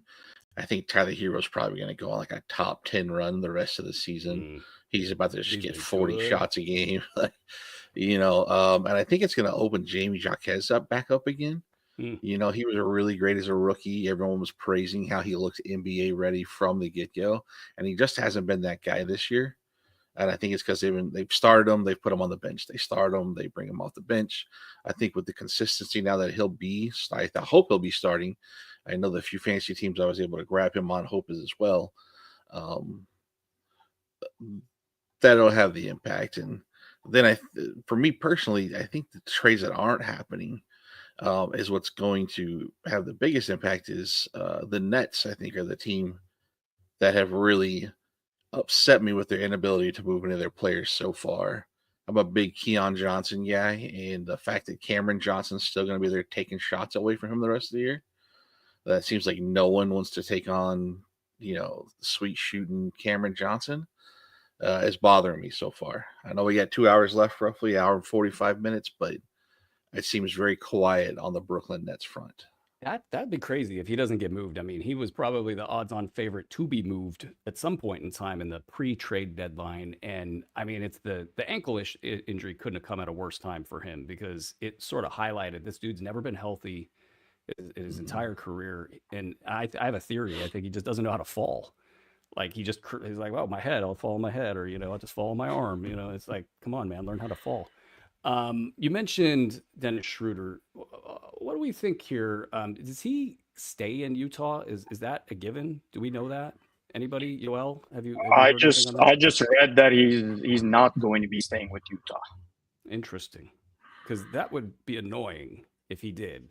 Because everybody and their mother is on Isaiah Collier. Keontae George has picked up the pace lately, and this is the time where you give those guys the ball and get out of the way. And then all of their veterans, they're going to be, hopefully, theoretic, depending on where you sit, they're going to be on their way out. So that's interesting.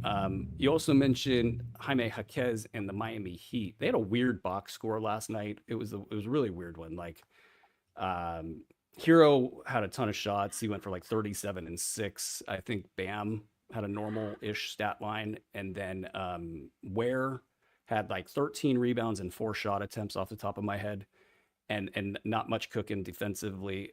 I don't know if this was the weird trade deadline stat line of the night. The night before the trade deadline, like Christmas night and all these holidays, they're weird nights for stats. But Miami, I don't know what was up with that, but Jaquez has not been good for the last couple weeks. He had a stretch that he was very good. And then if you go back to like the playoffs against the Boston Celtics, they have, he was one of the only players that showed up in that series. And so is there a path for him to be a guy that gets like 20 points every now and again, 6 rebounds, 6 assists kind of a thing? Anthony, do you think that that's actually in the cards here? I think so. I hope so. At least that I'll say that much, just because I think I'm a Haywood Highsmith guy, but I don't think he should be starting. I think he struggled as a starter compared to coming off of the bench. I think Jaquez will be really, really well. He just he provides, a little bit of everything. He's gonna go out there. He's gonna play hard defense. Hit a couple of threes. He's gonna rebound. He passes the ball really well. He doesn't have to have the ball in his hands, which helps with having Tyler Hero and Bam Adebayo out there. But I think he can. I think he can be like a back end top 100 guy, someone who's nice to have on your team. That'll come in and contribute, that couple of games a week. And I do think that I think the Heat is going to have a lot of weird box scores. Especially this Nikola Jovic is going to have his opportunities. He went 8 for 9 last night at 23 points, and he's been pretty good. But they're not throwing him out there starting because of Khalil Ware and Bam Adebayo's done so well as a duo out there. But I don't see why Jaime couldn't replace Highsmith or Duncan Robinson in the starting 5 and see what you got. This Heat team is not that great. I know they're going to have playoff aspirations because it is Miami, and you never want to miss the playoffs when you're in Miami. But I think they should also see, can he recover what he was last year, and can he still be that productive? Because they're going to have some decisions to make this offseason on how they want to build this roster out in the future, and they need to know who's going to be a part of that and who are they going to move on from. I want to go around the room and kind of shift this as we got a little lull in the trade deadline as it usually goes. Usually the thing kind of picks up in the last hour or so. I don't know if there's any fireworks left to have happen. I think we've already had the best trade deadline in NBA history in the same season. Everybody said nobody could be traded. So I feel like we're asking for too much here, but let's shift this discussion while we got the lull here. Let's go to stashes. Anthony, who right now is maybe your top 1 or 2 stashes as we sit here and wait for the trade deadline to expire? Oh, okay. So, I say last night, if you're awake, I stashed Dalton Knecht as soon as he was traded from the Lakers to the Hornets.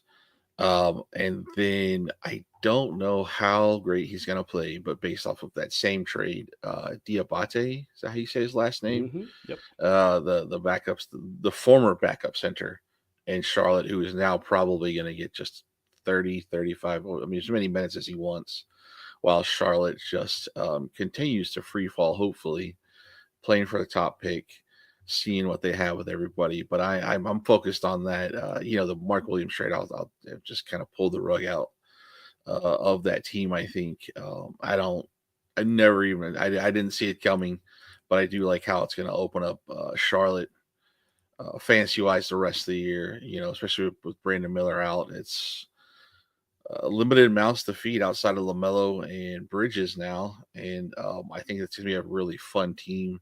I think Dalton could get 8 threes a game, because why not? You stand out there and let LaMelo throw the ball to you when he's healthy, and Diabate is going to grab 13, 15 rebounds a game and like 2 points. So if you want rebounds and defense, that's your guy. But I don't think he's going to score a ton of points. But those are my top 2. Those are the guys I'm really looking at. I'm stashing where I can. I have some smart competitors in some of my leagues. So Diabate's honestly been owned for a while. And then I kind of I don't know how to say his name. I don't watch a lot of Charlotte games. The Salone, TJ Salone. I just think he's going to get that opportunity, right? They always say, you love to say, silly season is a very fun time in fantasy basketball. That's a very, very unique. Oh boy, the music, it's here. Give me something big. What do we got? The Suns are trading Yusuf Nurkic and a 2026 first-round pick to the Charlotte Hornets for Cody Martin, Vasilije Micic, and a 2026 second-round pick. Micic GMs, you can go cry. You can go cry now. It's over. It's over before it even got started. Cody Martin, the long time, apple of my eye that's never worked out in Charlotte. That's pretty interesting stuff. We also had a quote earlier from Shams regarding Durant saying he's blindsided by Phoenix taking calls on him. I don't know if I buy that, but maybe, who knows, that there are still multiple teams calling the Suns making aggressive trade pitches less than 2 hours before the trade deadline. I think Phoenix is panicking right now. That message that came out from Chris Haynes, or the report, I should say, message report, who knows, that they're basically kind of standing pat and just hoping that this team can get better. I don't think that's what they wanted with this trade deadline, but who knows what's going to happen with Durant. Very interesting stuff there. So, Yoel, I want to bring you in. Nurk to the Charlotte Hornets. What's your first thoughts here? I guess this already kills the Diabate stash. I don't know. I'm unsure. We were just talking about it, and everyone was already making all this Diabate move in across all of my leagues. I felt like the Hornets were going to make a move at the center position. Did not think it was going to be Yusuf Nurkic. I'm just a little confused about this move, as you know, the Hornets also traded Nick Richards to the Suns just a couple weeks ago. So I'm surprised as to why Nurkic was not involved in that trade, and it's happening now. It's just a little bit confusing as to why they're doing like this back-to-back trade. But I like it for the Hornets. I mean, Nurkic was out of rotation for the Suns for some time now, and he was, quite frankly, also not performing really well, even though when he was playing for the Suns. So this kind of offers an opportunity for him to slot into that starting center role with, again, only Diabate, who's, again, correct me on this information, but he's on an expiring contract currently. There was expectation that, he was on like a 10-day contract, something along those lines, and he was still questioned whether he was going to be re-signed into that. Exactly, his contract ends in 10 days. So I was wondering if they were going to re-sign him. But with that being said, I think Nurkic offers them size. He's not the most exciting player, but he should be getting heavy minutes for the Hornets as they look to make something out of their current squad. So he could be an ad depending on how things progress there, given that he would be getting minutes. So that was my next question. You said could be an ad. So this isn't run to the waiver wire territory for you just yet. I'm usually, even though it may not be the greatest tactic, even the high stakes leagues that I play in, I like to see how things play off, at least if I can, one game, just to see, how he's going to fit into that lineup.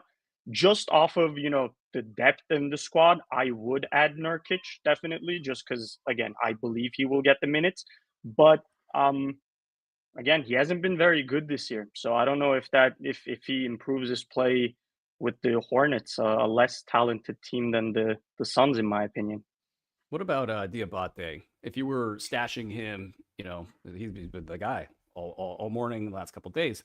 Are you gonna wait and see, or are you gonna take that roster slot and turn it in for something that's hotter? I think Diabate offers what he offers. Even he the minutes that he would get would only increase what he already offers, but I don't think he would create this all-around production. Similar to Anthony said, he's a very low-end points guy and very good rebounds and defensive stats guy. So if those are what you're looking for, I think Diabate still has a very strong path to minutes with the Hornets organization. But I do think the arrival of Nurkic definitely kind of still limits that. So we got some folks in the green room who are done doing green room stuff. They want to come into the show here. So we got to basically get you guys out of here. Yoel, I wish we could just talk forever. I've been a big fan of your work forever. Thank you for coming sir. on. Likewise. Do you have anything you're working on? Anything you want to tell the public about? No, definitely get our app and keep following us at SportsEthos. We're doing some great work here. And as you can see, the folks here have all the knowledge for you. So that's all I got to say. Thank you for having me. That. I'm gonna get you out last, Mikey. We'll get Anthony out of here real quick. Anthony, any quick thoughts on the recent move Nurkic to Charlotte and Diabate and all of that? I really can't add more to what was just said. I think now maybe this does end the Diabate 30 to 35 minutes. Or maybe Nurkic comes off the bench. Like we said, he's not been performing well this year already. Wants to say that Charlotte's adding him just to start him anyways. They're probably better off having him on the bench, just seeing what they have with the other young guys, and then making some decisions this offseason. I mean, they basically just got a free first-round draft pick out of this, right? Cody Martin wasn't a part of the future. Micic, who knows? And then it's a second-round pick. Okay, whatever, right? It's the first-round pick that matters the most in that trade. I don't know. I think Diabate still be worth stashing, and maybe just if you have the room, grab Nurkic and just wait and see what they're going to do there. I love it. One of my favorites here at Sports Ethos, Anthony Cates. You can follow him at AK Fantasy BB.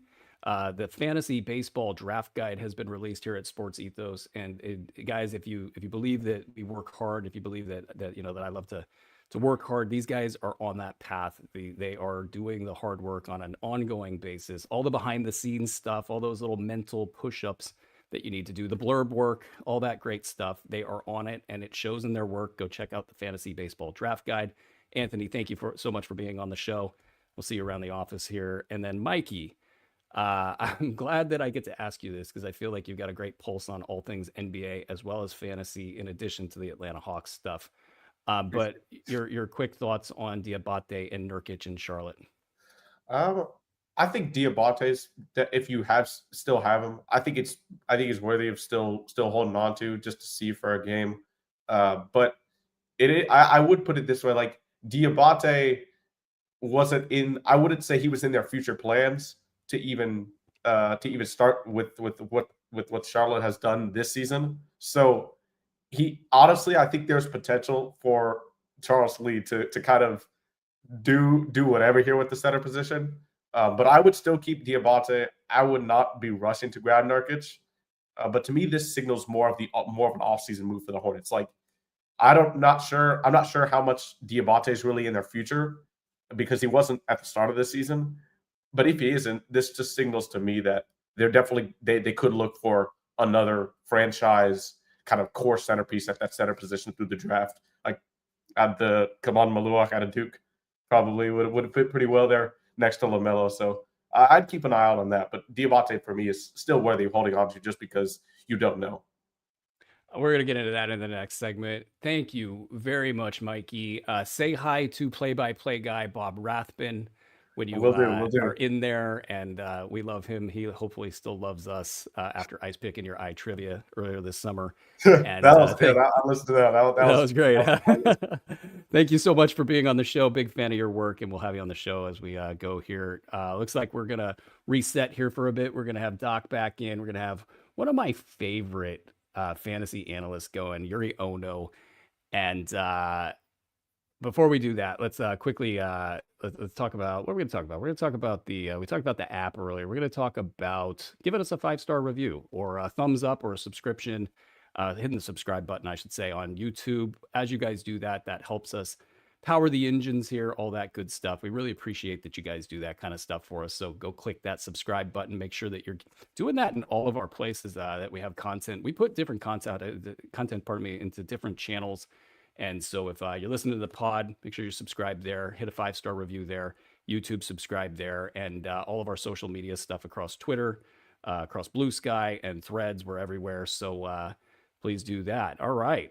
Other than that, that's a really interesting deal here. This Diabate being maybe the consensus, not stash, but pickup after Mark Williams is dealt. I think everybody and their mother was excited about that. And now you get a little wrinkle into this. And I thought it was an interesting discussion to begin with, because even at 30 minutes per game, I don't know if he's crossing the top 100 threshold. And it's been fun-ish in the past when that's happened. But now a wrinkle, and we'll probably get some reporting here in the next hour that might clarify what Jusuf Nurkic's role is. But before we go down that rabbit hole, let's bring in Doc. Let's bring in Yuri. What's up? I feel like I know you, Yuri. We've never talked. Yuri Ono, bitches be ballin'. What's up? I'm so stoked to be here with you guys. You guys hear me all right? Yeah. Yes, we can hear you. Doc is back in the house, searing from my criticisms of his Keon Ellis fading. that doc. I almost want to get out of the way and just let you guys talk. You guys have known each other for how long? Well, dude, I was filling up my. Yuri and I have known each other probably 15 years. I think we started playing together in 2011, around there. 14 years. Yeah. Somewhere Yeah. in there. Yeah.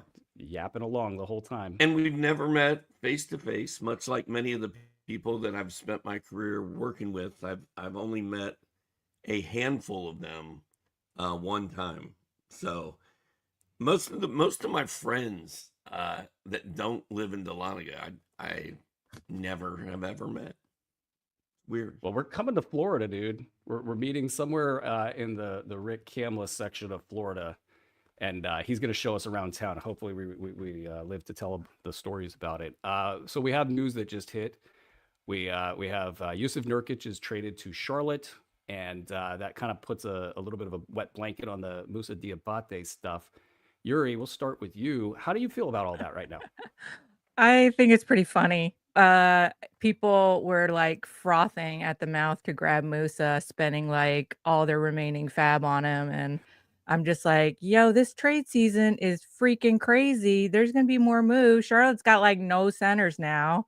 There's still a lot of centers out on the market that need to get traded, so I wasn't surprised. So yeah, I didn't waste any fab on him, and I just wanted to see things out, saving my moves, trying to be prudent. I'm typically not the most prudent person, but yeah, so I'm not surprised that Nurkic is in Charlotte, and yeah, I picked him up in my 14 teamer. So, we'll see what happens. There's like he's gonna get some run, probably. You agree, Steve? What do you think? So I was, while we were on the air earlier today, I dropped Keon Ellis. I dropped Nick Smith. Ooh. I picked up Moussa Diabate, and I picked up Jalen Smith.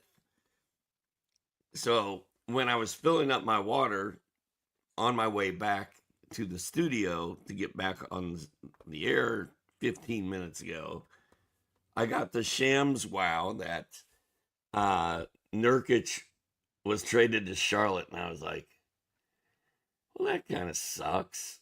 But then it's Yusuf Nurkic. He's old. We know what he can do. They don't need to run him out there the rest of this season and risk hurting him. I still think Diabate is going to have value. So I'm not sad that I picked him up, but it's not as exciting as it was 2 hours ago. Yeah. Never drop Keon Ellis. Never drop Keon Ellis. Yuri, what? I dropped Keon too, Doc. I know. Everybody's it's okay. dropped It's Keon okay. Ellis. Everybody but me has done this. Everybody and I'll just except be Aaron stuck on Bruski Keon has Ellis dropped Keon Ellis. Island my whole life, and it'll just be me and Wilson. But Yuri, what's like the stash situation for you right now? Like who's the top of your list? Who's kind of hanging out there that you're interested in?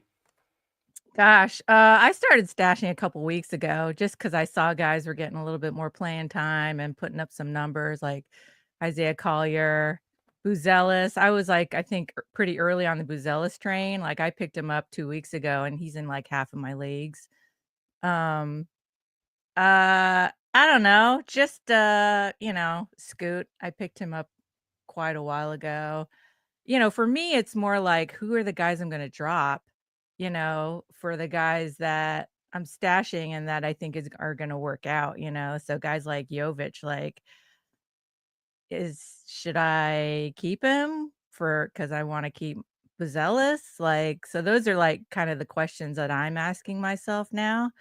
How is that question going for you, the Jovic question?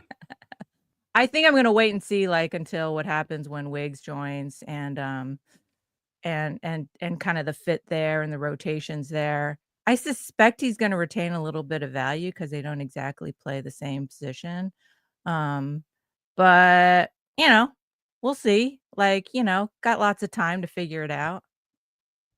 Even on my bad teams, Brew, I have trouble finding guys I want to cut because My rock and roll team is trash. It's like 10th or 11th place. I don't know. It's bad.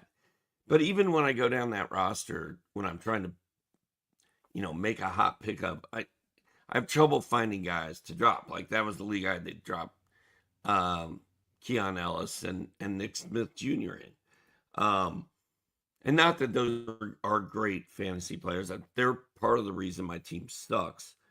But it's hard, even when you have a bad team sometimes, to find a guy that you're comfortable dropping for somebody who is a stash or maybe is going to break out, like Jalen Smith. It's tricky.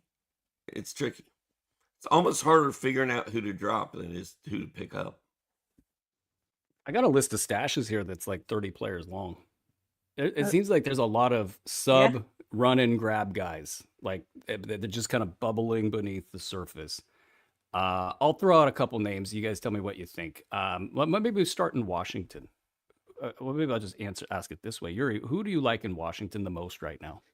Good question. A lot of people are really hot on Champagny. I could see why. He kind of gives you a bunch of stats across the board, and he'll probably get a lot of run in silly season. By the way, like Doc, I'm in Doc's Rock and Roll League and have been for a long time. And bless Doc. I think Doc loves silly season, which is why he always has the season run to the very end to get that like crazy.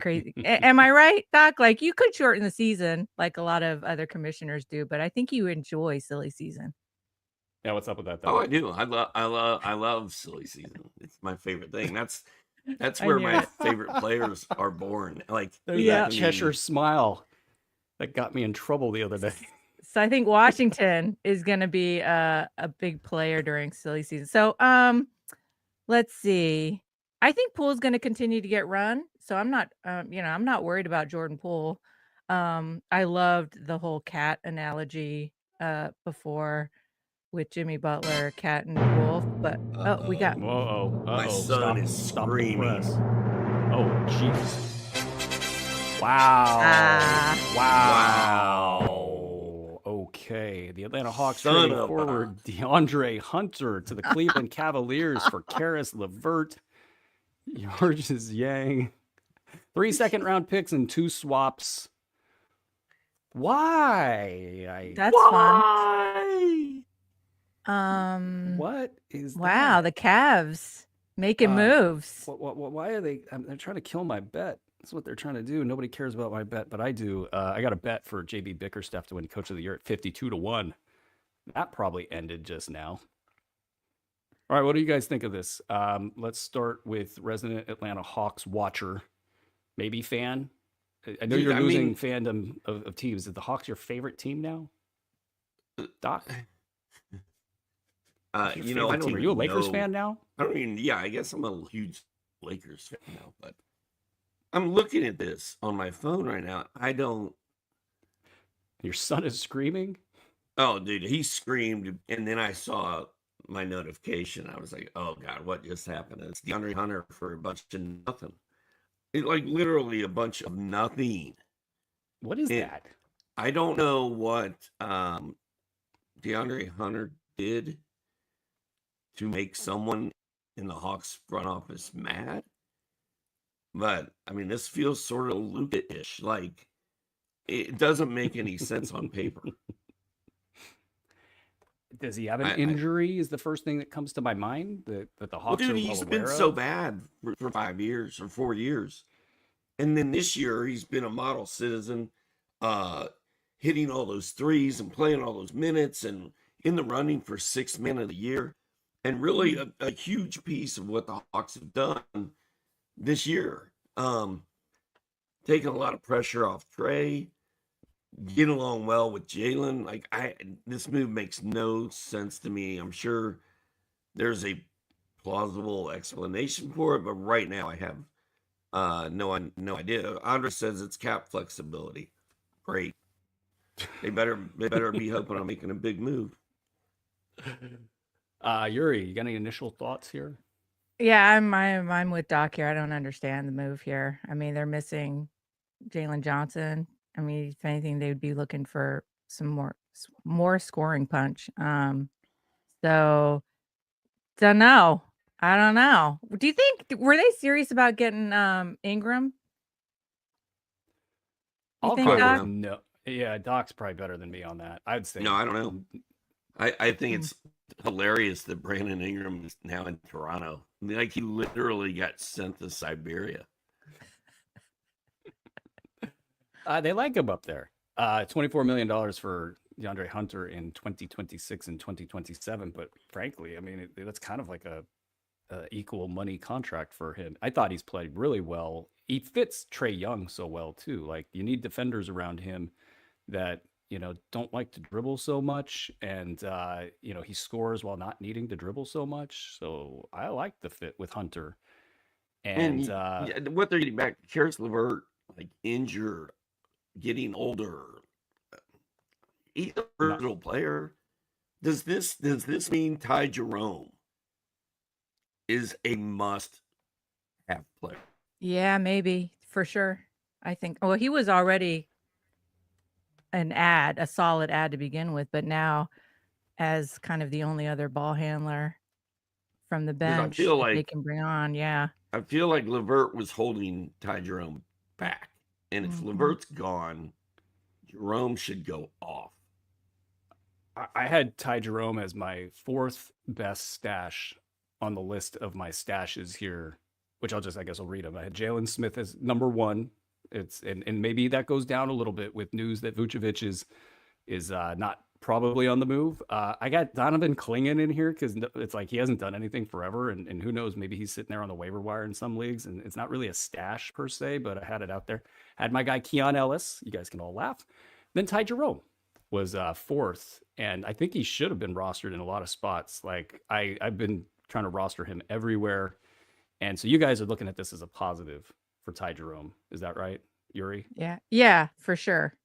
Definitely not for LeVert because, you got Dyson Daniels running point a lot in Atlanta, and I don't know. It just seems like, and then what's his name, Wallace. Yeah, I don't understand the move for Atlanta. I mean, I guess LeVert's expiring, so they don't have to think too long term with this. I was excited to see some of the players down roster for Atlanta. Like Keaton's been good. Daquan Plowden has been interesting. I'm forgetting a couple names here, but what else on this from a fantasy perspective? Is maybe DeAndre Hunter? Is he just a full on drop at this point? I would wait and see. I'm not dropping DeAndre Hunter. Yeah. Yet. So we're hanging on. We're hanging on. What about LeVert? Is there any appetite there for an ad? Not for me. Somebody's got to start at power forward for the Hawks. Do they slide Reese Haché to PF and start Karis LeVert at the 3? Does Vit Krejci start? Where is Bogdan Bogdanovic?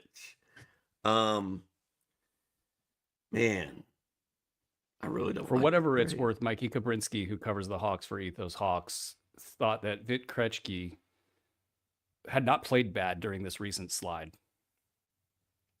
It was more matchup driven.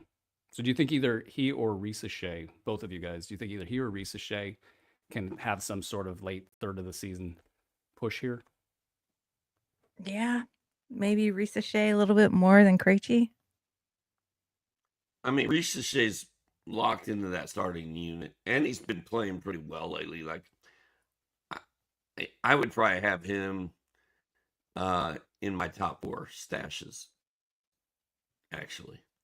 And Brew, I'm changing gears here, but we sort of totally ignored what you said about his name. Just totally, as you guys tend to do. Clingan, the dude that was center for the Blazers. Clingan. Nerd? Wait, what are we doing here? Clingan. Yeah. So they're starting DeAndre Ayton every night, and then Robert Williams plays one game, Clingan plays the next. They're like alternating games. I don't I mean, I would imagine that Klingon is available in so many leagues. There's no reason to have him right now. That's why I had him on the stashes list. I don't play with in leagues where he's not on rosters, but in Portland, they're 9-1 over their last 10. Like they're trying to make the play-in tournament. So I don't think anything's going to change. I used to think Portland would be silly season hero land, but now it feels like they're going to keep trying to win, and Klingon's just going to play every other game. And I mean, I'm not feeling him. To answer my half of the question for who does Yuri like in Washington, Corey Kispert is my guy in Washington. You love that guy. I don't know why I can't get enough Corey Kispert. So he would be on my stash list for sure. But as far as this trade goes, Ty Jerome's a winner. Zach Richesse is a winner. Vic Krejci, we don't really know about yet. And then DeAndre Hunter is a loser, but a lovable loser that I think we should hang on to until we see how he gets along with Donovan Mitchell and Darius Garland. Ooh, the early line in our Slack chat from Michael Kabrinsky is not good for Atlanta. Yuri, I want to go dealer's choice here. What struck you about the trade deadline? What's your most like interesting thing you're thinking about right now, as we got like an hour or so to go on the trade deadline? Well, I want to add another possible loser to that last trade is maybe like Strus, like guys that come on off the bench for some scoring punch. It might get downgraded a little bit. Man, I don't know. It was crazy. This trade season, I think everyone can agree, has been the most crazy season ever in history. I am a unabashed Golden State Warriors fan. I have been since the Run TMC days. So I've been with them through some dark times, and I did not want Congratulations, Yuri, on Jimmy Butler. We're all so happy for you. Thanks. Yeah, where are you at on the Jimmy Butler acquisition? You got to go there now. I'm still quite emotional about it. I did not want Jimmy Butler. He's shown zero class throughout these last few months, and it's just like the total culture opposite of what the Warriors represent. And but it was good to see him sign an extension, show some commitment. Obviously we've seen greatness from him. But there's so many caveats with that guy. And I'm a cat person, and Wiggins is a cat person, and I love Wiggins. I saw him as kind of a misfit toy on all these other teams. And when he came to Golden State, it was a wonderful fit. 2022, game 5. And I would have loved to see him have Golden State as his forever home. But, we were completely sucking. So we had to do something. And Steph is in his twilight, and we gotta try, and I respect the organization for really trying to build something around Steph. So I'm excited, but I'm also sad, and I would have really maybe loved to see us get Vooch too. But I think we can go into the All-Star break thinking that there's some excitement to the next part of the season. So I wonder how that. I mean, they had the trip back to the locker room. It was almost like a funeral in a sense. I wonder how much the team really bonded with Andrew Wiggins, and he was maybe the best player on that team during that finals win. He was that good, and then the stuff with his family just knocked him out of the game of basketball, frankly. And then he's playing well again. Just sort of. He's been the best player the last 2 weeks. Right. And now he's gone, and you bring Jimmy in. I have not had a chance to hear the Steph Curry comments. I've read them about receiving a pleasant message or whatever. Have anybody seen Steph talk about it? Was anybody able to get a facial read on him? No. I don't know if he looked so despondent over the last 3 weeks. I would like to see him be reinvigorated and enjoy the game of basketball. I think Draymond came back last night, and Curry had a good game, and that was probably he likes playing with Draymond. I think Steph feels the same way that Yuri does. I didn't want Jimmy Butler, but we needed to do something to see if we can invigorate this team. So I'm willing to give it a shot, and hopefully Jimmy comes in and works hard, and is playoff Jimmy from here till the end of the season. But I don't think Steph is probably super psyched. Like this is not exactly what I was hoping for. And I'm sorry, I was sort of teasing you. I didn't realize it was emotional for you still. And I know what you're going through because of my little Luca problem. There's a lot of emotional Mavericks fans out there, and now there's probably a lot of emotional Golden State fans out there as well. So, is what happened when I was gone? Did they come out and say that Vooch is not being moved at all, or is he just not being moved to wherever he was going? Right now, there's I don't take Casey Johnson as a posturer or a try to move the needle for the team guy. He said that it's basically not likely that Vucevic gets moved. So that takes the question of Jalen Smith and sort of spins it on its head. We can go the direction. What's that? Both of my super hot pickups this morning are now like tarnished, and do I go back and pick up Keon Ellis? Yeah, well, he's third on my list of stashes, and Donovan Clingan's not exactly a stash, and Jalen Smith gets hit a little bit with this news. 2 days. And Ty Jerome, I don't know. I'm questioning if this is definitely a good thing for Ty Jerome. I want it to be because I've stashed Ty Jerome everywhere, and he's got that crazy good stat set. He's been great all season. He looks ready for the moment. Maybe this Why is a would move it to not free him be up. good for him? Just another body. Karis LeVert can't stay on the floor. Hunter has more or less stayed on the floor. What I've noticed with the Cavs is they've got like a 2 or 3 man trio of backup players where if you get 2 of those guys out at a given time, Ty Jerome just starts going nuclear.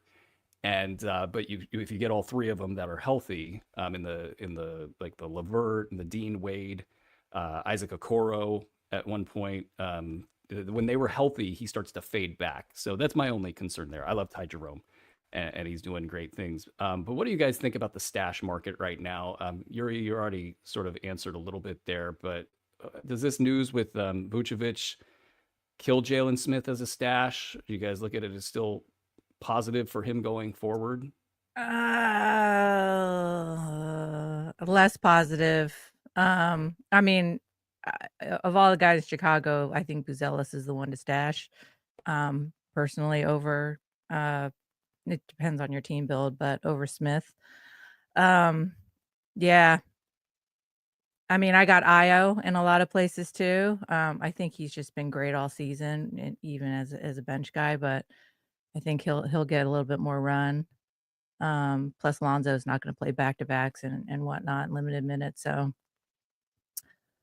yeah, I mean, I do agree with Sam, your earlier guest take on Pods. Like, I think everyone's saying like Buddy Hield, but I'm like, no, Pods. Pods is going to be the guy. He may start.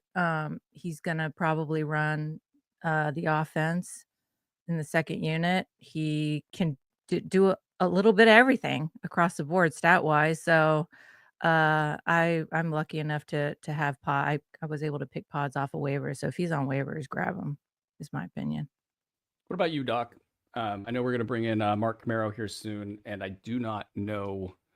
Looks like we're bringing Rick back as well. We got a full house here. It's been fun. I was never in on Jalen Smith, and then this morning I got sold on the fact by my co-panelists that Vooch was moving and that I needed to pick up Jalen Smith. So I went and did it. And,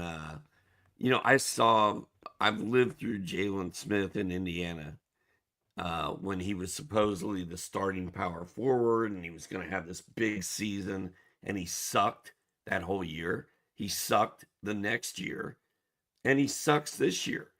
Like, I don't understand. I get that the numbers suggest that Jalen Smith should be going crazy. I've just still never seen it.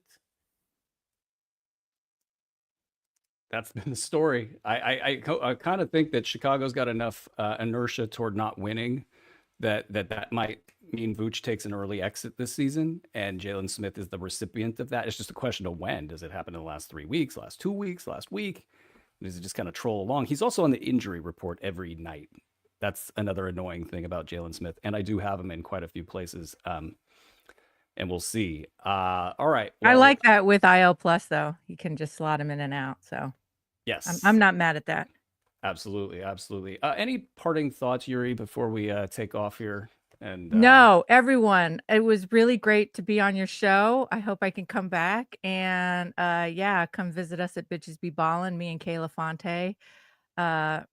Just chat every week or so, and we'd love to have more listeners. hell So yeah. yeah.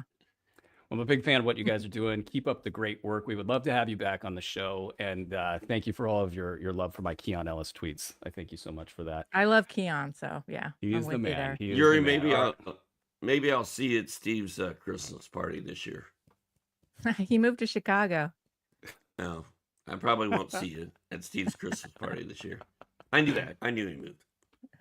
I do things. Wah. All right. So Thank you, sad. Yuri, very much. You can follow her at, what do we got? UNCYOBO. Nope, that's not right.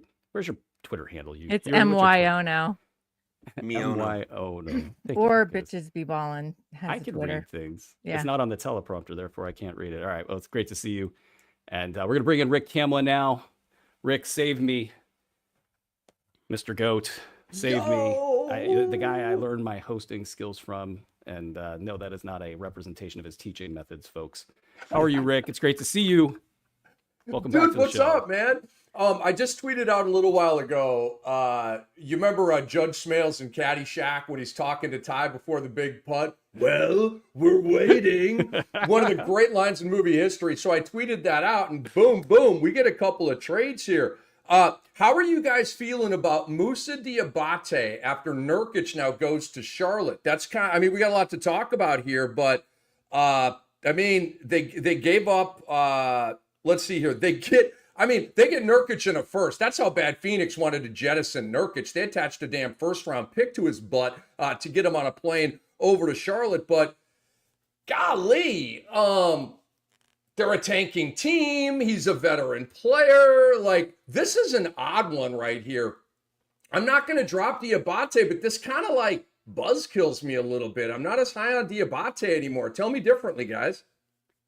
I'll say this. Everything you said is right. And I could still see him playing 25, 30 minutes a night, even with Nurk around, just sort of in some weird fangled lineup. And they want to lose. So who cares, right? He's young. He's healthy. He can go do things. Let's go do things. But I'm just curious if he can have a ton of value, even if he plays 30 minutes per game. And so my thinking here is if you have higher priority stashes or holds, he just drops down the list. Where he drops down the list would get a little complicated at this point in time, but that's where I'm at with it. Yeah, he looked a lot better when he was there by himself. Now he's got company.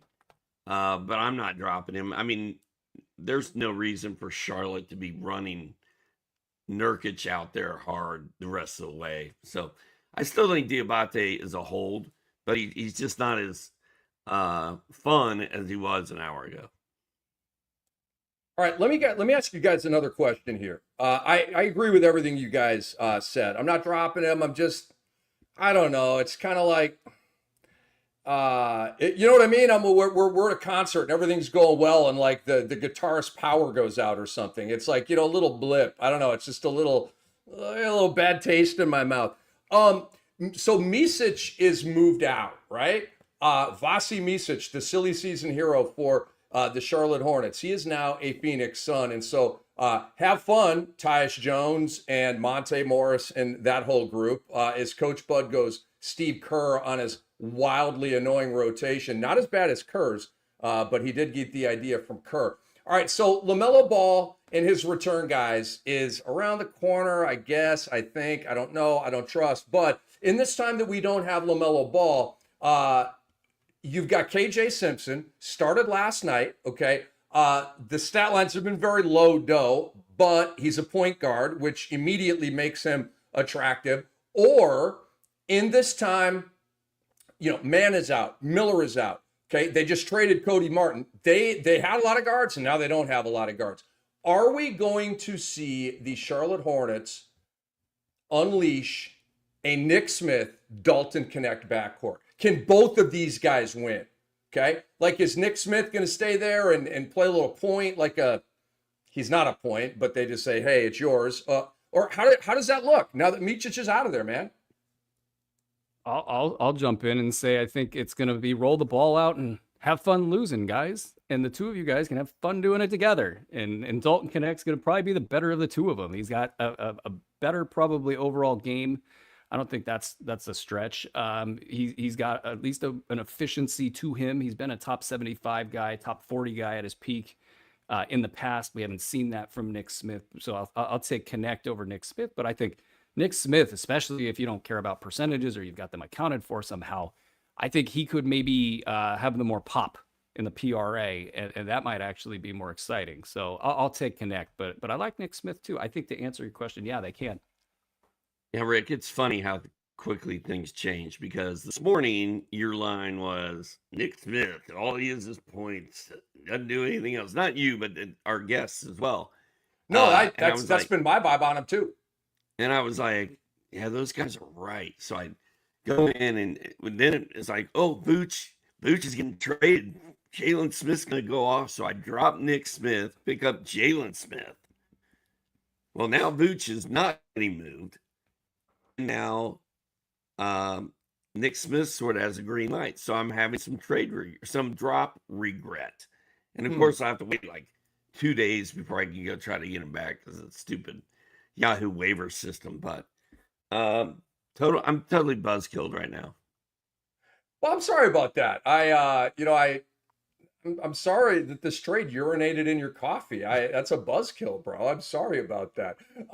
Hey, Brew, you the man. You're going to be back on later with us, right? In a little bit. Yeah, I'll be back in a little bit. So y'all have fun here. Y'all be good now. Y'all take care now.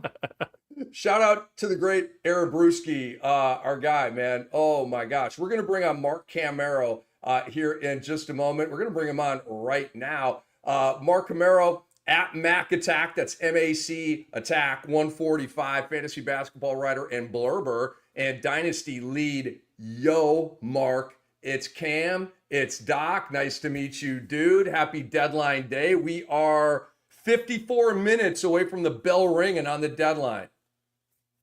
Yeah, I mean, a lot of the big moves have already taken place.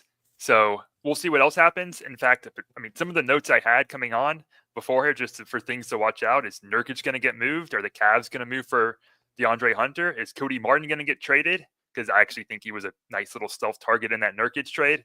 Some of those have been crossed out. So, hey, stuff's still happening. Stuff is still happening, man. For those of us that are just joining us and maybe you've been working, let me give you a rundown here, all right? The trade that Mark is alluding to here, Cody Martin, this is to Phoenix. Cody Martin, Vasi Micic in a 2026 second. Charlotte gets Nurkic in a 2026 first. When I'm done reading this, we're going to talk about this trade. Cleveland gets DeAndre Hunter. The rich get richer. Atlanta gets Karis LeVert, George Niang, 3 seconds and 2 pick swaps. Baldwin went to San Antonio from Milwaukee. Davion Mitchell goes to Miami. PJ Tucker in a second go to Toronto. Philly gets Jared Butler in 4 seconds. Washington gets Reggie Jackson in a first-round pick, and I believe they're going to cut Reggie Jackson. Big trades last night. Mark Williams to the Lakers. Connect, Reddish, a 2031 unprotected first, a 2030 pick swap going to Charlotte as they accumulate a lot of assets here. Toronto gets Brandon Ingram last night for Bruce Brown. Kelly Olynyk a first and a second going to New Orleans. KJ Barton is a Piston along with 2 seconds as Philly gets under the luxury tax. Golden State gets Jimmy Butler. Miami gets Wiggins, Kyle Anderson, Tucker for a minute, and a protected first. Lindy Waters, Josh Richardson go to Detroit. Schroeder goes to Utah. They cut him. Sack gets Jonas Valanciunas. Wash gets Sissoko, then cuts him, and 2 seconds. Tice to OKC, Springer to Houston, and then Kuzma went to Milwaukee with Baldwin, who's since been traded in a second-round pick. Middleton, A.J. Johnson, and a pick swap go to Washington. And in that deal, Jericho Sims goes to Milwaukee, and DeLon Wright goes to the New York Knicks. So Mark and Doc. And Mark, I'll start with you, then Doc, and let's roundtable it up here. Cleveland gets DeAndre Hunter, and Atlanta gets LeVert, Niang, 3 seconds and 2 pick swaps. I just want to start with this. Why in the bleep would Atlanta do this trade? I don't understand. This feels really tanky to me. LeVert is an expiring contract. You did not get great assets back here. Niang is a bench player. He'll always be a bench player. And you know what I mean? Like, it's George Niang. Like, come on. And DeAndre Hunter is having finally the explosive season the Hawks have been waiting for here. Okay. Why? I don't understand why the Atlanta Hawks would do this trade. Mark, you go first, then Doc. The Hawks are not especially known for spending their money and looking to get cheap. So, moving off Hunter and his money in the future for LeVert, who's expiring, in Niang, that makes sense. Now, there's going to be a corresponding move. It looks like the Hawks are still just in the tax. I'm expecting Niang to go somewhere. They have enough, probably smaller contracts that can get moved. Maybe there's still a Capella trade out there that happens. The Hawks probably aren't done here, but I think that's the motivation for the Hawks. And I think LeVert does fill a role. I mean, Dyson Daniels, Jalen Johnson, they're more secondary play creators and not necessarily initiators. So LeVert can at least do that somewhat well. Now, the efficiency in shooting, maybe not so much, but maybe they see LeVert playing what they thought Kobe Buffkin's role would be, kind of that off-ball combo guard/forward/wing. So I don't hate that concept. I mean, that said, though, I don't really love it for the Hawks either. I understand their motivations, still pretty murky there. And then the Cavs, you get Hunter, you get that salary, you can extend that salary, and you get a shooter, and you don't really need LeVert, as everyone else here has pretty much summed up. They did it for cap flexibility. I hate the trade. It's the most annoyed I've been about a trade since Luka. Since the Luka trade. Yep. Like, what are you doing? You actually had a fun, pretty good team this year. Everybody seemed to be gelling. Hunter was great as sixth man. He was one of the better sixth men in the whole league this season. And I think he's still super young, and he's only going to get better. I really don't like that move. I don't like it either from the Atlanta side. I really don't. I think I've made that clear. Look, I do like LeVert's fantasy game. I mean, he could be like a 15-5-5 guy with a couple of threes. Not really a block steal guy. But what is the plan for him? I think Reece Sachet looks more attractive now with Hunter out. I think he'll be featured a little bit more. Is he up to the challenge? We shall see. I want to talk with you, Mark, here. Let me go back to this Charlotte Phoenix trade with Yusuf Nurkic. Okay, we talked about Diabate and we're psyched about him, but this cuts a little bit of the edge off of that. A bit sobering, if you will. Are you like, Nurkic is green lit again? He'll play maybe 25 minutes, maybe give me a dub with 3 assists. With maybe a block and 0.7 threes. Like, how are you processing the Nurkic part of this now that he's presumably going to play where he was completely iced out by Coach Bud in Phoenix? Yeah, I would definitely assume he's going to play and there's not going to be a buyout here, just because others have mentioned who else do the Hornets have for any heft and size. And Nurkic can still provide some value on the court, some supplemental playmaking. He's a decent ball mover. He'll set hard screens. He tries on the boards. He knows what to do defensively, even if his body can't maybe fully do it. So, yeah, you get a capable center to help with LaMelo Ball in the future, Brandon Miller in the future. Not this season for Brandon Miller, but next season, yes. So you kind of already have your halfway decent vet center there filled for next season. So I think it just makes sense. And yeah, I don't know if I go jumping for Nurkic. I'm sure minutes will be managed. He needs to get a little bit back into game shape, but yeah, give you some low-level scoring on all right center efficiency, a little bit of assists, as you said, some good rebounding. I mean, that should probably be in the cards. So, pretty good landing spot when all said and done for Nurkic. I mean, competitively, it's not. Playing time-wise, it definitely is. Who would you rather have rest of season, Nurkic or Diabate? Ooh. So this is where probably rest of season per game, I would go Nurkic. But I don't know if I trust the minutes. I'm sure totals, it probably would be closer. I care more about the per game impact. So I'd probably lean Nurkic there. Even though Diabate, he's not going to hurt you in turnovers, but he's also not scoring that much. So that field goal percentage boost doesn't mean anything really. Diabate may get more boards depending on the playing time, but I think Nurkic with everything else he gives you is going to be a little bit better. For me, it depends on who starts, and I can't wait for this next Charlotte game when Nurkic is greenlit and ready to go to see how Charles Lee plays his hand with that. Because, last night I really got bamboozled by Mitch Johnson in San Antonio starting Chris Paul when I thought Castle was going to remain in that starting five, right? They throw curveballs at us. So I really wonder what Charles Lee is going to do. If, I've got Diabate, I'm not cutting him yet. I've got to see how this plays out. But whoever starts is the guy who's going to have the best rest of season value for me. Because, look, is a shutdown going to happen? Maybe. But you're Charlotte, you lose every game anyway. The league, frankly, frowns on it, but they still shut guys down. I don't know. But whoever starts in that next game is the guy that I'm going to want. I believe, guys, that DeAndre Hunter's value is about to really plummet here. Okay? Just as it was kind of spiking a little bit, and he's scoring 20 a lot, and he had a really big game last night against San Antonio. I got a lot of box scores, a lot of stuff in my brain, guys. Correct me if I'm wrong. I'm pretty sure he had a really splashy game last night. Another one, I should say. And so he's spiking right now. Now he's going to Cleveland. They've got a core four. All of those guys got to eat. All those guys are going to be at the buffet before DeAndre Hunter.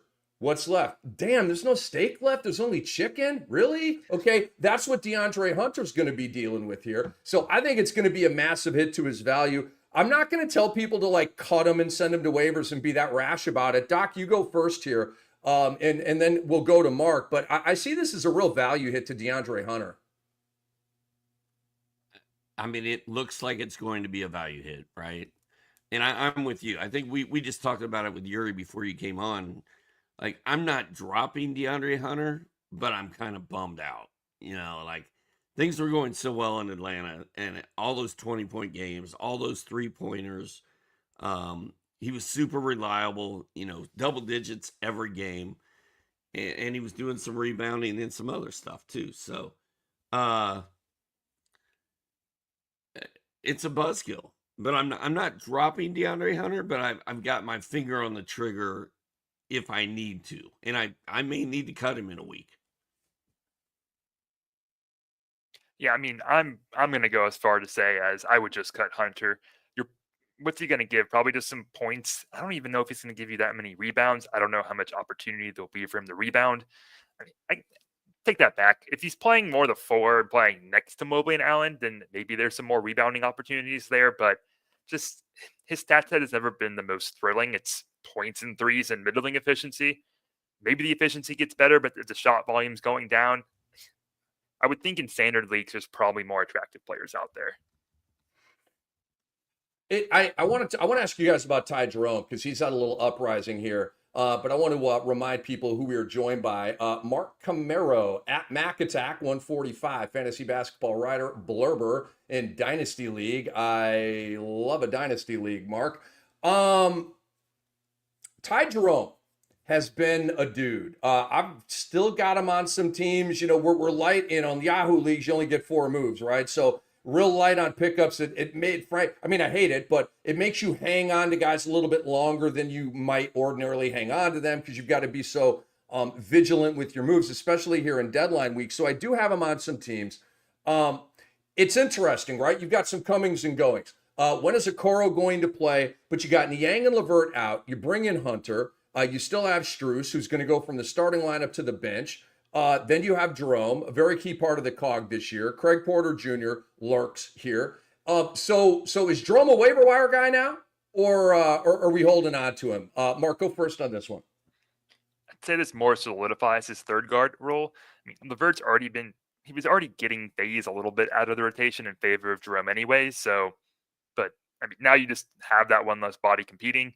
So it just means you should have a more solidified role, or nightly role in minutes. So yeah, you have a little bit more faith in his floor. If he doesn't have it going initially, he's probably still going to see some time, that was rotation minutes. And it's hard to see Atkinson going anywhere else because, well, This is now your third ball handler. You don't really have anyone else to do that role capability behind him, unless you can.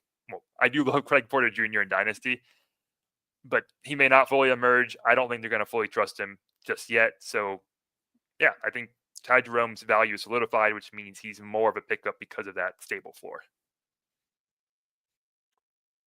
We were talking with Yuri before you guys came on, and I was the first one who said Ty Jerome is now the man, because I feel like the only thing that was holding him back before was Karis LeVert. Like, if Karis LeVert played minutes and Karis LeVert did stuff, Ty Jerome was usually quiet. If Karis LeVert was out, you could pretty much fire up Jerome and let him rip. So I think now that LeVert's out of the way, DeAndre Hunter plays a totally different position.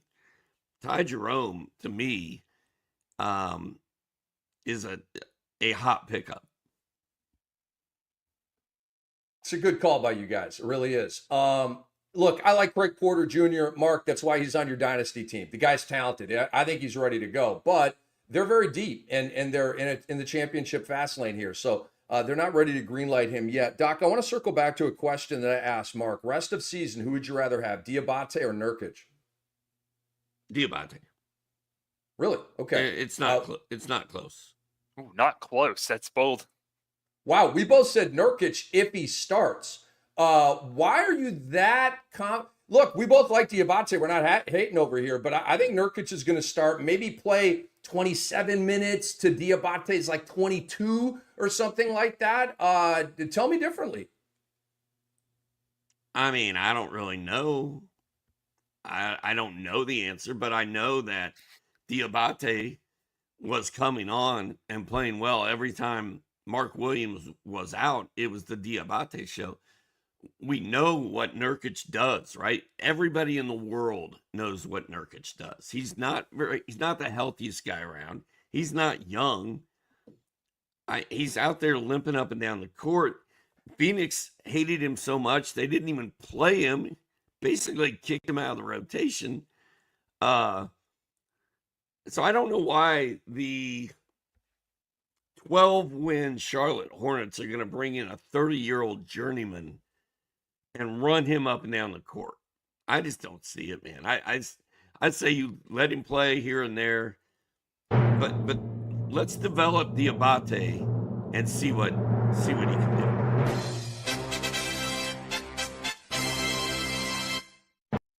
The Clippers just got better. And Doc, the Clippers just got a lot more crowded. And I know you're heavily invested in the Clippers, and I don't say this with any shade, maybe. The Clippers are trading Terrence Mann and Bones Highland to the Atlanta Hawks for Bogey Bogdanovic and 3 second-round picks. We are 38 minutes from the bell ringing, kind of, sort of, on the trade deadline, 3 p.m. Eastern time. It is our SportsEthos NBA trade deadline show. We're joined by Mark Kamara, Rick Kamla, Hall of Famer Steve Alexander. Okay, this is interesting. For the Clippers, they pick up a sixth man here, is how I'm looking at this. He's not going to start. I believe Derrick Jones Jr. will still start. I believe Bogey will come off the bench. And it's a good ad for the Clippers, man. They just picked up Eubanks to back up Zubats, and I like that move. I'm a Eubanks guy. He's got boy and some dog in him. Bogey is going to be psyched and activated on a team that is, obviously very good in the West, and they think they're going to make a long playoff run. So I'm going to write Bogey down here on our pickup list because he's now free. He's going to be reborn in the Clippers, where he was completely curbed there in Atlanta. And then I'll check up there. I just want to give a little vibe. And so, Doc, you go first here, then we'll bring in Mark and we'll roundtable this trade a little bit. This is an interesting one right here. Well, first of all, let's talk about the Hawks for a second, because remember last year we were like, they've got too many forwards, man. Like, how are Bogey and DeAndre and Jalen all going to play together? Now they just got rid of Bogey and DeAndre in the same hour. So that's kind of wild. I mean, it's Jalen Johnson's world now. He just needs to find a way to stay healthy. And the Hawks are going going to be shelled for this trade day. Like every report card is going to have a D- or an F on it, and the radio guys are all going to be going off tomorrow. And I'm with them, man. I'm mad about DeAndre Hunter. He should be a Hawk. Anyway, I think the only thing that this does is Bogey Bogdanovich, if he's even healthy enough to play, he's going to take over that Amir Coffey and Nick Batum 6-man role. I don't think it hurts Derek Jones too much. Maybe a little. But the staples, the Harden, Powell, Kawhi Leonard, and Zubac, no impact to them.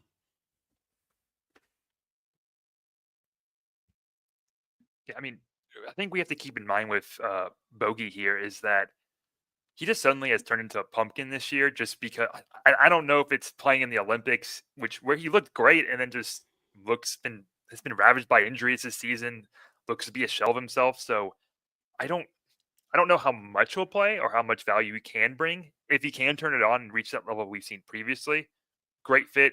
When Powell sits, you basically bring in Powell White with Bogey off the bench. But also the Hawks giving up 3 seconds in this trade is kind of ridiculous to me. I see Carly in the comments mentioned getting Bones, which I mean, I liked Bones pre-draft, but he just hasn't shown to be a good enough defender. Maybe you get a little bit of a spark plug or something here. Maybe this is now a 3rd draft candidate, but now he's on his 3rd team on his rookie contract. That's normally not a good sign for players. Maybe Bones can work his way in the rotation. I'm sure Atlanta will have motivation to see what he can bring, but really this spells Karis LeVert should have a pretty solid role now in Atlanta. I mean, who else is there off the bench or even starting potentially? Options are getting thin there. Would you guys put Bones Highland on the riser side or the faller side, right? Well, he wouldn't be on the faller side, so that's a kind of a weird question. Do you guys think that Highland will be a pickup in fantasy basketball? Or do you think it's going to be more of the, he had 20 points and then he had 3, 5, and 7 the next 3 games? Like, are you getting any tickle on Bones Highland? Mark, you go first. I'm kind of the latter there. I'm sure we'll have a game where he pops off in early April or something, or late March. Like the consistency just hasn't ever been there. The Clippers, I don't like that they got Kevin Porter Jr., but there's a reason why they went searching for a guard who could handle the ball instead of just relying on Bones Highland, because he's not good enough to do that. Hasn't shown enough playmaking consistency or defensive consistency. So, I mean, see what happens. I wouldn't pick him up. I would just wait. And if he happens to do well, sure, but know that it's probably going to be a flash in the pan, as we've seen for much of his career. Yeah, Bones is officially a journeyman at this point. He's never fit in anywhere. I doubt he fits in Atlanta. I'm not racing out to pick, but I'd pick up Karis LeVert before I pick up Bones. I'm not. I mean, maybe I'm wrong about Bones, but nah. I don't think there's nothing exciting about this. Except the Clippers getting Bogey Bogdanovich, right? I don't understand the Hawks giving up 3 seconds. They gave up a hell of a player in Bogey, and they got spare parts back, and they had to give up 3 seconds. Are the Hawks trying to get Kevin Durant? Okay, what? Well, they sent out 4 players. They've only brought in 2. There's stuff out there about the Phoenix Suns are entertaining any and all offers for Kevin Durant right now. Teams are scrambling to put together a deal at the deadline, and then in order to get a big name player, you would need to move a guy like Michael Porter Jr. or DeAndre Hunter, or not just junk. If they're clearing out all this space, do the Hawks have some massive announcement coming? Or are they just making stupid if the Hawks trades? get Durant, I will call you for lottery numbers later today. I love that line, Mark. Doc, you know how the Hawks are. They're not good enough to pull that off. They're not shrewd enough, okay? They don't have David Griffin in their front office, or Danny Ainge, or Brad Stevens, who's done amazing things in Boston, or Rob freaking Pelinka, who makes ish happen. Okay, let's give Pelinka some credit here. He just stole Luka. Okay, one of the great heists in sport history. So they just don't have the front office for this. And Landry Fields is a young guy, like a young GM, right? Like he's not savvy enough to actually land Kevin Durant into the boat. So the Hawks are just making all these moves just for the hell of it. Yes, and some teams, go ahead, Mark. Yeah, they're saving money. This I mean, as we mentioned earlier, I mean, they brought in 4 players. I'm expecting, are they going to give out more seconds to dump Terrence Mann somewhere, to dump Bones Highland somewhere? Because that's what it feels like is going to happen in the next 30 minutes here. But this is all about cap moves now at this point. Bogey Bogdanovich's stock has dropped that far that the Hawks had to attach 2-3 seconds to him to get him to a contender. Wow. Holy crap. I mean, the market is what the market is. That's the reality of the situation. And I know Bogey's had a terrible year. Okay, I completely get that, but I'm a Bogey Bogdanovich guy. Hey, Mark, you are the man. Really appreciate you joining us here. Tell the people what you got going on. A show coming up, a podcast, articles, like whatever. Tell what you got going on, man. Yeah, thanks for having me on. I'm curious to see what's going to happen in the last 30 minutes, what exciting tax dumps are going to happen. But yeah, I have the Pun Intended podcast that comes out weekly on Mondays. Already been prepping my notes with all the massive trades that had happened. That's probably going to be the next focus for the next probably 2 or 3 pods there. Then working on updating my dynasty rankings. Obviously, with the trade deadline, there's plenty of shakeups there. So be on the lookout for that. Going to try to have that out by late February, probably early March, but we'll see how much of a push I can get on that. Love it, Mark. Great to meet you, sir. Keep up the great work, and I'm sure we'll be on podcasts again real soon. Thank you, Rick. That is Mark Kamara. All right, Rick, Doc. You missed it when Brew and I had Mark on a couple weeks ago. I need to send you this video link. We started talking about Grady Dick, and he kept saying Dick this and Dick that, and Bruski and I made eye contact with each other and started laughing, and we couldn't have stopped. And it's one of the it's pretty funny to see. I need to send that to you. Yeah, that last name merged with sophomoric, sarcastic, older men. It's just anyway. Well, the great thing was Bruski and I were literally like falling over in our chairs and couldn't talk. We had tears coming down our face, and Mark just kept going. Yeah, and so Dick is gonna really excel, and he just kept going through it. Like he never laughed or stopped. Like he just powered through it, and it was hilarious.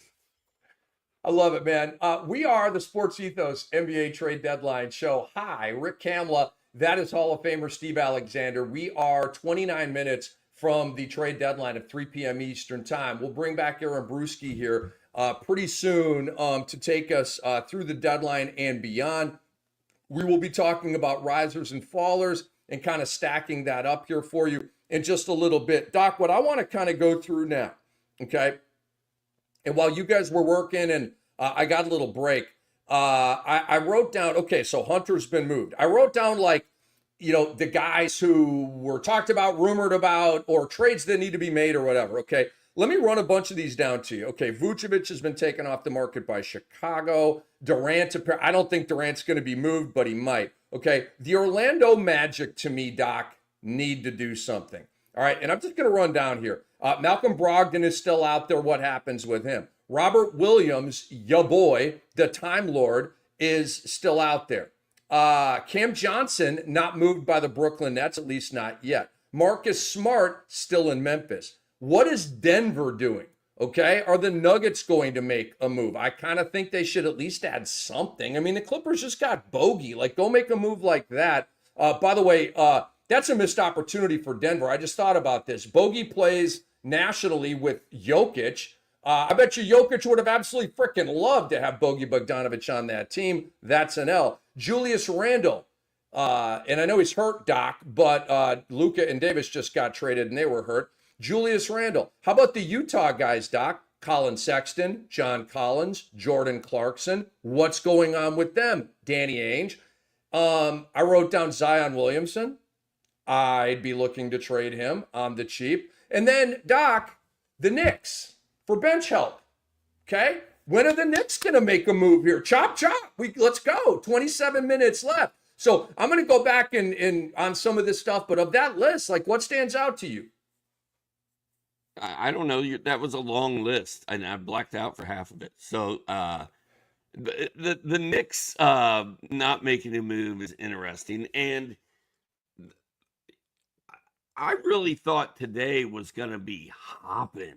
Like, I just thought it was going to be shams bombs everywhere, and like when we used to do blurbing on trade deadline day, it was just a blurb fest all day long.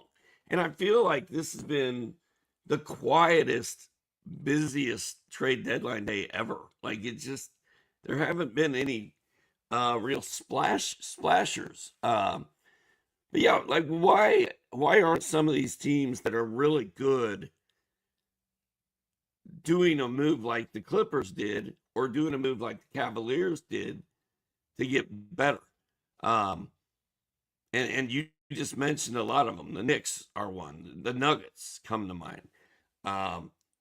What's going on in Phoenix? Is Bradley Beal not allowing them to trade him, like messing up this entire trade deadline day? I feel like it Yes. might be. Yes, I agree. Yeah. So throw him under the bus, dude. Who, Brad Beal? Yeah. Throw him right under there.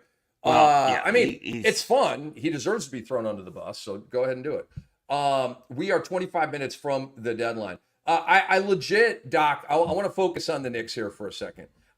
We have done podcasts, well, for years, but here on Sports Ethos, Fantasy NBA Today, Ethos After Dark, Monday, Tuesday, Wednesday, Thursday night. Me and Doc are on late night, bringing you the fantasy goodies, okay? If you haven't been watching us, we go on the air around midnight, depending on the night, and we'll let you know on our Twitter feed. So, come join us, man. We have fun. But I've been talking about the Knicks, right? And they're bad to the bone as is. I get it. But to me, they're not deep enough to go into a 2-week war against Cleveland and Boston if those teams are healthy. I feel like the Knicks are going to have some attrition, maybe like what happened last year against Indiana, all right? Seemed like they kind of ran out of gas a little bit. I know OG Anunoby was out, and then Brunson had the broken finger or hand, whatever that was. It all just kind of crashed down for the Knicks. But, Doc, campaign Miles McBride and Precious Achiuwa, you're going to win a championship with that? Shaquille O'Neal always said, you can't win a championship without the others. I don't think they have good enough others, dude. They may have the best starting 5 in ball, but they don't have the best 8 in ball. And I would favor the best 8 over the best 5. You know what I'm saying? So talk to me about, Jordan Clarkson to me. Why don't you go get him? Dude, Utah would trade Jordan Clarkson for a couple of second-round picks. And there's no doubt in my mind, they're not going to need a first-round pick for Clarkson. Hey, bro, we got to bring Bruski back.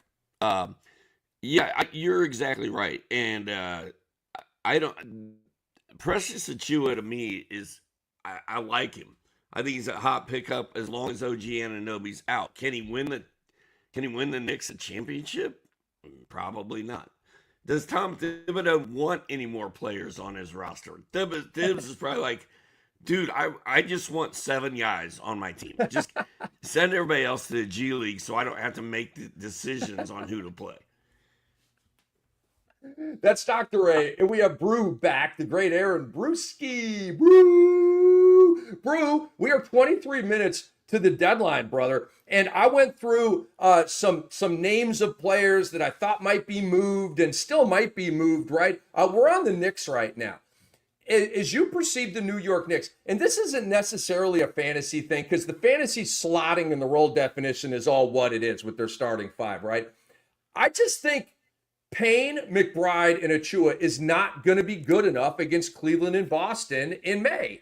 And so where are you at with that? And I've been bringing up Jordan Clarkson's name all year for the Knicks to go and get, kind of like the Clippers just picking up Bogey Bogdanovic. Why don't the Knicks make a move like that?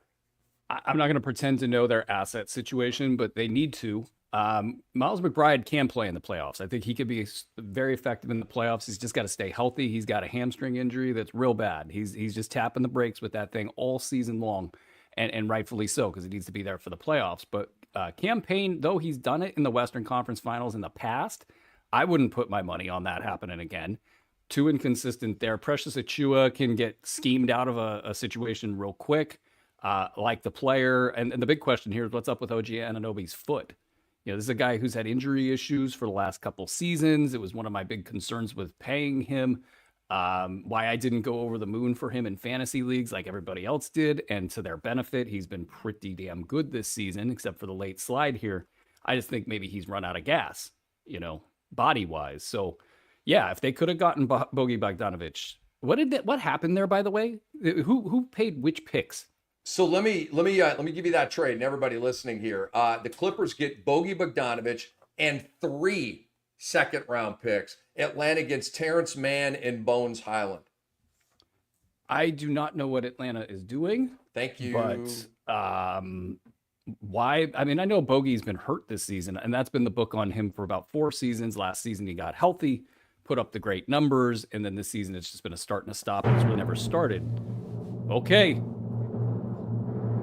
Hold that thought, Bruce. It's not all that exciting, but it's the Atlanta Hawks making moves, baby. The Atlanta Hawks made another move. Are you freaking kidding me? All right. It is the Sports Ethos NBA trade deadline show. Wait a minute. The Hawks are trading Cody Zeller. Stop it. Stop it. And Houston's 2028 second-round pick to the Rockets. Hold on a second. Wait a second. Wait a second. We are 20 minutes out from the deadline. I didn't know Cody Zeller was in the NBA. Did you guys know Cody Zeller was in the NBA? Why was this permitted to interrupt my thought? Good point. You're going to have a discussion with Andre Lamouche about that. Yeah, you guys are going to have a come to Jesus about that, aren't Seriously. you? Dude, the Hawks are getting ready. They're either... Dude, are the Hawks getting ready to make a big trade? No, they're the Hawks. They're just wildly making stupid moves. Let's get back to Bruce's thought here on Bogey. Take it back to where you were. What? But I mean, why did they have to attach 3 picks? I guess they like Terrence Mann a lot. Is that the thinking here? I don't know. And they're not competing for anything real. They're just kind of cluttering up their rotation. I mean, Risa Shea felt like a winner-ish heading into this last third of the season. I think this complicates his value. I think Vit Krejci, this complicates his value because Karis LeVert's now in. You added Karis LeVert, Bones Highland. I don't get it. I just don't get it at all. And then you got to attach 3 second-round draft picks to get rid of Bogey. So, yeah, no, the Knicks could use that. I don't know what they have in terms of assets, but they got to feel pretty bad right now because that is a glaring hole. I don't care what Tom Thibodeau says. That is a glaring hole. They need to get at least one additional player there to... I mean, what if a guy gets injured? Like, what if Josh Hart finally breaks down? I mean, so... And yeah, you're right. OG Anunoby, the perpetually injured one, you know, he's got and it's not an ankle sprain, it's a foot sprain. I mean, those are pesky. You know, who knows how that's going to go. So, yeah, man, I mean, obviously in reality, I think the Clippers are winners here today. I really do. Just getting Bogey like that and getting all those picks, I think that's just a fantastic move. I like them picking up Eubanks. I mean, they got Patty Mills, but he'll be the OG and just sort of the coach/player. But Eubanks is going to be a good, springy, live body backup to Zubats. I like what the Clippers have done here. The Hawks are taking us to the Twilight Zone once again. Doc, give us the man on the street take down around State Farm Arena right now. How are Hawk fans processing all of this as you sit with us here live 18 minutes from the deadline in Dahlonega? They're like, what the hell is happening? What are we doing here? Like when Luka got traded for Anthony Davis, people in Dallas wanted to like burn stuff and break stuff and set cars on fire and go to Nico's house and like they want to do damage. Atlanta's just like, what are we doing? Like, there's not enough passion here to get really upset about losing DeAndre Hunter. But we just gave away DeAndre Hunter. And that sucks. So I think the mood in Atlanta is one of confusion, sadness, and anger. But to a much less degree than people in Dallas. Yeah, there's pitchforks in hands outside United Arena, whatever the hell they call that down in that is a weakness of mine, Brew, is the naming rights on all the stadiums. I don't care. I don't keep up on it. And so how do you say the stadium in Miami? Is it Kaseya? Like, I don't even know. I don't even care. That's where I'm at with that. Well, it was like crypto until the crypto tanked. I wonder if the crypto stuff's back. But you might check out the chat. We have a Dennis Schroeder to the Pistons alert. Dennis Schroeder to the Pistons. Oh man, that immediately buzzkills me because I'm a what's his name, Sasser owner, and Marcus Sasser in 30 deep. That is now really complicated. Detroit starts Durant, Harris, Osar, who's coming on. Last 3 games, minutes are going up, production going up. Osar is I'm gonna write him down. Osar to me is a waiver wire guy right now. Tim Hardaway Jr., to me, he's not. And then, of course, the great Cade Cunningham. So you've got Isaiah Stewart, Simone Fontecchio, Doc's guy, Ron Holland, Beasley might win 6th man of the year, and Sasser. That's kind of the rotation and depth chart right now. They bring in Lindy Waters and Josh Richardson. Why, I don't know, money or whatever. And now they add Dennis Schroeder to that mix. So to me, look, Detroit's in the playoff mix. They want to vet. But this definitely does move Sasser down to that 3rd point guard role, and Schroeder will now be the backup point guard to Cade Cunningham. So, take it from there, Brew, and then Doc. I don't think this adds enough value to Schroeder to make him a pickup. So let's get that out of the way. I'll, of course, go on and on about my Detroit Pistons Coach of the Year bet for JB Bickerstaff because he's a 52-1 guy. At the beginning of the seasons, I put a ton of money on it. So if that hits, we're rich.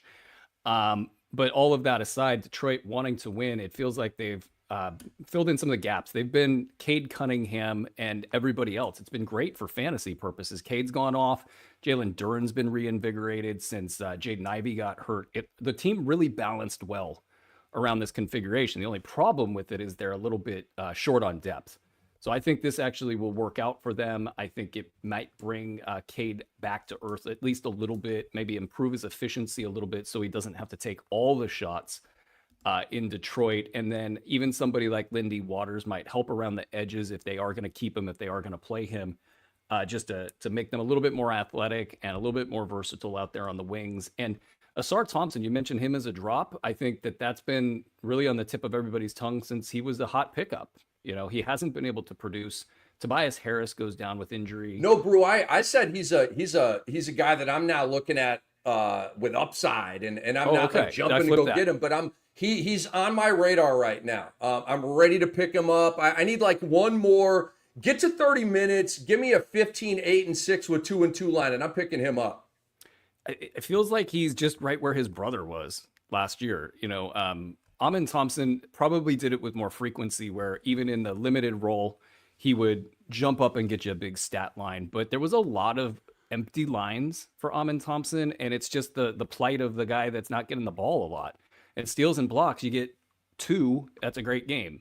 It's really close to getting 0. So that's up and down. It's variance. And you're just, sometimes it's going to look really, really bad. With the SAR, he hasn't done enough of all of the things to be a top 150 guy most of the time. So it's been rough. But, if Tobias Harris can't stay healthy, that might be the thing that pushes him up and over the cut line, for good. But I feel like he needs like one piece of development that we can't really predict when it's going to happen. It's going to happen. It's just, when is it going to happen? And will it happen fast enough for your fantasy squad? I can't believe Dennis Schroeder has led us down this rabbit hole of Sarah Thompson, but Schroeder has no standalone value in Detroit, as far as I can tell. He might hurt Marcus Sasser a little bit, like Rick said. He might hurt Tim Hardaway Jr. He may ruin Tim Hardaway Jr. Alcer, to me, belongs on waivers in your fantasy league, and it's just not going to happen for him this year, I don't feel like. But next year, he's going to be just like every other year. Everybody's going to be wanting to draft the Thompson twins. And I don't know. Can Alcer be as good as Amin? I don't think so.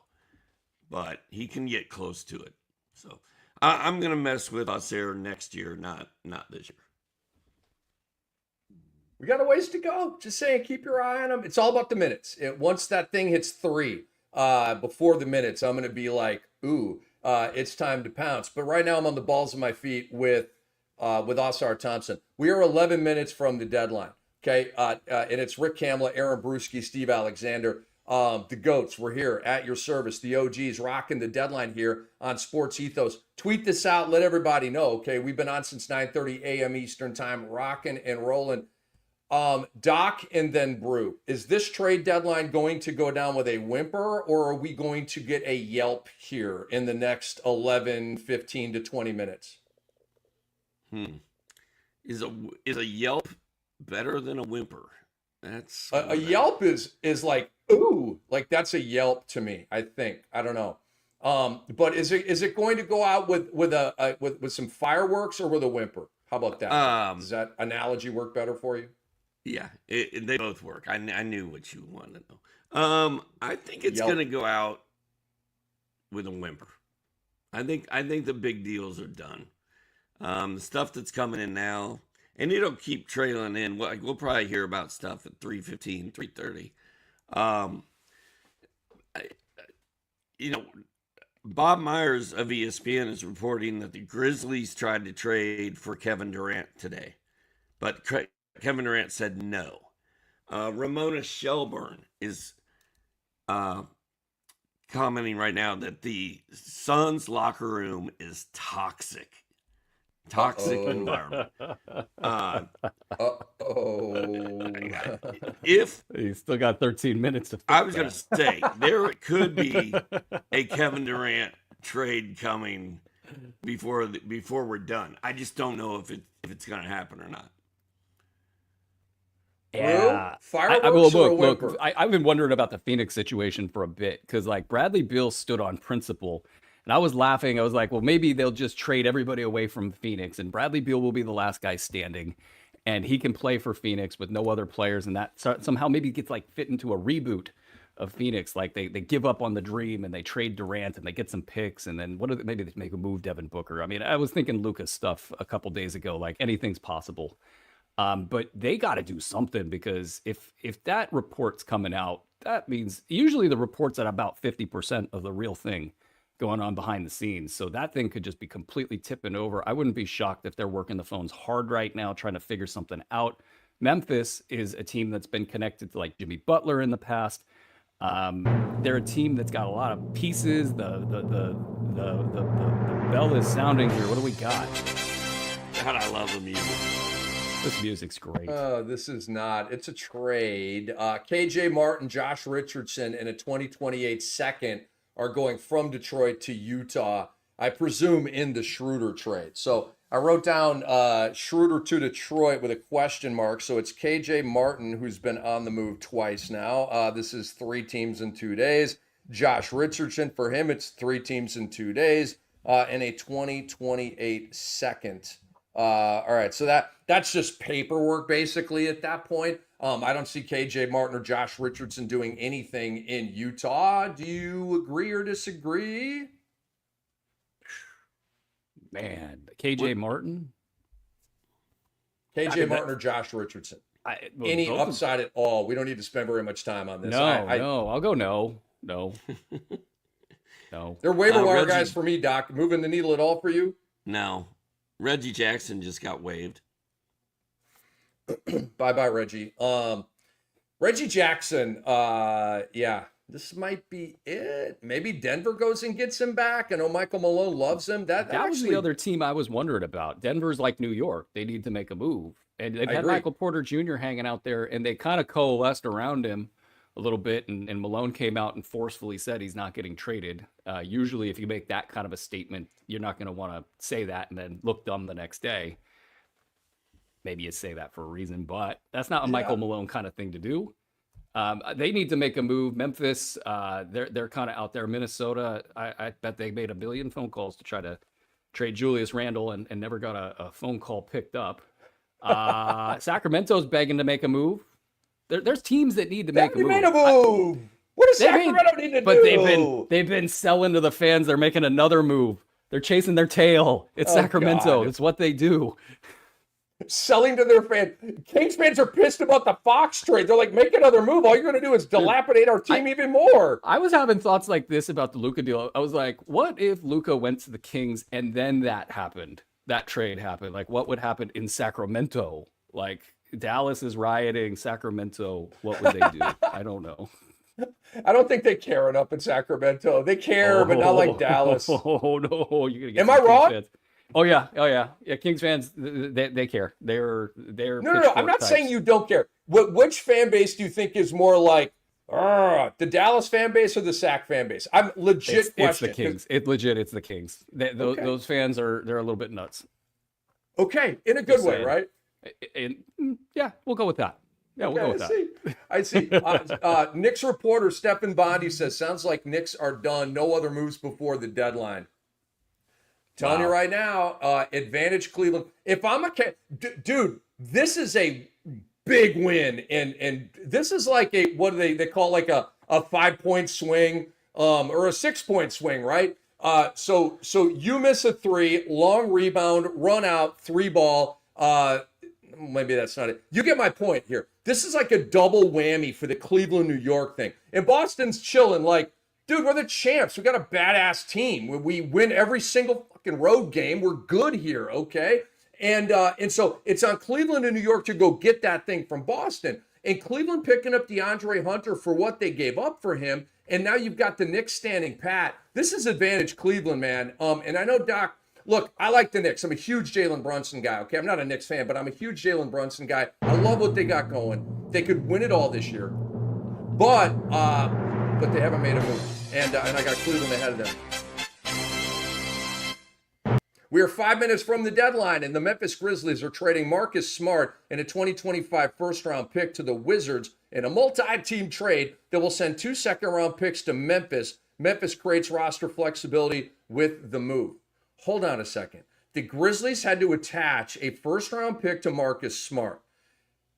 Wow. So that's why Washington's like, cool, we don't care about Marcus Smart. It's the Bob Carrington show. But we'll take your first-round pick from you. And Brogdon's not going to Memphis in that move. But I guess they want to create roster flexibility. So here's another unsexy move, fellas, right before the deadline. I hate it because, as my camera goes foggy here, I hate it because I want all those Washington players to do well. And Washington has a history of playing veterans when they shouldn't be playing veterans. And this could be, there's going to be another shoe to drop, though. We'll find out what's up with Marcus Smart. I mean, Memphis has been begging teams to take Marcus Smart. And they finally, after just sitting him, they put him on the court like, hey, the guy can still play basketball. Cue up the music, sort of. boys. Cue it up. Cue it up. Cue it up. What do we got now? More stuff happening. We are 3 minutes from the deadline. All right. Ooh, To answer your question, Rick, it's going to go off. This is exciting, baby. Like I said, we are going off. This is not exciting. The Clippers are trading Kevin Porter Jr. Actually, I like this. Trading Kevin Porter Jr. to Milwaukee for Marjon Beauchamp, who they hate. They never play him. Wow. Okay, hold on a second.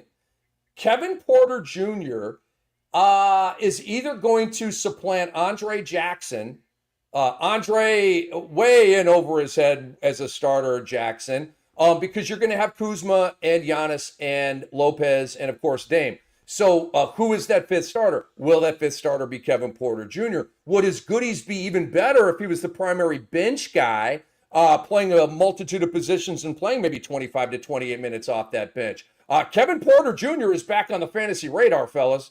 Yeah, look, Milwaukee doesn't have anybody depth-wise to do any scoring. They did add Kyle Kuzma, and they're kind of putting together an island of misfit toys here. I like the fact that they're throwing a Hail Mary at an NBA championship. I'm so curious what Giannis's whole take and whole deal in general is. Los Angeles was like maybe perhaps the apple of his eye, looking at his possible post-Milwaukee future. That's been scuttled. I mean, the whole market changed with the Luka thing. That's an interesting thing here, but they're not That timeline's maybe even past them in Milwaukee, so it makes sense to start throwing as much as you can at it. I do like Kevin Porter in this bench role. Maybe a top 150 guy, not a run, don't walk kind of a guy, but maybe he can produce enough in 22 minutes a game or whatever he gets to make it happen. Oh, this is thrilling. What do we got? Yes! Yes! Bro, you tell the people about this one. Sacramento Kings are acquiring Jake LaRavia from Memphis. The only reason I like this is because I like Jake LaRavia, and finally the Kings targeted a good player. I'm not a Kings fan, Rick. Just letting you know. I just play one on TV. It's heartwarming to see them do something smart. Now, if they actually got Jay Huff, then I would know that something's cooking over there in the front office. But Jake LaRavia, that's a good grab. Jay Huff. So hold on a second. What about what's left of Memphis? I feel like Memphis has just moved 2 guys out, and we are 259. We are right at the deadline, folks. Let me go to Memphis's last box score right here because there's been so much movement. And take a look. He played at this. 4 minutes last night. LaRavia. It is 3 o'clock. The deadline is here, folks. So I'm trying to look at. Those guys are going to be in there. You got LaRavia out. You got Smart out. Vince Williams is back. I don't know. I see a damn mess here. I see Scottie Pippen Jr. and Kennard and G.G. Jackson, who's playing well, frankly. Aldama's going to play. Clark is going to play. I still see a really sort of crowded group where there's just too many guys. Did you guys see Jake LaRavia rising above the soup that I just... Pardon me, he's going to Sacramento. Do you see anybody left in Memphis rising up out of that soup to be like a waiver wire guy here with Smart out and now LaRavia out? No. It's almost like nothing has changed, right? Which is weird. Because you think if you take LaRavia and Smart out of this mix, that there'd be other guys that would step up, but it's all the same kind of mess. Like you said, Rick, it's Jalen Wells, it's Luke Kennard, Santi Aldama, G.G. Jackson, Scottie Pippen. Maybe Vince Williams gets a little bump out of this. Maybe Jay Huff. Not enough to move the needle, though. I saw Doc laughing at my Jay Huff take. I think the first month of the season was great for Memphis. Like the guys like LaRavia was about a top 100 guy, just playing 20 minutes off the bench, and it was kind of everybody in that bench unit was doing. We got the biggest trade of the deadline. Oh my God! The Indiana Pacers are trading James Wiseman in cash to the Toronto Raptors, and they had to get Steve Kerr's blessing before making this trade. So Indiana just got, let me go to their depth chart. I just updated their depth chart last night. Where's Indiana? And they, who did I move around here? Why? So Thomas Bryant's obviously the backup to Turner, who has survived this deadline so far. Isaiah Jackson obviously is out for a long time. So in this deal right here, the Indiana Pacers are sending out Wiseman, who's basically their third center. He's out for the season anyway. But Toronto picks him up. Now, in terms of Toronto, Pirtle is hurt right now.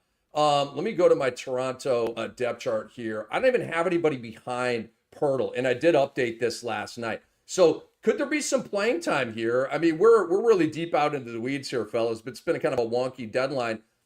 I mean, could you well, hold on a second. He's out for the year. So table all of that. I'm trying to drum up value here, and there's no value to be drummed up. So far, guys, this is a whimper right here. This qualifies as a whimper. This is not a sexy deadline. I think overall, guys, with the Luka trade and with the Fox trade and with some of the other big deal last night, Jimmy Butler and stuff like that, this has been a really hot deadline. But the moves happened in advance of trade deadline day. It's been kind of a weird ordering of the deadline here this year. I remember saying that one year, and then all the trades came in this hour after the deadline. But I don't know that that's this year. There's so much player movement. There's so much trade ammunition that's already been spent that's probably the thing. And it all happened early in the week. And when you have them, it's not even tectonic. It's just like galactic shift of values across the market with Luka Doncic. What's the uh-oh? I every time I hear Soren yell downstairs, I know that something happened. Soren is Doc's son, and he's a huge basketball fan. Did a trade go down? Well, I haven't heard the music. We need the other shoe to drop here. No. I think he might be playing 2K and yelled at his video game. Before Or he might have hit his trades. He might have hit his shin on the coffee table or something. That might have been the wild reaction right there.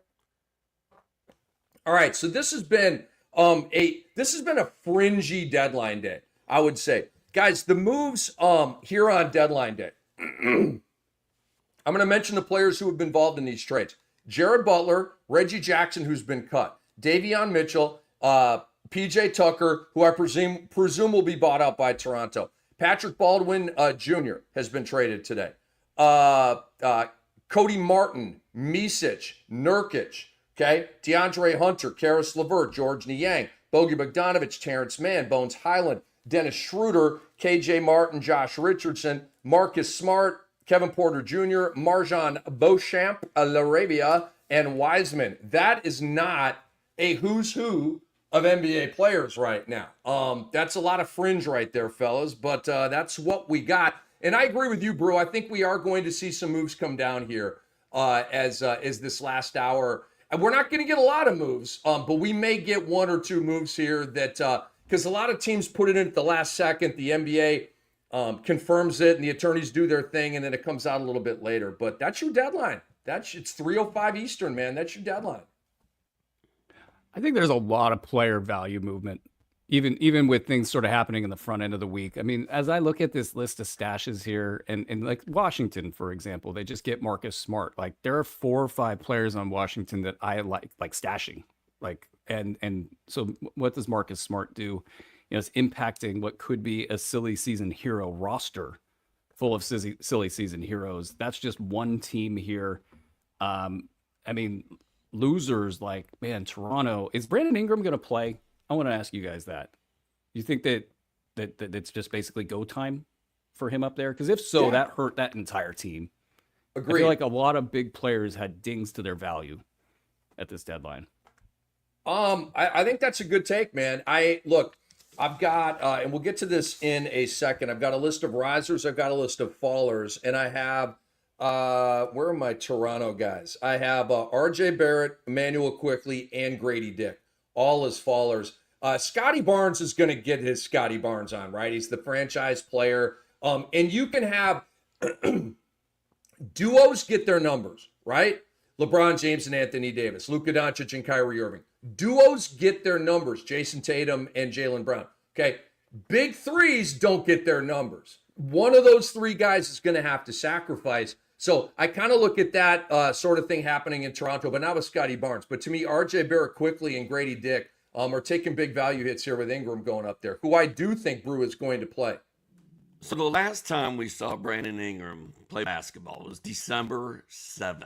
That is 2 months ago. Hold on. Pause for a music break, please. Is he not going to play it?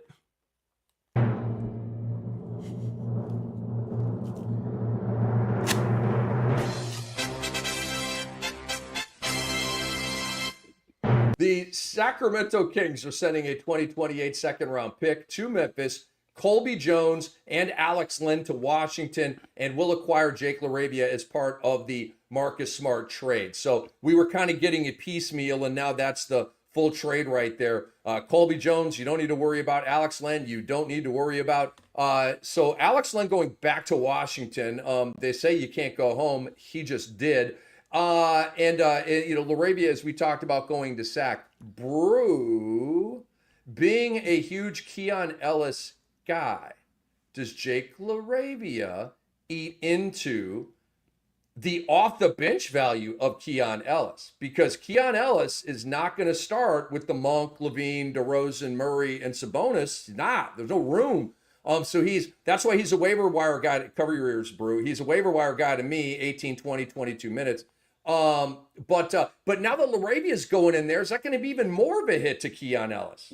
It was expected, and probably it's not good. The interesting thing about Laravia is he's a player type that they need in Sacramento, but he's not the one that they really need. So I don't think he's going to kind of rush into the lineup and take over forward minutes or backup power forward minutes or the 3-4 in general. I don't think that he's probably going to directly impact Keon Ellis more than like a couple minutes here and there at worst. So I'm okay with this. You know, as kind of there's other stuff out there that would have worried me a lot more on the Keon Ellis front. This is a good move for Sac in terms of just what they gave up. Second round pick, that's fine.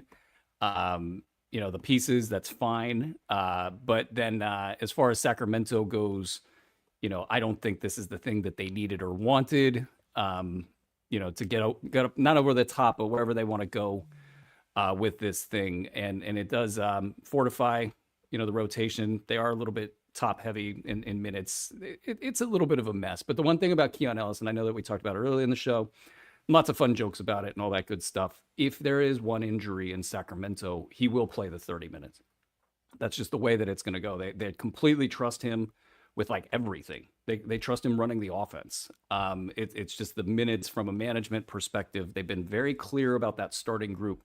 The starting group is getting their 34 minutes, and it's been this way all season. It's a promise to these players that they're going to get the minutes no matter what. And you've had games where like DeMar DeRozan hasn't had it going, and he's still getting the minutes. And the same thing all the way across the rotation.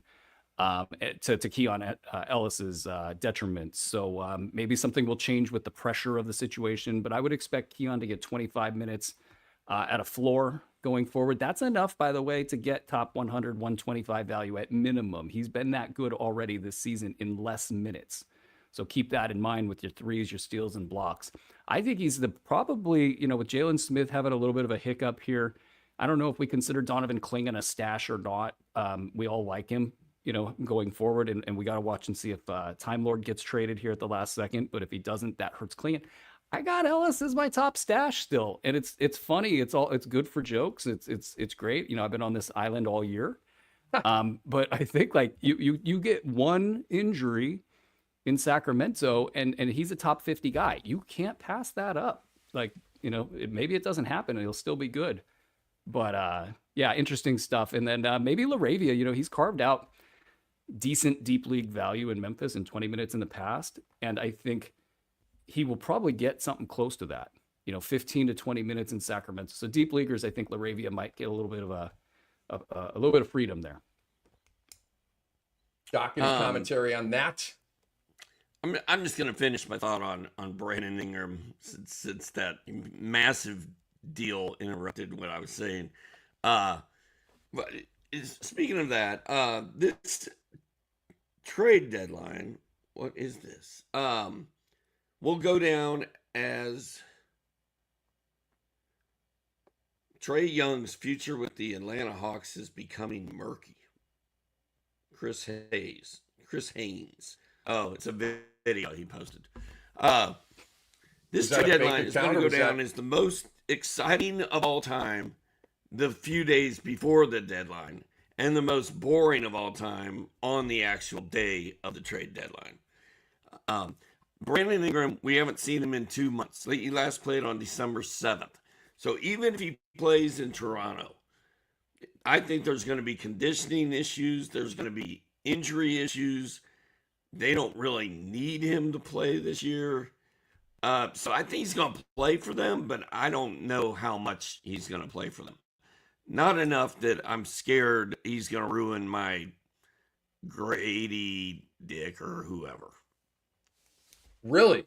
Okay, we disagree on that. I think RJ Barrett. Look, I don't think RJ Barrett's going to fall off the face of the earth. I just think he's going to. It might be 3 points a game, 1 rebound, 1.5 assists, something like that, right? I just think the numbers are going to come down a little bit quickly. I mean, we just got to get him to 30 minutes. We just got to get him to play. And I don't know what's been going on with that. But yeah, do you have the trepidation that Doc does right there? Or you like, yo, because I've got Brandon Ingram on the, like I said, I've got risers and I've got fallers. Brandon Ingram is on the riser side here. Not that you can go get him on waivers. We all understand that. But like Jimmy Butler going to Golden State and being reborn. I mean, at least Brandon Ingram's on a team that's going to maybe play him now. I think they're going to play him. Brew, how about you? The issues between he and the New Orleans front office have been percolating for over a year, if not longer. And so I don't think he's really been all that hurt during this last stretch. I think that he's been playing hurt, or maybe like, posturing as hurt.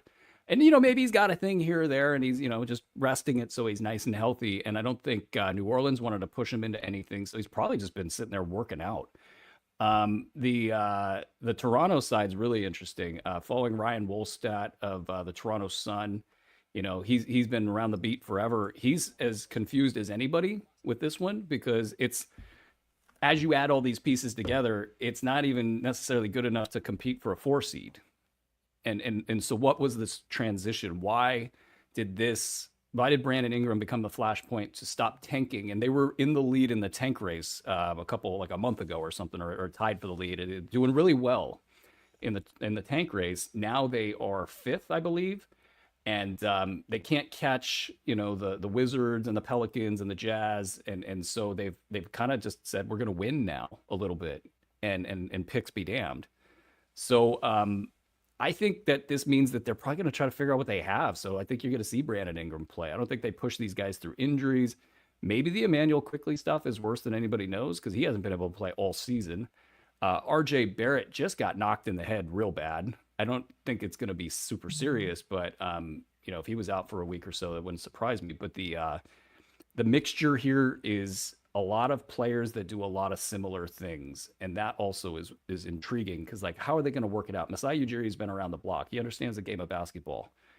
What was his vision here? And is there another shoe to drop? Does that shoe drop in the offseason? Probably. But I think they're going to go. I think it changes this dynamic of this team. Instead of them being a team where we're like, oh man, they just might rest all their players all silly season long. It'll be a total mess. Now I think this makes them a little bit more of a, let's try to play these basketball games the right way. And I don't know that that's great for anybody's fantasy value because it is cluttered now, but it's different in Toronto now. So let's get back to Trae Young here for a minute. Chris Haynes on NBA TV talking about, he used the word murky, that Trae Young and the Hawks are now murky. Guys, DeJounte Murray's gone. Jalen Johnson's out for the year. I just thought of something. The Hawks did not trade Clint Capella. Let's circle back to that because I'm literally shocked that Capella wasn't moved. Probably the money, but I mean, it's an expiring contract at $20 million. You can't move that. Like, what the hell? But guys, Trae Young in Atlanta. I mean, these moves all feel very uncompetitive. They feel financially driven. They feel like gathering asset driven. They feel kind of tanky.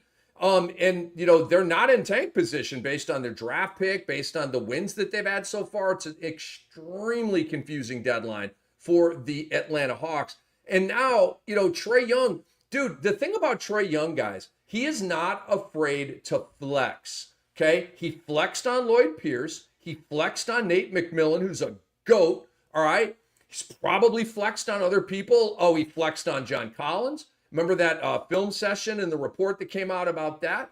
And I'm not saying he's a bad guy, but he knows that he's a complete and total max player, franchise face badass, and he will play that card if he wants to.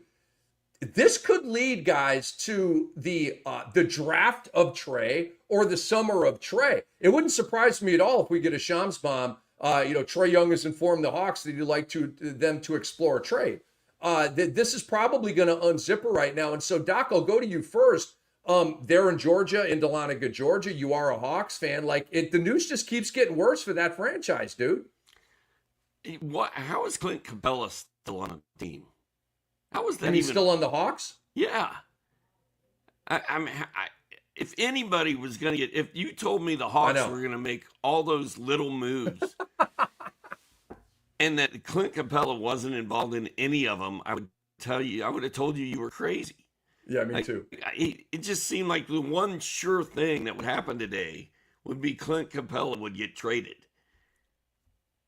And Trae Young wants to win, man.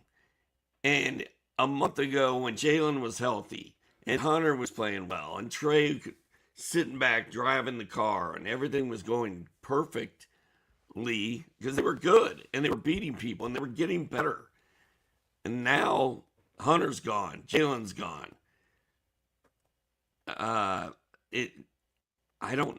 Trey's gonna be like, this place, this is Bush League. Give me somewhere that's better. So I can easily see, well, especially with all these angry people in Phoenix. I mean, I could see the Hawks wanting Kevin Durant here for a year or two before he retires. Who knows, man? I don't know, but I would not be. I don't think Trey is happy. I don't think he's ever really been happy in Atlanta. What's the relationship with Landry Fields and Trae Young? I have Because no that thing's icy. Like, it's been icy, it feels like, in Atlanta the entire time. And I think you're onto it, Rick. The draft of Trae, or the summer of Trae. Like, you also don't throw this report out if you're Trae and not expect things to get icier, things to break. Like, you don't care if they break. And to your earlier point, he's been doing this for his entire time. And he's a guy that, I mean, pissed off as hell probably that he didn't make the All-Star team. Good and point. He's ready to flex, and he's made some big time shots. He's sort of survived the change in refereeing, and but that said, the flip side of this is, unless he goes to a super team kind of a situation, what he's got in Atlanta is very ideal. So excited to hear this one. Again, I'm not even sure this trade was worthy of interrupting the great Aaron Bruski. The Wizards were sending Marvin Bagley III, again, he's still in the league, to the Grizzlies as a part of the deal. Johnny Davis also sent to Memphis, so he'll once again go to a situation where he can't get off the bench. Marvin Bagley once again will go to a situation where he can't get off the bench. So there it is. There it is. Brew, back to you. I got nothing on that trade. That is, those guys were waiver wire guys. They will continue to be waiver wire guys, and they're not going to pinch anybody on either team. I'll give you an angle. Right now, Sacramento's kicking things because the mere mention of Marvin Bagley will stir the masses there. It's I think the trade thing is maybe the most interesting thing left on the board. Kevin Durant is actually probably more interesting because I don't think it could happen at this point. It's 12:21. What do we got? 39 minutes before it's like kind of done. But he ain't getting. If he wasn't traded yet, it ain't happening, man. Yeah, it's. I don't think it's happening. But Trey being unhappy in Atlanta, and then where does he go? Who do you pair him with? What I was saying before the music hit was that playing with Dyson Daniels and DeAndre Hunter and Onyeka Okongwu, these guys that are defensively mobile and strong, they can cover up for his deficiencies. And it, to me, is like, you're building something that actually made sense. Whether it would win or not is another question. Dyson Daniels is quite good. So I was tending to think at least it was worth seeing through. But here we are. Here we are. Andre Lemouche, our producer, is telling us, based on the reports, it is likely that KD is traded this summer. Let me go to my notes on Durant here really quickly, just to kind of give you some of the stuff that I unearthed last night on this. And it marries with what Andre is telling us here. To Atlanta. I called from the streets. Here's my stuff on Durant. Okay, so he he's eligible to sign a 2-year contract extension with the Suns in the summer of 2025. That's this summer. The extension could be worth up to $120 million, and would keep him with the team through 27-28. Durant and the Suns both passed on a 1-year, $60 million contract extension before this season. I don't believe this reporting that the Suns passed on that. I don't believe that. I think Kevin Durant passed on that, a la De'Aaron Fox, kind of playing the long game, being like, yeah, you got all that money there. I don't want it. I don't know if I want to be here. And now, of course, Fox is in San Antonio. Kevin Durant's current 4-year contract for $194 million ends next year. So he's entering the final year of his deal. Matt Ishbia, the Suns owner, plans to offer Durant an extension this summer. And he does expect Durant to sign that contract. Now, the intel that we are getting here is, It's just that KD is traded, so that could be of the Suns' volition or KD's volition or both. So that's going to be interesting. Clearly, I'm not surprised, guys, that Kevin Durant was not traded because, first of all, hearing that he said no to Memphis, hearing that he said no to Golden State, right? Well, then what? Where are they going to trade you, right? I'm not sure why the Miami thing didn't happen. The puzzle pieces probably just didn't fit. But anyway, it is going to be interesting moving forward here with Kevin Durant and Trae Young. There's another thing I want to vet with you guys, okay? So I told y'all that this morning I was picking up Bub Carrington in a lot of leagues, okay? The game he had last night, I think he played 35 minutes, the dub with the 4 threes and the whole thing. We know that when Bub gets big time playing time, he puts up a really good stat line. He was a flirt with triple double guy in college, and he's a PRA machine when he gets the minutes already as a rookie. Okay, but they still have Brogdon. They added Middleton, and they just added Marcus Smart. All right, so how does that work? And by the way, 5 years ago, that's not a bad little mix, right? Smart, Brogdon, and Middleton, like circa 2020. That's a pretty badass little crew. Problem is, it's 2025. But are we still as hot on Bub with Smart and Middleton being added and with Malcolm Brogdon surviving the deadline in a Wizards uniform? I can tell you what I'm doing right now. I'm looking for intel on Marcus Smart because if they play him, it will be a mess. Like, he will jump in the same way every other veteran's jumped into that situation and say, it's my team. I'm going to shepherd you guys to the promised land and take all the minutes and get some somewhat decent production, but wipe everybody else, off the face of the fantasy planet. So I don't think that's going to happen because I think Marcus Smart is out of shape.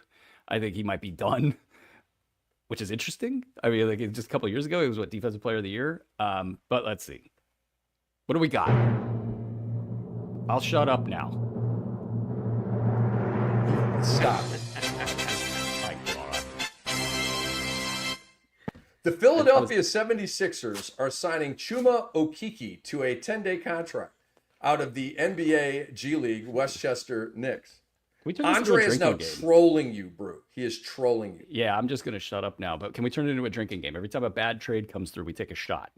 Dude, did you see that John Hollinger tweet, I guess, that Andre showed us that he said, hey, those of you that wanted us to take Marvin Bagley instead of Jaren Jackson Jr. finally get your wish. Because they got both of them now. That's pretty good. That's pretty Marvin, good. John Hollinger's... Yeah, Hollinger's stud, man. He's a good dude, man. I like Marvin Bagley, oh my gosh. He's up there, isn't he? With trade busts of all time. Oh, no doubt about it. Brew, Marvin Bagley's going to get up there pretty soon with Ish Smith and Tony Massenberg and Chucky Brown. Jim Jackson, these guys that have been on 12, 13 teams, man. Damn. How many teams is it for Bagley right now? Yeah, honestly, and I was really covering the Kings a lot back in those days. You got to know how much they hyped him up in Sacramento, like through the city, through the channels of the team. He was the second coming of Jesus. It was happening, and then just nothing, absolutely nothing. And I don't know what the story is there. I mean, I know injuries are a big deal, but something else really took him off path. And don't do that, Andre. Don't do that. I obviously he's going to play. That's where I stand. Let me tell you what Kevin McHale told me about Marvin Bagley before that draft. Okay, this is before the draft.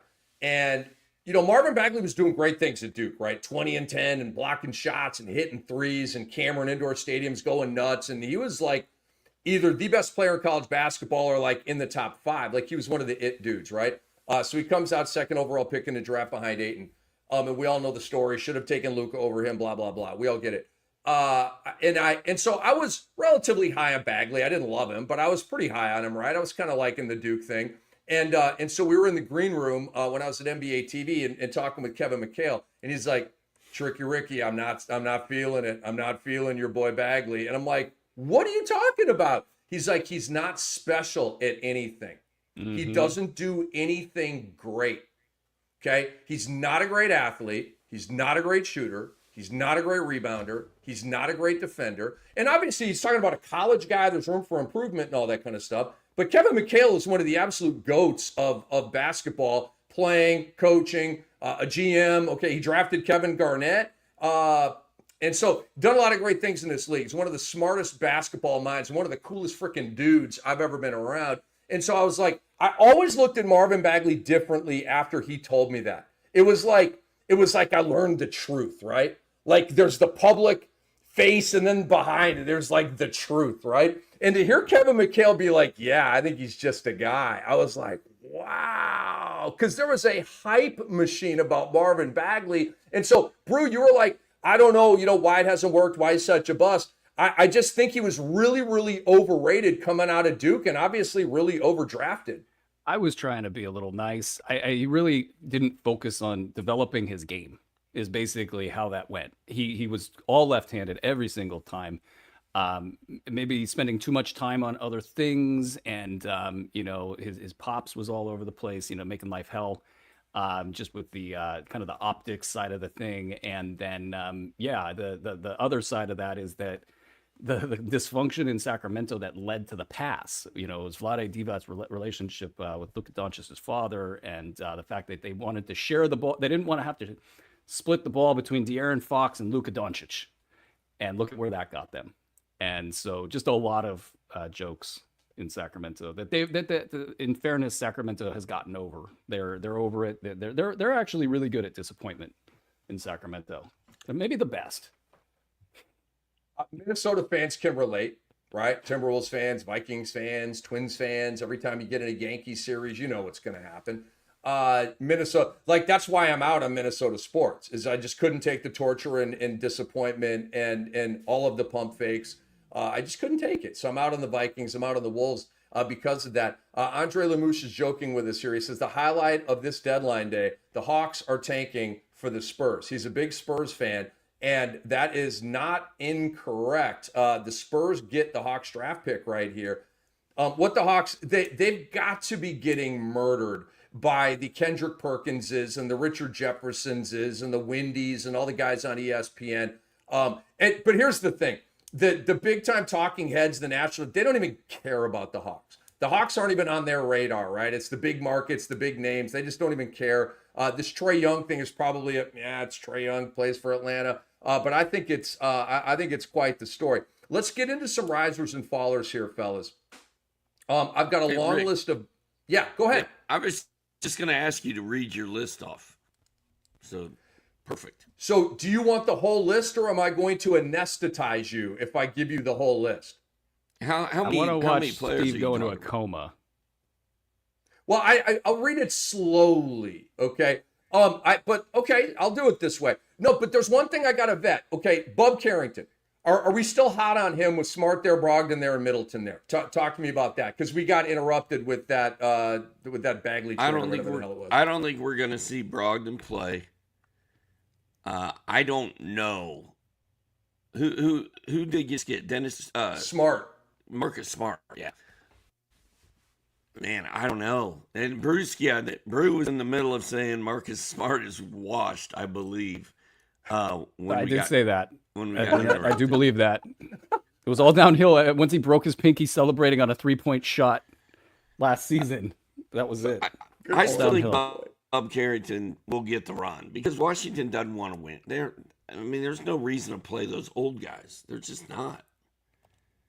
I'm hopefully and cautiously optimistically, as a now heavily invested Bub Carrington guy, agreeing with Doc Brew. Okay. And I know I had a lot of adverbs there, but I do ultimately think it's going to be about the young guys, and the vets are going to have to either sit or get in where they fit in with 15 minutes, Brew. How are you reading the Bub Carrington, Marcus Smart, Malcolm Brogdon deal?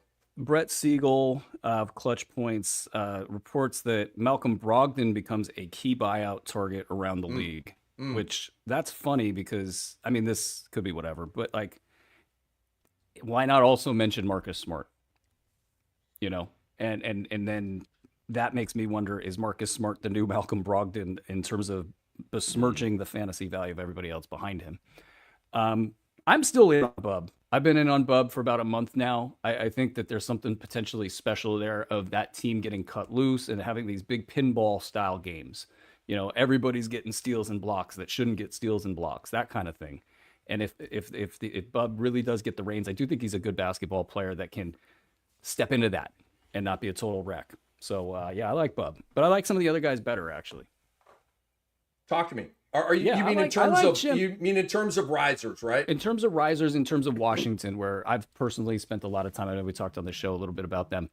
I think Justin Champagnie finally gets cut loose. I mean, he had that top 75 stretch for over a month at just 25 minutes per game. That's all the guy needs. Give him 25 minutes per game, and he will be golden for you. And heaven forbid he gets 30. So I like him. Tristan Vukcevic, I think it gets a little bit iffy now. With like what's his name? My guy from Sacramento, center. Len? Thank you, Alex Len. If they play him, that makes things a little bit more complicated. But prior to that, I thought Alex Sor might be running out of gas a little bit. I don't know that they want to play this guy 30 minutes a game all season long. And it's like, we've given you a ton of reps, man. You don't need the final third of the season. So maybe it's Vucevic's time now. Will Len impact that? Maybe it keeps, Vukcevic down to 20 minutes. I bet I'll probably pull him back a little bit in terms of my stash rankings there. So I probably got it Champagnie. After that, I probably have it Carrington. And then probably after that, Vukcevic, and then Keyshawn George, I think, probably gets a decent amount of run down the stretch. He's been good for about a month this season, and then everything else was pretty bad. Yeah, so in terms of risers, that's where I got those Wizards at. All right, so here is the list. There's a lot. I mean, it's been going back to the Luka trade, the Fox trade. I've been kind of calculating all of it and keeping a running total here. But the risers for me are Kyle Kuzma because there's no more fear of a shutdown. Keyshawn George starting. I like him off the waiver wire more than Justin Champagnie. Corey Kispert, I also like him more than Champagnie. Bub Carrington, we talked a lot about him. Bobby Portis to me is a winner and a riser because Chris Middleton was sent out, and we know that Portis thrives when Middleton is out. Jimmy Butler and Steph Curry, they're going to be galvanized, and it may not work, and they may not win a lot, but at least there's like renewed hope there. Josh Giddey, Ayo Dosunmu, Buzelis, Kyrie Irving, Luka Doncic. I think his numbers are going up in LA. Kelly Olynyk, I think now is going to play 24 minutes a game. Brandon Ingram now is going to actually play until he gets hurt again. Mark Williams going to the Lakers. No more fear about a shutdown. Diabate, probably going to split time with Nurkic. But like you said about Champagnie, he's a guy that only needs 24 minutes to put up a pretty good stat line. Feel the same way about Nurkic. And those two guys, it's going to be interesting to see how they work out with each other. Dalton Connect, I think, is a big riser here because I think he's going to start for this team. Karis LeVert, Ty Jerome, Bogey Bogdanovic, Zach Risachet, and Kevin Porter Jr. That is my riser list. While you were going through that list, Keith Smith just passed along that the Celtics can't sign Marcus Smart if he's bought out, but also pointing out that he has another fully guaranteed season at $21.6 million. He doesn't think a buyout is coming, and I guess that makes sense. I don't know. The Wizards are better off seeing if they can flip his contract in the offseason. So now, if that's the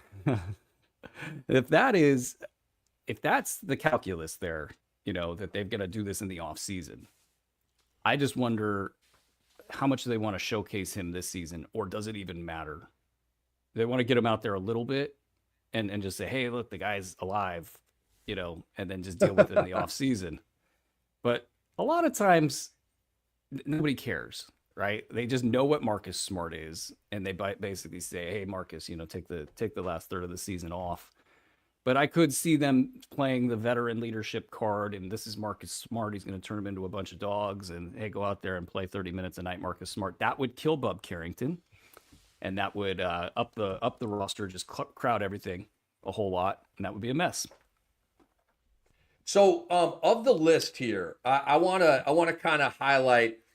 So I gave you a long list, okay? I'm looking to the big winners for me, okay, are the big risers here. Jimmy Butler's probably at the top of the heap. Brew, you said earlier in the day with Golden State, he's got top 20 potential. I agree with that. And I hate how Jimmy's acted. I hate that he got a massive raise for acting like a brat for 2 years. But, it is what it is. So Jimmy Butler to me is the number one winner of this deadline from a fantasy perspective and his managers. Brandon Ingram, okay? He's too good to drop. You've just been hanging on to him, and I do think he's going to play for Toronto. Is he going to put up amazing stats? No, but he's going to put up good stats, and he's actually going to be playing. Yusuf Nurkic to me, guys. Exiled by Coach Bud. He will play, I believe, for Charlotte about half the game, and he's back on the fantasy radar. Bogi Bogdanovic will go from exile in Atlanta to on a big stage at Intuit Dome for a team where he'll be the sixth man for a team that thinks they're making a large playoff push. And then you've got guys where like the value gets upticked, right? But I'm talking about 4 dudes who are fantasy dead men. Okay, Jimmy Butler, Brandon Ingram, Yusuf Nurkic, and Bogi Bogdanovic. And obviously Ingram and Butler are on teams. I really think that Nurkic and Bogi are good pickups. Bogey's a guy I can't wait and see on Bogey. Nurkic is a guy, if you want to pull the trigger on Nurk right now, I would go ahead and do it. Am I dropping Diabate to get him? That's tough. I think I'd rather have Nurkic than Diabate, but I've already got Diabate and I'm kind of into it. So I don't know. And I just want to see how that goes. Because I feel like that may be a move that I'm like, damn, I should have just held on to Diabate for a tanking team. So that's what I got on that, man. Doc, how about risers? My list is short. Just the ones I really like. I really like Ty Jerome with Karis LeVert out of the way. I really like Dalton Connect. Kind of being given the keys in Charlotte. I think that'll be fun. I think Zach Reese, no reason for the Hawks not to run him 35 minutes a game the rest of the way. Nick Smith with LaMelo hurt, and what's the move that they made? Which team, Doc? Charlotte got rid of somebody that cleared the way for Nick Micic. Smith. Yeah, it was Cody Martin, Micic in a second for Nurkic in a first. Yeah. So with Vasilije Micic out in Charlotte, I think that's good news for Nick Smith, who I cut today, and now I have to go back and try to pick up. And then Karis LeVert, if Atlanta's going to play him and give him DeAndre Hunter's role, I think Karis LeVert could be a winner here. I like that list, Doc. I like it a lot. So, man. All right, let's get to the fallers here.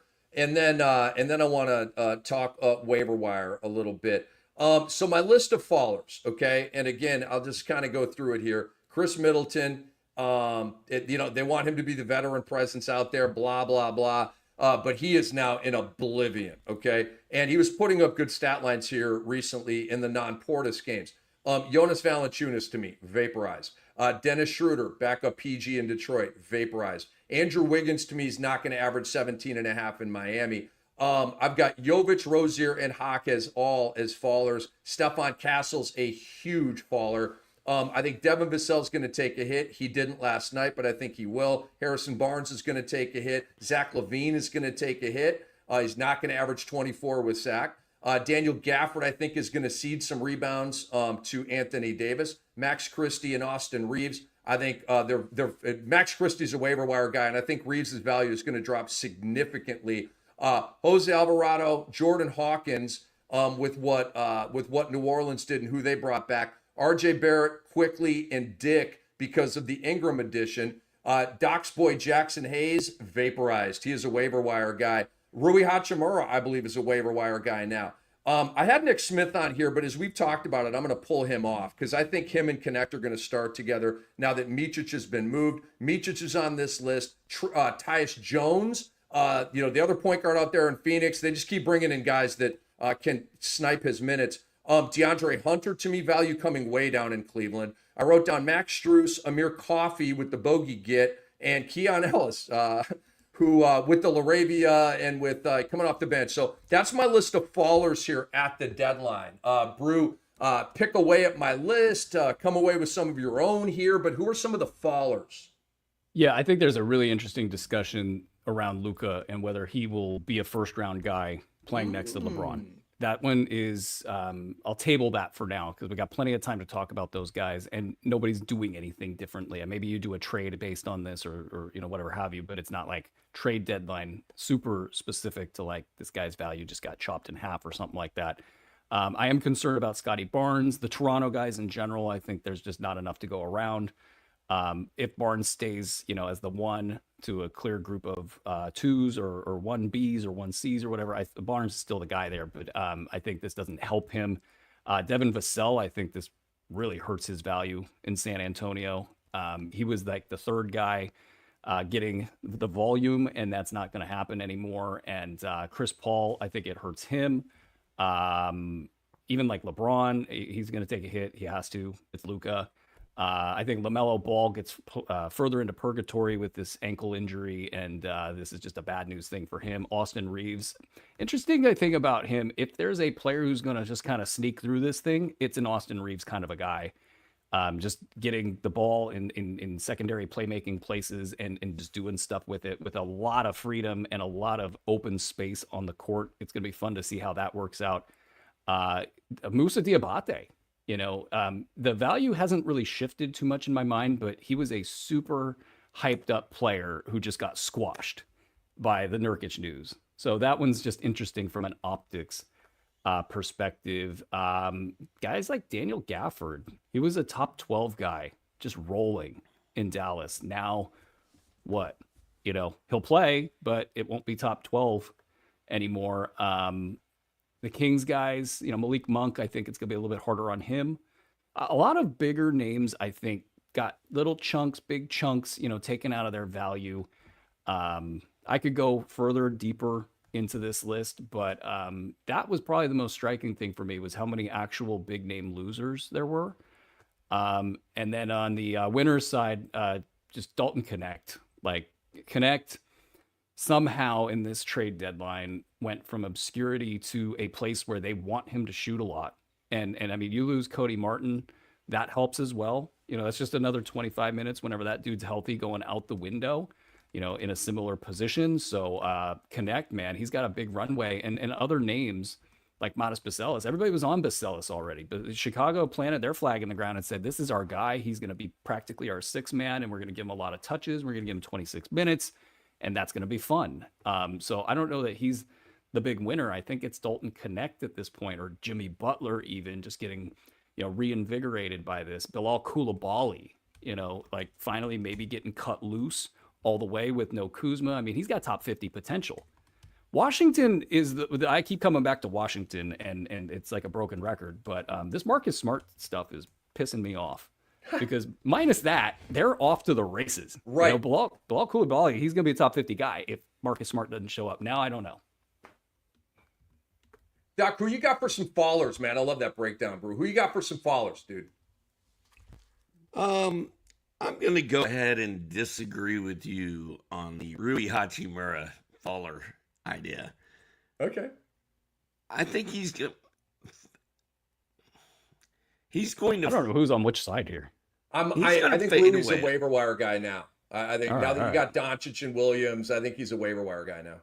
I just don't think he's a waiver wire guy. I think he's still they're still gonna need him to do his thing, even with Williams playing center. So I totally agree with you though. Jackson Hayes, Dunzo. Who else we got here? Chris Middleton. I said he was a faller, and I said he was Dunzo. The first show we did this season back in September. So I agree with that one. Andrew Wiggins, I think, takes a hit here. That's a good one, Rick. Because he was shooting more than Steph Curry in Golden State, and that's just not going to happen. Harry Barnes, I feel like, along with Stephon Castle, both of those guys take a hit. And then I think Austin Reeves is going to take maybe a bigger hit than Hachimura just because Austin Reeves is a point guard by trade, and now he's got 2 point guards playing with him. So that's going to be weird. I understand. Doc, so let's talk about pickups on the waiver wire here. Who is, it's like somebody knocking on my door. I'm hearing weird noises in my house. And I'm alone. So Brew, who's the number one guy on the waiver wire right now? I think it's gotta be Dalton Connect. Oh, I thought he was going to say Keon Ellis. Oh my God. Nope. Hey, you know what? If you drop him in a league that I'm participating in, he will be picked up. That is a given. Ty Jerome is really interesting, man. This guy was rolling at top 75 levels in like 20 minutes a game to start the season. He was shooting 55, 60% for long stretches. And that makes it's potent. And if Cleveland, they lost to Boston the other day. They won a hilarious game against my Detroit Pistons last night. But if they stay connected to Boston, then I think they'll keep playing. But if they run away from Boston, get 5 games ahead with like 15 to play, you're going to see more time off for Donovan Mitchell. You're going to see Darius Garland get rested. You're going to see Jarrett Allen, Evan Mobley. It's going to happen. And that means Ty Jerome is going to be your guy who on a crowded night, he's still getting 25 minutes per game and he's still getting, you say, top 125, top 100 value. Then those other nights, he's going bonkers. So Ty Jerome, I don't know, if you ask me, would I rather have Ty Jerome or Dalton Connect on my roster? It would be a tough question. Passing on Dalton Connect feels like a mistake right now.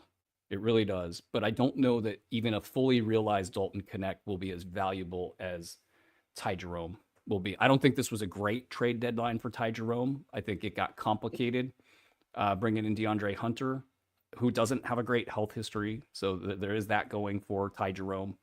In addition to all of the different things I've said, I would go Ty Jerome over Dalton Connect. So it's not exactly silly or trade deadline connected per se, but I do like Ty Jerome as the top pickup right now. Wow, Ty Jerome. Okay, I love it. Doc, top pickup right now in fantasy hoops. I hate to have the same guy that Brew had, but the first guy on my list is Ty Jerome. Karis LeVert gone. Ty Jerome should go off. I think he's the guy. God, I'm also stipulating that Donovan Klingen's already rostered for Portland. He's got to play, and it's got so much potential there. And I got to have Justin Champagnie high on this list. You take Kyle Kuzma away, they didn't really add too much at his position. I don't think Chris Middleton's going to be screwing things up for Champagnie. I don't know. They played Keyshawn so many minutes in that last game. I wanted to ask you that. Keyshawn George and Justin Champagnie are on waivers. Who are you picking up? Champagnie for me. Wow. I'm picking up George because he's starting, but it's close. And I do love Justin Champagnie, but I'd go Keyshawn George. Doc, George or Champagnie, the Washington Champagnie, if they're on waivers, which one you picking? It's the what have you done for me lately, man. Keyshawn got all the minutes in the last game. That's all I really can go on. So I'm taking Keyshawn. Okay, there's also contract Doc, for Champagnie's not great, and then also they've gone away from Champagnie. Sorry to step on you there. No, pardon me, bro. I should have. So Brew's number one pickup right now is Ty Jerome. Doc, you said, correct me if I'm wrong, you said you didn't want to do the same thing, but you're doing the same thing, right? It's Ty Jerome, number one pickup? Yeah, I said I hate to do it, but I'm going to have to. So, yeah. And wow. Okay, go ahead. Dalton Connect should be rostered in your league already. That's kind of what I'm going with there. So let me ask you a question. Is Matas Buzelis allowed for this conversation? Matas Buzelis is a better pickup than anybody we've talked about. So, but not necessarily tied to the trade deadline, right? Okay, Levine was moved, but it's a different position. So I don't know. The Buzelis thing may happen regardless of the comings and goings of the Bulls, right? But for me, And so I just like, let me know rule wise if I can expand this conversation or if it should just be the trade deadline guys. Because if it's just the trade deadline guys, for me, it's Dalton Connect. Okay. But if I can expand it a little bit, it is Matas Buzelis. I love him. He's sort of a pet project of mine. And guys, I do like what you're saying about Ty Jerome, and I'm not pushing back. I'm not mosh pitting with you guys. They got Hunter, they got Strus, they got Okoro, they got Sam Merrill. I don't trust that Ty Jerome is going to be as greenlit as you guys think. I just don't trust it like you guys do. I see your theory. I kind of hope your theory comes to fruition. I think Ty Jerome's an absolute stud. But I just don't trust it, right? I don't have full buy-in on it. Okay, I don't have full buy-in. Buzelis counts because Zach LaVine got traded. I think he counts. I just think the hard part is that in a lot of competitive leagues, he's already been added. So it's hard to say he's the pickup. But the thing with Buzelis, there's two things I got that kind of depress his value a little bit in this conversation for me. It's that he doesn't rebound. He's not likely to rebound. The only counter to that is we don't know. He could do some crazy crap out there. He's very quick and versatile, and they have a lot of momentum to seeing what he can do. Could that expand his game per se? Could he somehow add more rebounds by just simply being on the court and getting better at it? But he's just outside of the top 50 guy over the last week in 28 minutes per game right now. Ooh. 2 blocks, a half steal, 15.5 points, 4.5 boards, 2 triples, 62% shooting. Now he shot 42% on the season. Come on, man. He's got to be rostered. He's going to be at least a late round value going forward, if not a mid round value. There is a little bit of a hole in his game. If he's a 3-point shooting big man that handles a lot, there's going to be inefficiency there. So this top 55 and a normal sample probably looks more like top 80, top 90. He's kind of Brooke Lopez-ish and Jaren Jackson Jr.-ish.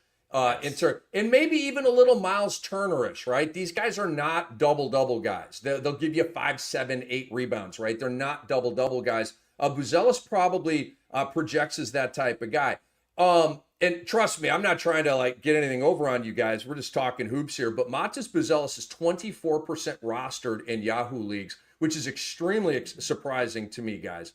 I don't think let me click on him and it'll say, is he available in any of my leagues? He is not. None of the leagues I'm in, he's available. Okay. But I'm in a lot of cash leagues and competitive leagues and stuff, as I know you guys are. And so, the leagues are a little bit heightened and stuff. Some of them are 20 teams, 16 teams. I hate 10-team leagues. Absolutely hate 10-team leagues. It's an all-star team. I feel like I'm playing with 8-year-olds. Okay. It's like kid play. It's checkers versus chess. I hate 10-team leagues. Yahoo stopped doing them.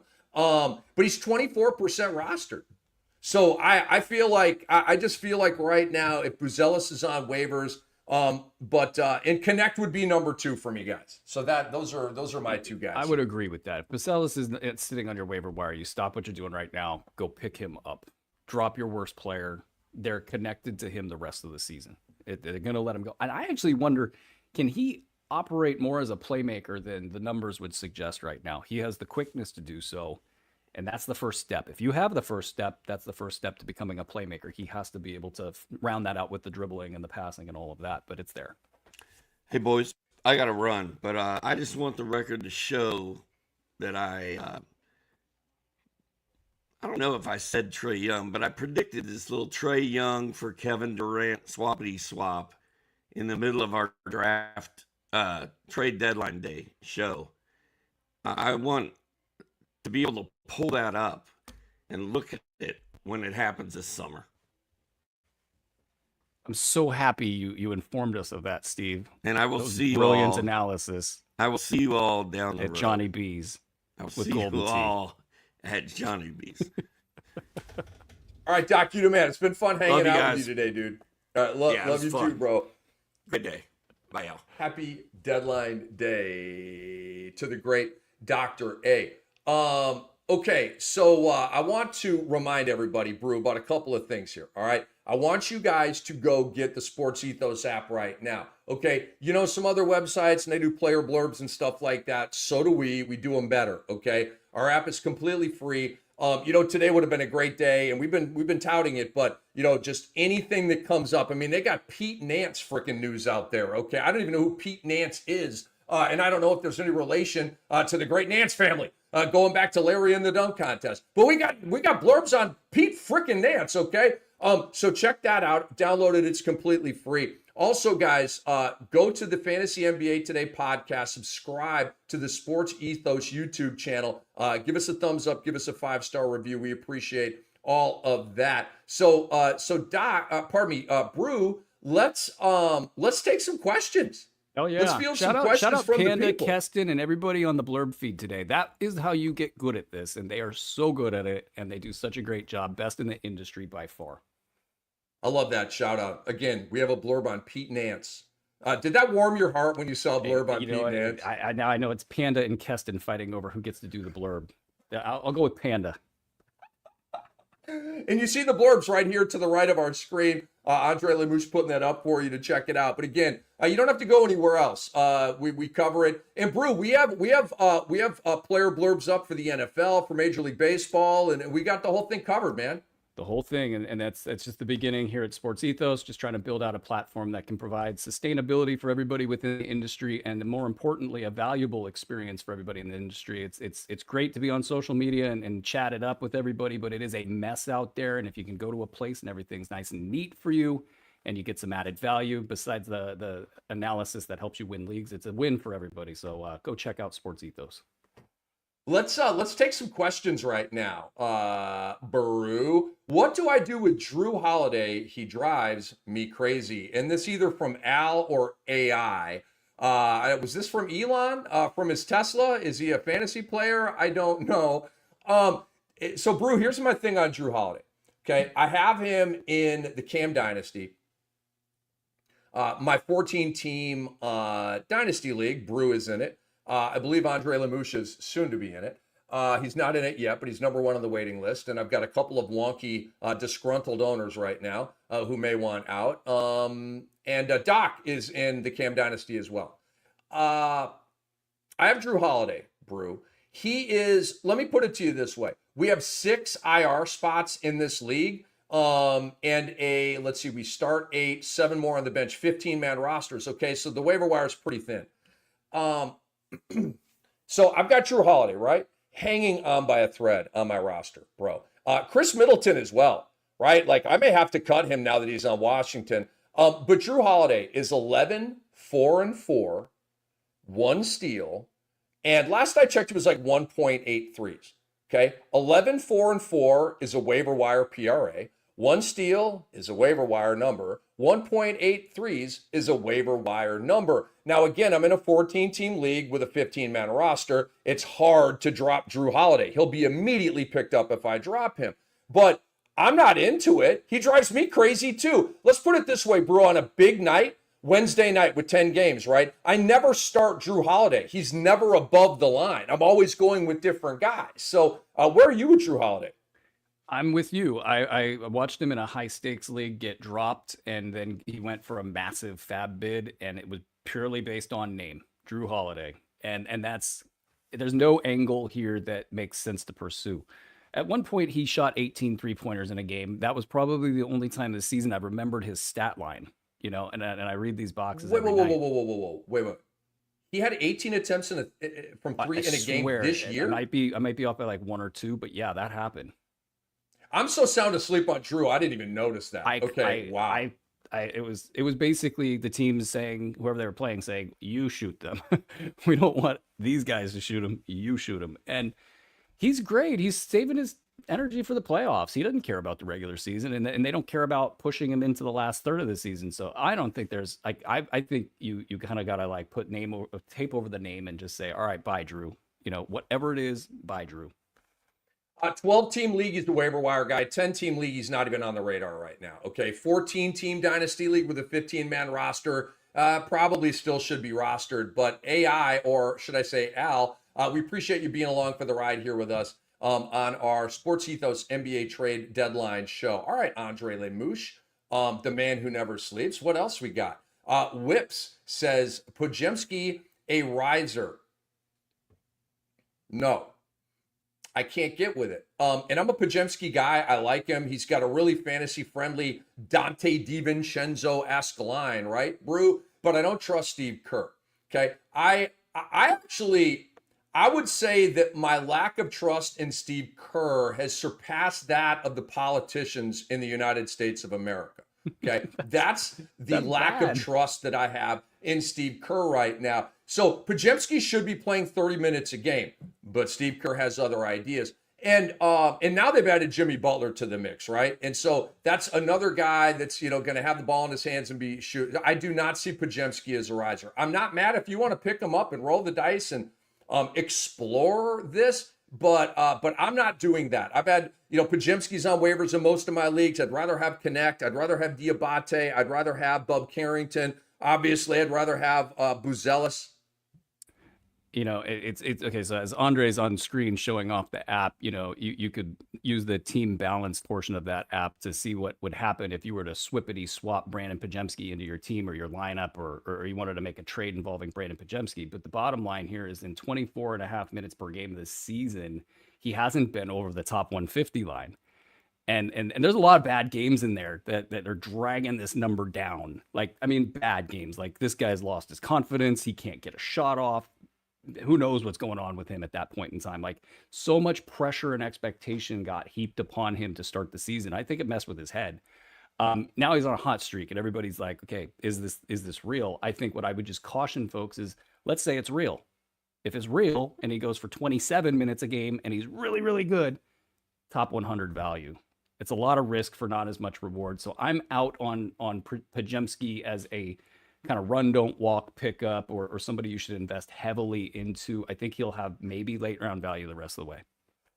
Okay, I wish we had better news, Whips, but that's where we're at. Admiral Nita, we love you, Admiral Nita. He is, or she, are around a lot for our shows. Really appreciate the loyalty here, Admiral Nita. Scoot and Keontae fallers since there was no trade to bring them up to starters.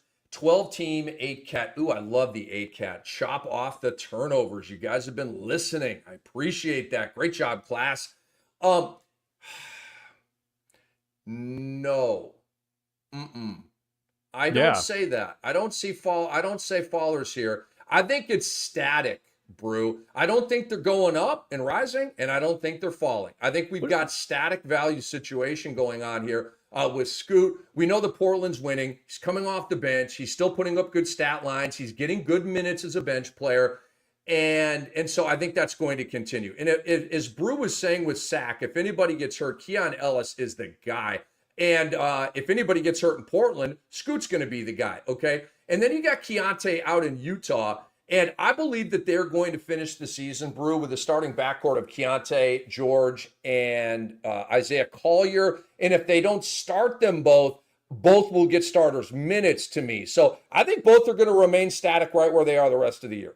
I think it's an interesting situation in Utah right now, trying to figure out, should Keontae George be on the ball or should he be a secondary playmaker? Because he's got so much quickness and lightning and he can just do things, but you put him on the ball and it's like, it's a guy, an 18-year-old who doesn't know how to drive a Ferrari, but moving him off the ball, and Collier's in the same boat. He's learning how to play the game as well, but it just takes that much pressure off and it makes his life that much easier. Keontae George, both those dudes are now kind of locked and loaded for the stretch run. And I do think that when you get the veterans out of the mix as often in Utah, it will allow for more stability for Keontae. So it feels like Keontae and Collier are set up for the stretch run. And then Doc has been the Scoot whisperer on this show. When Scoot's been terrible in the first month, Scoot hasn't had a good fantasy career, and it's been very easy to fade Scoot. And Doc's like, well, look at the April numbers.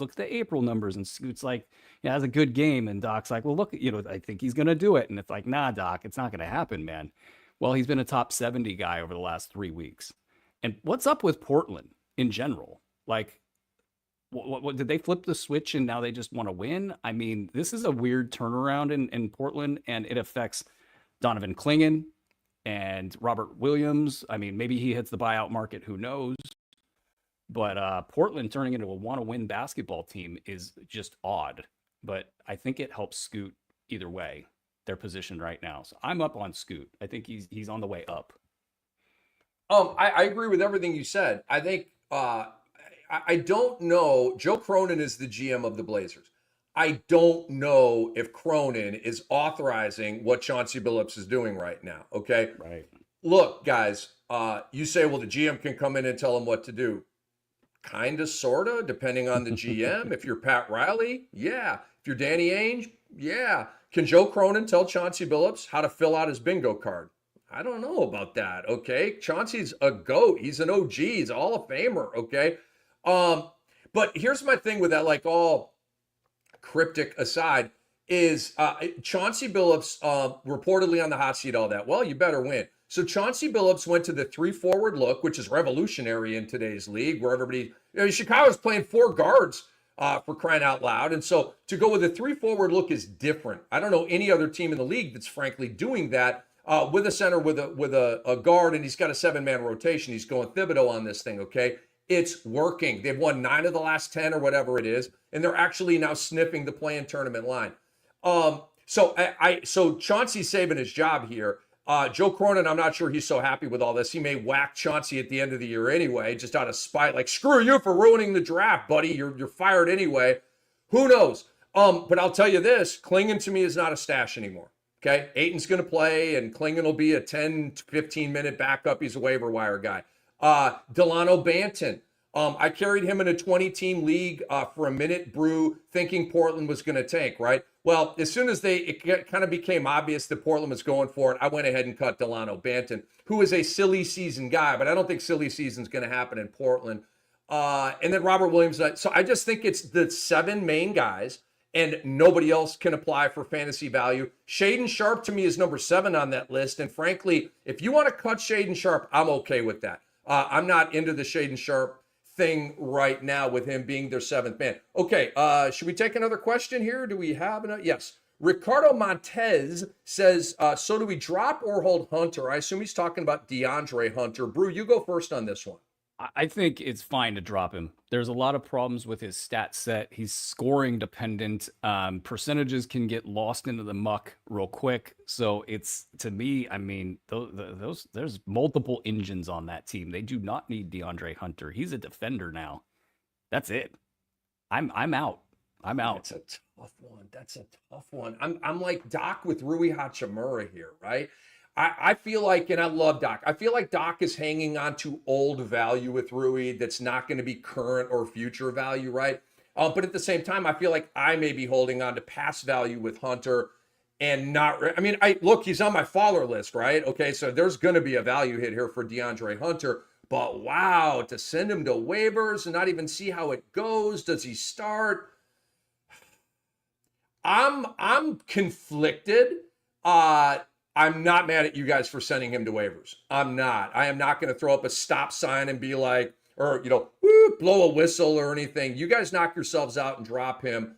I may drop him too. I'm still in deliberation mode on that. I really am. All right. So let's go a little faster here. Manila most wanted. Rank these trade deadline gold mines. Nurkic, Buzelis, Poge. How do we see the situations at the moment? All right, I will give you Buzelis, Nurkic, Pajemski. That's my ranking there. I would defer to that. If your team has assist needs, maybe bump Pods over Nurk, but Buzelis clearly out ahead, and then those 2 guys after that. Dat boy Dylan says, how do we feel about LeBron fantasy points with Luka now? I'll go first on this one, Dat boy Dylan, and I like that name. LeBron always gets his numbers, no matter what. With Davis, with Kyrie, with the big 3 in Miami, it doesn't matter. He's going to get his numbers. So whatever his numbers are right now, I believe it's going to happen the rest of the way. Do you think there's going to be a little bit of a knockoff here with LeBron, with Luka there now? This is an interesting question. I almost want to ask you another question after this. But so I do think there's a small drop off. I agree with your points. LeBron gets his. But Mark Williams presents an interesting dynamic to this team. This is a guy who's been really hot lately, top 40-ish numbers pretty consistently for a bad Charlotte team. So, like, what does that do to take away from others or is he just simply the recipient of wide open dunks and that's it? Does his value possibly go up because of you're going to get a lot of dunks? I mean, he's just going to get a lot of easy shots. And then does that create a crowd that then takes value away from other people? I had Williams as a variable, like not a riser, not a faller. Like maybe this actually, and think about it this way too. In Charlotte, it could have ended at any time. He missed 2 games for a foot injury and like the sky was falling. In LA, he's got to play. He has to play. So is he a riser or is he a faller? I don't know. I agree that he's kind of in the middle. If I had to put him on a side, it would be the riser side, not the faller side, because we no longer have to worry about the Charlotte Cooper Flag tanky shutdown. We no longer have to worry about that. So that to me is a value boost. I don't think the stat line's going to really take a boost, Brew. I think he's going to do the same double-double stuff. He'll be at about a block. He'll be at about a steal, high shooting percentage. They're not going to run plays for him, right? I mean, there may be the occasional lob, but he's going to be a garbage man out there. Go get offensive rebounds. Go go clean the glass on defense. Get some blocks, and but they have scoring on scoring on scoring with Rui and Reeves and LeBron and Luka. All right, let's get another question in here. T-Munch83, where do you guys think Tice ends up? Would the Warriors be an option? God, I hope not. They've got something called Quinton Post, and they don't play TJD, and you've got, come on, Looney. Where would Tice end up? I don't know. He's cooked. Tice is cooked. He's cooked. He's a 3rd, 4th center on a playoff team because they like to hang out with him. He's a good guy. He should, he should go to Orlando and hook up with Franz and Mo Wagner and have a little German national team reunion. That'd be the spot for Daniel. Surprised they didn't make a move, by the way. Orlando. I know. I'm Denver, Orlando, New York Knicks. Shame on you for not making a move. That's where I'm at with that. Denver. Oh boy, Denver. Whew. Like, how do you not make a move, man? Pretty crazy. All right, Cats in Oakland, the most entertaining trade deadline show with the 3 of you. Thank you. Yuri. She was on the show earlier. We appreciate that. I've been having an absolute blast today, Brew. This has been so much fun. This has been the best show I've been a part of. I mean, the insights from like every single guest that we've had, they were so timely too. Like I was waking up and it's funny to wake up and hear the show going and like I'm kind of coming to, but it was our Cavs guy, Zach, and you guys were just going back and forth, and I was like, man, this show's deep already, and it's been great through the entire thing. Every guest we had was awesome, and just a thrill to be a part of it. I agree, man. Matt Carmody says Ethos deadline show was the first to start and the last to end with a strong emoji. I'm feeling that, man, and we feel you for hanging in there with us. Ricardo Lorenz, that looks like 2 L's back to back. Thoughts on Nurkic? Dalton better? ? Seems like an empty player that provides points and threes and little else. I don't necessarily disagree with that. Dalton Connect, as I like to say, Brew, a fantasy-friendly line or a fantasy-friendly skill set, right? Like a Buzelis, very fantasy-friendly skill set. Bub Carrington has a very fantasy-friendly skill set. I don't know that about Dalton Connect. Dalton Connect might be 17 points, 3 rebounds, 1 assist, 1 steal, and 2.5 threes, right? Where we're getting that lopsided Nick Smith, DeAndre Hunter type of line where it's all about, and Malik Beasley, Tim Hardaway Jr., Duncan Robinson, right? Those guys where they're just 3-point specialists and they're really good at threes and points, and they don't do a whole lot else, which makes them waiver wire guys, of course. So that's where I'm at with that. I do look. I am, like I said, Buzelis is my top guy. I do like Dalton Connect as a pickup a lot right now because, Brew, we don't know who he is as an NBA player yet. We don't, okay?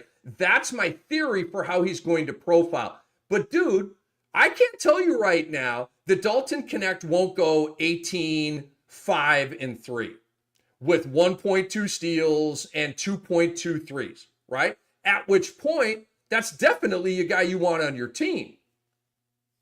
Yeah, I'm just kind of going through some of his stat lines here. 20 points against OKC, 26 and 4 in that game in 33 minutes, November 29. The game before, San Antonio, 20 points, 8 rebounds, 2 steals in that game, 4 triples.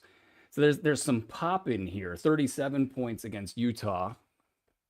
Hold for applause. 5 boards, 1 steal. That was empty. He's got it. He's there. The stat set concerns are certainly there. But I'll just say this about him. Like, when you watch a rookie play with that much ease on the floor and that much command of the game, and then you've got him on a team with a LeBron and an Anthony Davis and Austin Reeves, and then you take him to Charlotte. I mean, he could be asked to wear many hats he wasn't asked to wear before, and that's where the other stats come in. So I think you just take kind of the profile he has right now, apply it to Charlotte, and then maybe add some goodies on top of that. All right. So we have a question here from Blendy. Do you guys think Aaron Gordon and Andrew Wiggins are drops in 12-team 9-cat leagues? Aaron Gordon, absolutely. Okay. The stat lines here, since he's gone in the starting lineup, he's playing 30 minutes. 7, 4, and 12, 6, 3, and 2. These are PRAs. 11, 3, and 3, 15, 6, and 1. That's waiver wire stuff right there. Now, he's an absolute stud in reality. And I'm really happy that Denver's gone back to starting him because that is how it has to be, in my personal opinion.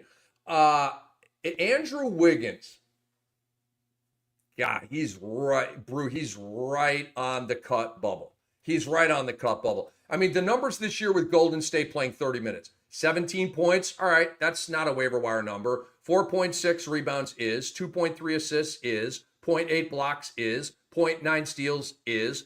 All right, 2.2 threes on 38%. That's pretty good. But again, we're getting back into that lopsided guy that's given us good points, good threes, and not a whole lot else. And I do see the scoring going down in Miami. So I'm right on the roster bubble with Andrew Wiggins. If you want to hold him, I'm cool with it. If you want to drop him, I'm cool with it. But Aaron Gordon's definitely going to waivers if I have him. Gordon to waivers. It's these 9-cat league strategies are so funny because turnovers, half the people are punting them out there. And a guy like Wiggins at 0.9 turnovers per game, probably a little bit different than that. I got a different sample up, but like he doesn't turn the ball over. If you care about turnovers, then that's great. If you don't, then his value goes even further south. I think he's cuttable, but it's close depending on the size of your league.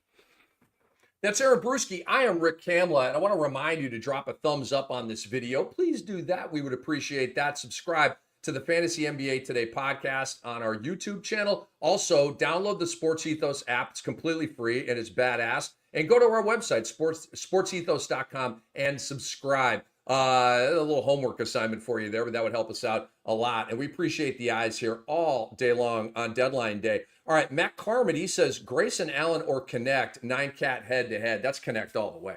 Yeah, I think so too. I mean, and Phoenix has actually behaved better than I thought they might under Mike Budenholzer. But yeah, it's getting messy there. And yeah, I'll take Connect all day there. Neil P says Ty Jerome or Bilal in a head-to-head points league. Thanks, guys. Neil, thank you. Brew, you go first here. I'll take Bilal. I love Ty Jerome. Points, let's just assume that it's a kind of a normal-ish points league that's out there. Bilal has had the green light already this season, and it's been impacted by Kuzma, but he's going to be the guy. I think I'll take Bilal. I think it's Bilal Coulibaly all day. I'm not as high on Ty Jerome as Brew and Doc are. I'm cautiously optimistic for Jerome here with LeVert out, but I'm just not getting the tickle like Brew and Doc are. So the value's in the percentages with Jerome as well. That doesn't impact head-to-head owners as much. In roto leagues, it's gold. Right. Good point, man. The Cousins 9855 says, how do you guys rank Kuzma now with the Bucks? I think Kuzma's going to be really good, Brew. I mean, Giannis scores 32 and Dame scores 27, 25, whatever it is. I mean, that's 60 points, okay? There's not a lot of meat left on that chicken bone, okay? You know what I'm saying? But they still have another 50 points available for the other guys. That's the thing. They're light in depth. And that's even assuming that Brook Lopez is good, you know? I think Portis lost in this trade deadline, and I think Kuzma is the guy. And Portis might actually be all the way out, it feels like. I mean, he had a bunch of personal time off. Kuzma, I think, goes back, not to peak Kuzma. There was a period of time where Kuzma was pretty damn good, but maybe a couple steps back from that. Top 100, 125-ish for Kuzma. I think he might be a little north of that, Brew. I'm looking at like 15, 7, and 3, 1, 1, 1. I'm looking at like a 15, like maybe a 2, 1, 1. With the threes, blocks, and steals. And I may be a little rich on the blocks right there, but Kuzma's always flirted around like a 1, 1 in the blocks and steals. And I feel like he could get to 2 threes with about a 15, 7, and 3 PRA. If I'm a Kuzma manager, I'm psyched right now. I'm really, really excited about this move. One interesting thing is playing with other great defenders like Giannis and Brook Lopez should help create turnovers, and he should be the beneficiary of some better defensive opportunities there. So, yeah, it's interesting. Good point, man. Jeff Martin says thoughts on Chris Paul, Gafford, Jeremy Grant, and Claxton in 12-team 9 cat. Claxton, to me, is a shutdown candidate. Jeremy Grant is kind of getting poached by the other forwards there, Kamara and Avdia. Gafford, to me, takes a little hit with Anthony Davis there. And I disagree, but we got to go with what it is. Stephon Castle is a waiver wire guy right now. Drop him because Chris Paul is starting. So I think Chris Paul is going to be static, Brew, and do the Chris Paul thing. 9 points, 8 assists, a steal plus, a 3 plus, low dose stuff. But like, I don't see Chris Paul's numbers getting better after the Fox trade. And because he's starting, I don't see them getting worse. I agree on all fronts with that. All right, I'll let you go first here on the next one. We have Peter R. Ooh, wait, go. There you go, Andre. This is a good one. Will Misi Olynyk become similar to Gafford Lively pre-AD situation? Matkovic must add ? 9-team 9 cat. That Matkovic line last night was something else because he was a buzzy guy during Summer League and then nothing, like no minutes, no hype, no value, getting dropped in 30-team leagues. I mean, I actually should probably check and see if he's available in a certain league we play in, but he had the big line. And now people are like, okay, well, what's going on here? Yves Missi should be locked into 30 minutes per game. Zion didn't get dealt. I forgot about all that. That's interesting. And now I wonder if he gets shut down for the rest of the season. But Kelly Olynyk, I don't think he's healthy enough to play 20 minutes per game. I think we would have seen that in Toronto if he was capable of it. So I'll fade that a little bit and say that Missi gets his 30 and that's that. I respectfully disagree. I think Misi's going to stay in the starting 5. I think he's going to play 26 to 28 minutes, and I think Olynyk's going to play 20 to 24 minutes, and I think Matkovic is not going to play unless something changes, an injury or whatever. But I think Olynyk's going to be the backup to Misi. Now, they could get super tanky and shelve all the vets, and then Matkovic plays, but I'm not there with that just yet. Okay, Joseph Kim says, drop Jalen Smith for Goga or Nurkic, 12-team 9 cat head-to-head. I would say yes to both of those. Yeah, I think so. I mean, Jalen has some upside somewhere at some point in time in the year 2042. I don't know how that works out, but yeah. Are you Jalen Smith upside fatigued, Brew? Yeah. I mean, I went big the first year and it hurt. And then after that, it never happened, and it never happened, and it never happened. And it's been an Indiana thing, and now it's just a Jalen Smith can't say. I don't know with Jalen Smith. And he'll have 2 weeks that are great, but we just don't know which weeks they're going to be. And that is what it is. So, yeah, no, Goga all the way. He's a must-roster player. I would rather have Goga than Nurkic because Nurkic isn't a shot blocker and Goga's going to give you 2 a game as long as the minutes can hike up a little bit. Goga and Wendell Carter Jr. are in a little bit of a timeshare right now, which is a buzzkill. But hopefully Goga can get back to that being his position, which was the case before he had the injury, and he's still working his way. Goga's last game was really good on Wednesday night. Goga put up a really good stat line. He's building, okay? I'd rather have Goga out of that mix. Dennis says trade IQ, Emmanuel Quickly, or Vassell for Dalton Connect. I'm not trading Vassell for Dalton Connect.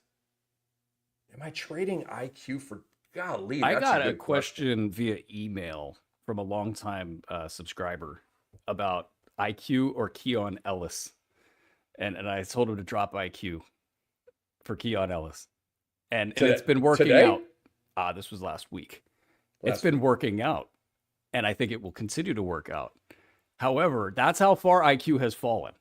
Like, something's not right. I mean, he can't stay on the floor. They theoretically, I get it, and maybe they want to lose games, but they don't even want to lose games now.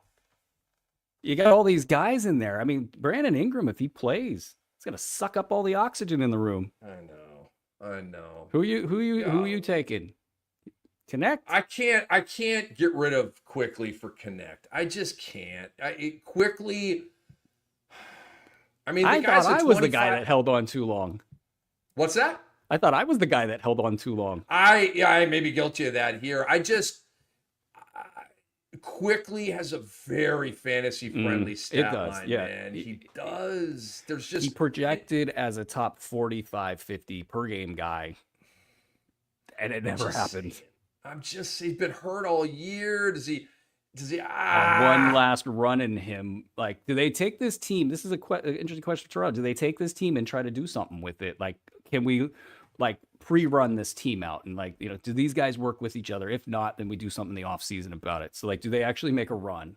Yeah, Brew, because they have to audition Brandon Ingram. They have a gigantic decision coming up with him this summer. He is an unrestricted free agent. Again, he's going to want max. I kind of sort of think that Masai Ujiri and Brandon Ingram's agent already have a little thing worked out, and that's why Masai went here and made this trade. But you do want to see how that all works out. So I think this is a max contract audition for Brandon Ingram right now. And you've got to play him with Barrett and Barnes and Quickly and Pirtle to see how it works. So that's where I'm at with Toronto. I would rather have Quickly than Dalton Connect, but I am in my dome about that. Manila Most Wanted. How do we asses?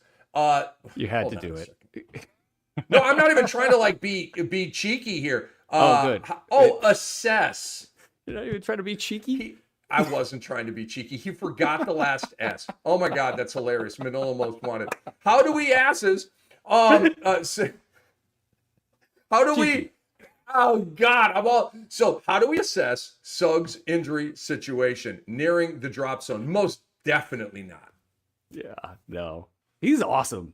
And man, you want to do a trend line with the Orlando Magic, him being out, down. You go got to Magic. Right. Yeah, I mean he's a contributor to winning. Well, with the misspell right there, I'm glad he didn't ask us about Grady Dick. I'm glad he asked us about who he asked us about. Honestly, when you guys were talking about before you brought me in, I almost died again, and that was that show was a doozy. And Mark playing the straight man in that, I cannot say enough how great that was. Me and Doc, Dad on the ground, Mark just carrying on as the adult in the room. It was awesome. Just playing it straight. The straight man. You always need a straight man. All right. Jim says, Sohan, Carrington, Ty Jerome, or Ellis. Thanks. Ninecat, head to head. Go first on this. All right. Jerome, I think, is the one that's okay. Head to head, Ninecat. Okay, maybe that changes things a little bit because those percentages can get mixed up pretty quickly, and so he's got good PRA pop. Let's not undersell that. I would say, in this situation, I probably would go, hearts of hearts. I'd probably go Ellis, Jerome, Carrington, Sohan. But if you want to fade Ellis, given the Kings' history and all of that, I would go Jerome, then Ellis, and then Carrington and Ninecat. It's a real problem. I mean, if you're punting turnovers, that's one thing, but you also got to be looking at field goal percentage and free throw, and it gets bad real quick with Carrington. Unless he explodes onto the scene, it could get bad real quick there. But yeah, that's my order, one way or another. I like it. We have a philosophical difference, you and me, with fantasy. Okay, I don't care about percentages at all, and I don't care about turnovers. I lose turnovers. Andre, please keep that question up there because I don't want to lose those players. I do want to rank these for our guy Jim. And I'll make this as quick as possible. I lose turnovers every week. Okay, because I've got good teams with good players, and the good players lead the league in turnovers. Okay. So I always lose turnovers every week. So that's why all the leagues that I run are 8 category leagues. I just eliminate the turnover category because I think I don't like playing with it. And then I don't do the percentages. I let the PRA and the threes, the blocks, the steals. I go heavy in those categories. And then I feel like I'm going to win field goal one week and lose free throw. Then the next week I'll win free throw, then lose field goal. And I just feel like it kind of undulates like that. That's at least my strategy. All right, my ordering here is Bub Carrington, Ty Jerome, Sohan, and Ellis. I'm a Bub guy. The smart thing is in my brain, but I'm pushing forward anyway. I'm not as bullish on Jerome as these guys. Sohan is getting more minutes, and his production is up. Okay, but just not like the last couple of games, right? It's been a recent thing, but Bub is my guy right there. All right, Andre, do we have another question? So guys, we want you to watch this. This is from SportsEthos. You can watch this episode we're talking about right here once the show is over, of course, and you've got the URL there. Go ahead and maybe retweet that for us. That would be very helpful. But have we reached the end of this marathon? No, At that point, when we're sharing the episode of me and Doc not being able to like function, like, yes, we're at the end. So Nico Leon says, one question, if that's okay. He said, thank you guys for making it easier for us. I sincerely hope you keep going and stay strong. We will. Nico Leon. One question, if that's okay. Indeed, it is. Şengün or Tyrese rest of season? He says he has Trae Young. That's a good question right there. I did not anticipate that one. What you got, Bruce? Şengün or Hallie rest of season? In 9-cat leagues, Tyrese has been like a top 15 guy on the season. He's had some top 10 stretches.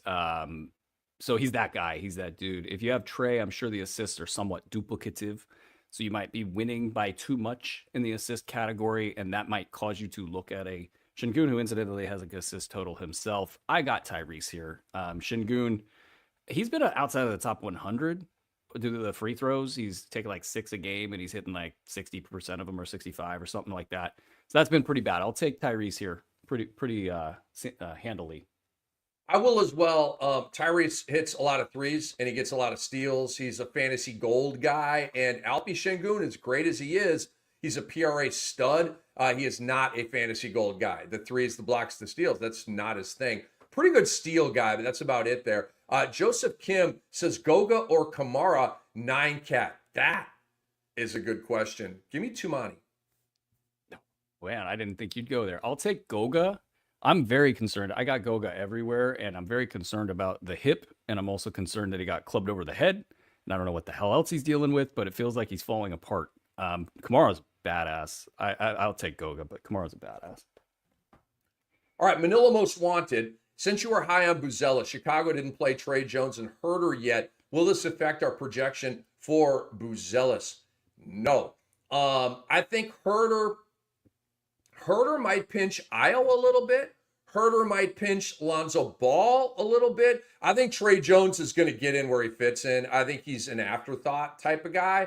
Herter, I do think he's going to play a little bit, Brew. I think he's going to go from exiled in Sacramento to 20 to 24 minutes a game in Chicago. That's just how I view it. And I would say the most likely sort of victim of that would be Io. And so that's what I got on that. But do you see those guys impacting the Buzelis value at all? No, not the Buzelis value. But Herter's interesting because he was asked to do what everybody in Sacramento was asked to do, which was kind of take the slack for Domantas Sabonis' inability to defend. So he became sort of a flashpoint for discussion in Sacramento, where his liabilities were too much for the team to put him out there on the floor like they might in another situation. If he goes to Chicago, they don't care. And he plays 25 minutes per game. That's good for him. He can actually be a top 100 guy. So I think he's kind of an under the radar. Don't be surprised if Kevin Herter actually starts producing at a low level there in Chicago.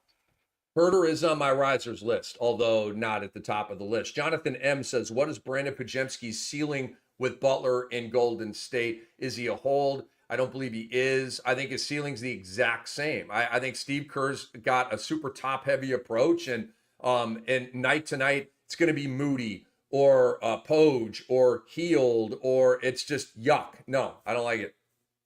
Yeah, I think he could be dropped. There's a lot of action on the waiver wire right now. Any number of guys we talked about today I would have over Podziemski. You know what? I'm glad Jeff Martin brought up this name, Keon Johnson, because I've been kind of keeping a running total here of overall fantasy pickups and then pickups birthed of trade deadline moves, right? and I didn't write Keon Johnson's name down, but he is an outstanding pickup off the waiver wire right now. How are you feeling about him? I'm pissed I dropped him in a couple places. I got a lot of guards on a lot of teams, so I've had some tough choices with roster slots, and he had a little stretch there where he just wasn't in a good place, and now he's back into a good place. I think he's a guy that can put the ball in the hole. You know, he's going to get a lot of minutes. He's going to get a lot of touches. He's going to be possibly consistent for this team down the stretch. So I like Keon Johnson as a must roster player. I'm looking at my list of pickups here. He's near the top, man, with Connect and Jerome and Buzelis.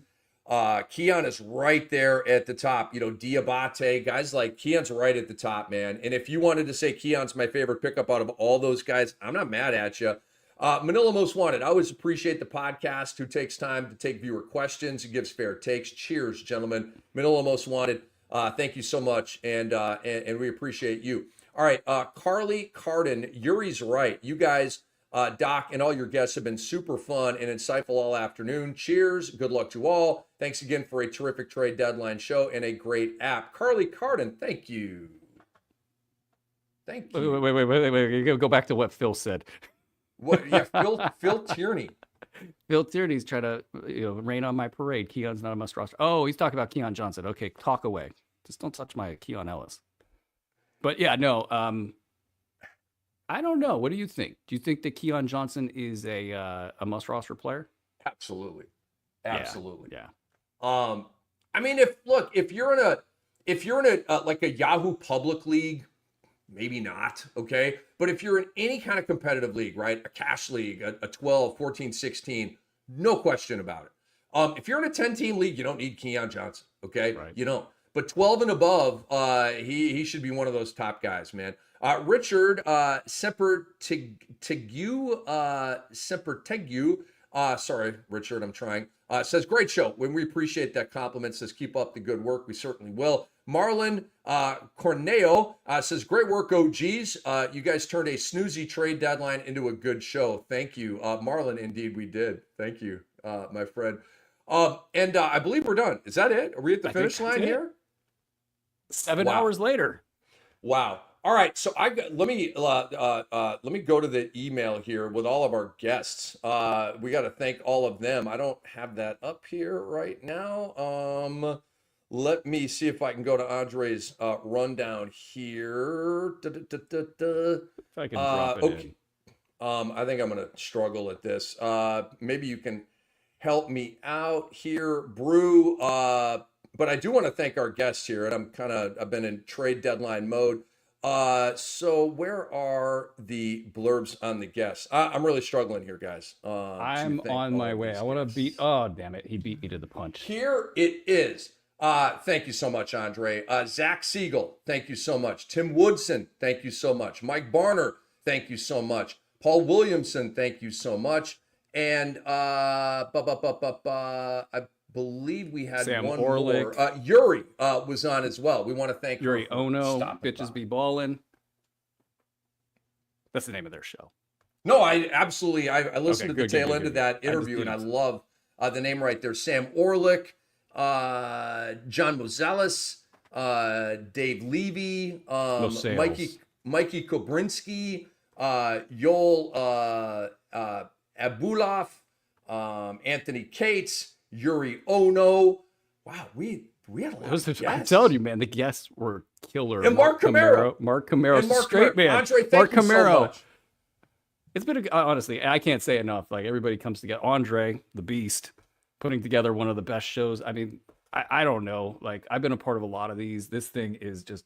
I love the gravity and the momentum of everything that's going on, and everybody involved is just doing a great job. I'm tickled to be a part of this. So thank you to you, Rick, for everything. You're my my hosting Sherpa here. You're teaching me how to host shows here. Thank you so much, Doc. Hilarious as usual, and everybody's so sharp. It's great. And thank you all the listeners, man. You guys are just awesome. Every time you send us a message or some feedback, I love the feedback. Tell us what we can improve. I love that. So thank you guys so much. And yeah, I'll get off my soapbox here. Brew, Andre, I really appreciate you guys bringing me in. I feel the love. I'm super excited to be on this platform. I'm super excited to be singing our song, bringing these shows, kicking ass with Doc, kicking ass with you, Brew, all of the guests. So I'm going to get to know more here as this relationship expands and grows. So I really, really appreciate you guys. I'm loving this. I'm really excited about this. And guys, help us out. We are growing this. We're blowing this up. Help us out. Retweet our stuff. Tell your friends about this, and continue to patronize us. We'd really appreciate that. I want to give a special shout out to Andre Lemouche. Brew just did. He's our great producer, and he's just, the guy never sleeps. He works his butt off. He's as thorough and comprehensive as any producer I've ever worked with, and more so actually. His rundowns are like they're like dissertations, okay? They're like college essays. They're awesome. So huge shout out to Andre Lemouche. Huge shout out to all of you guys and girls for watching us all day. Again, our guest rundown's been absolutely fantastic. Big shout out to Dr. A for joining us here. Again, subscribe to the Fantasy NBA Today podcast. Download the Sports Ethos app. We will be seeing you very, very soon, tomorrow, in fact. But for now, we thank you for joining us. The trade deadline show is over, and it's been brought to you by Bet Online. See you soon.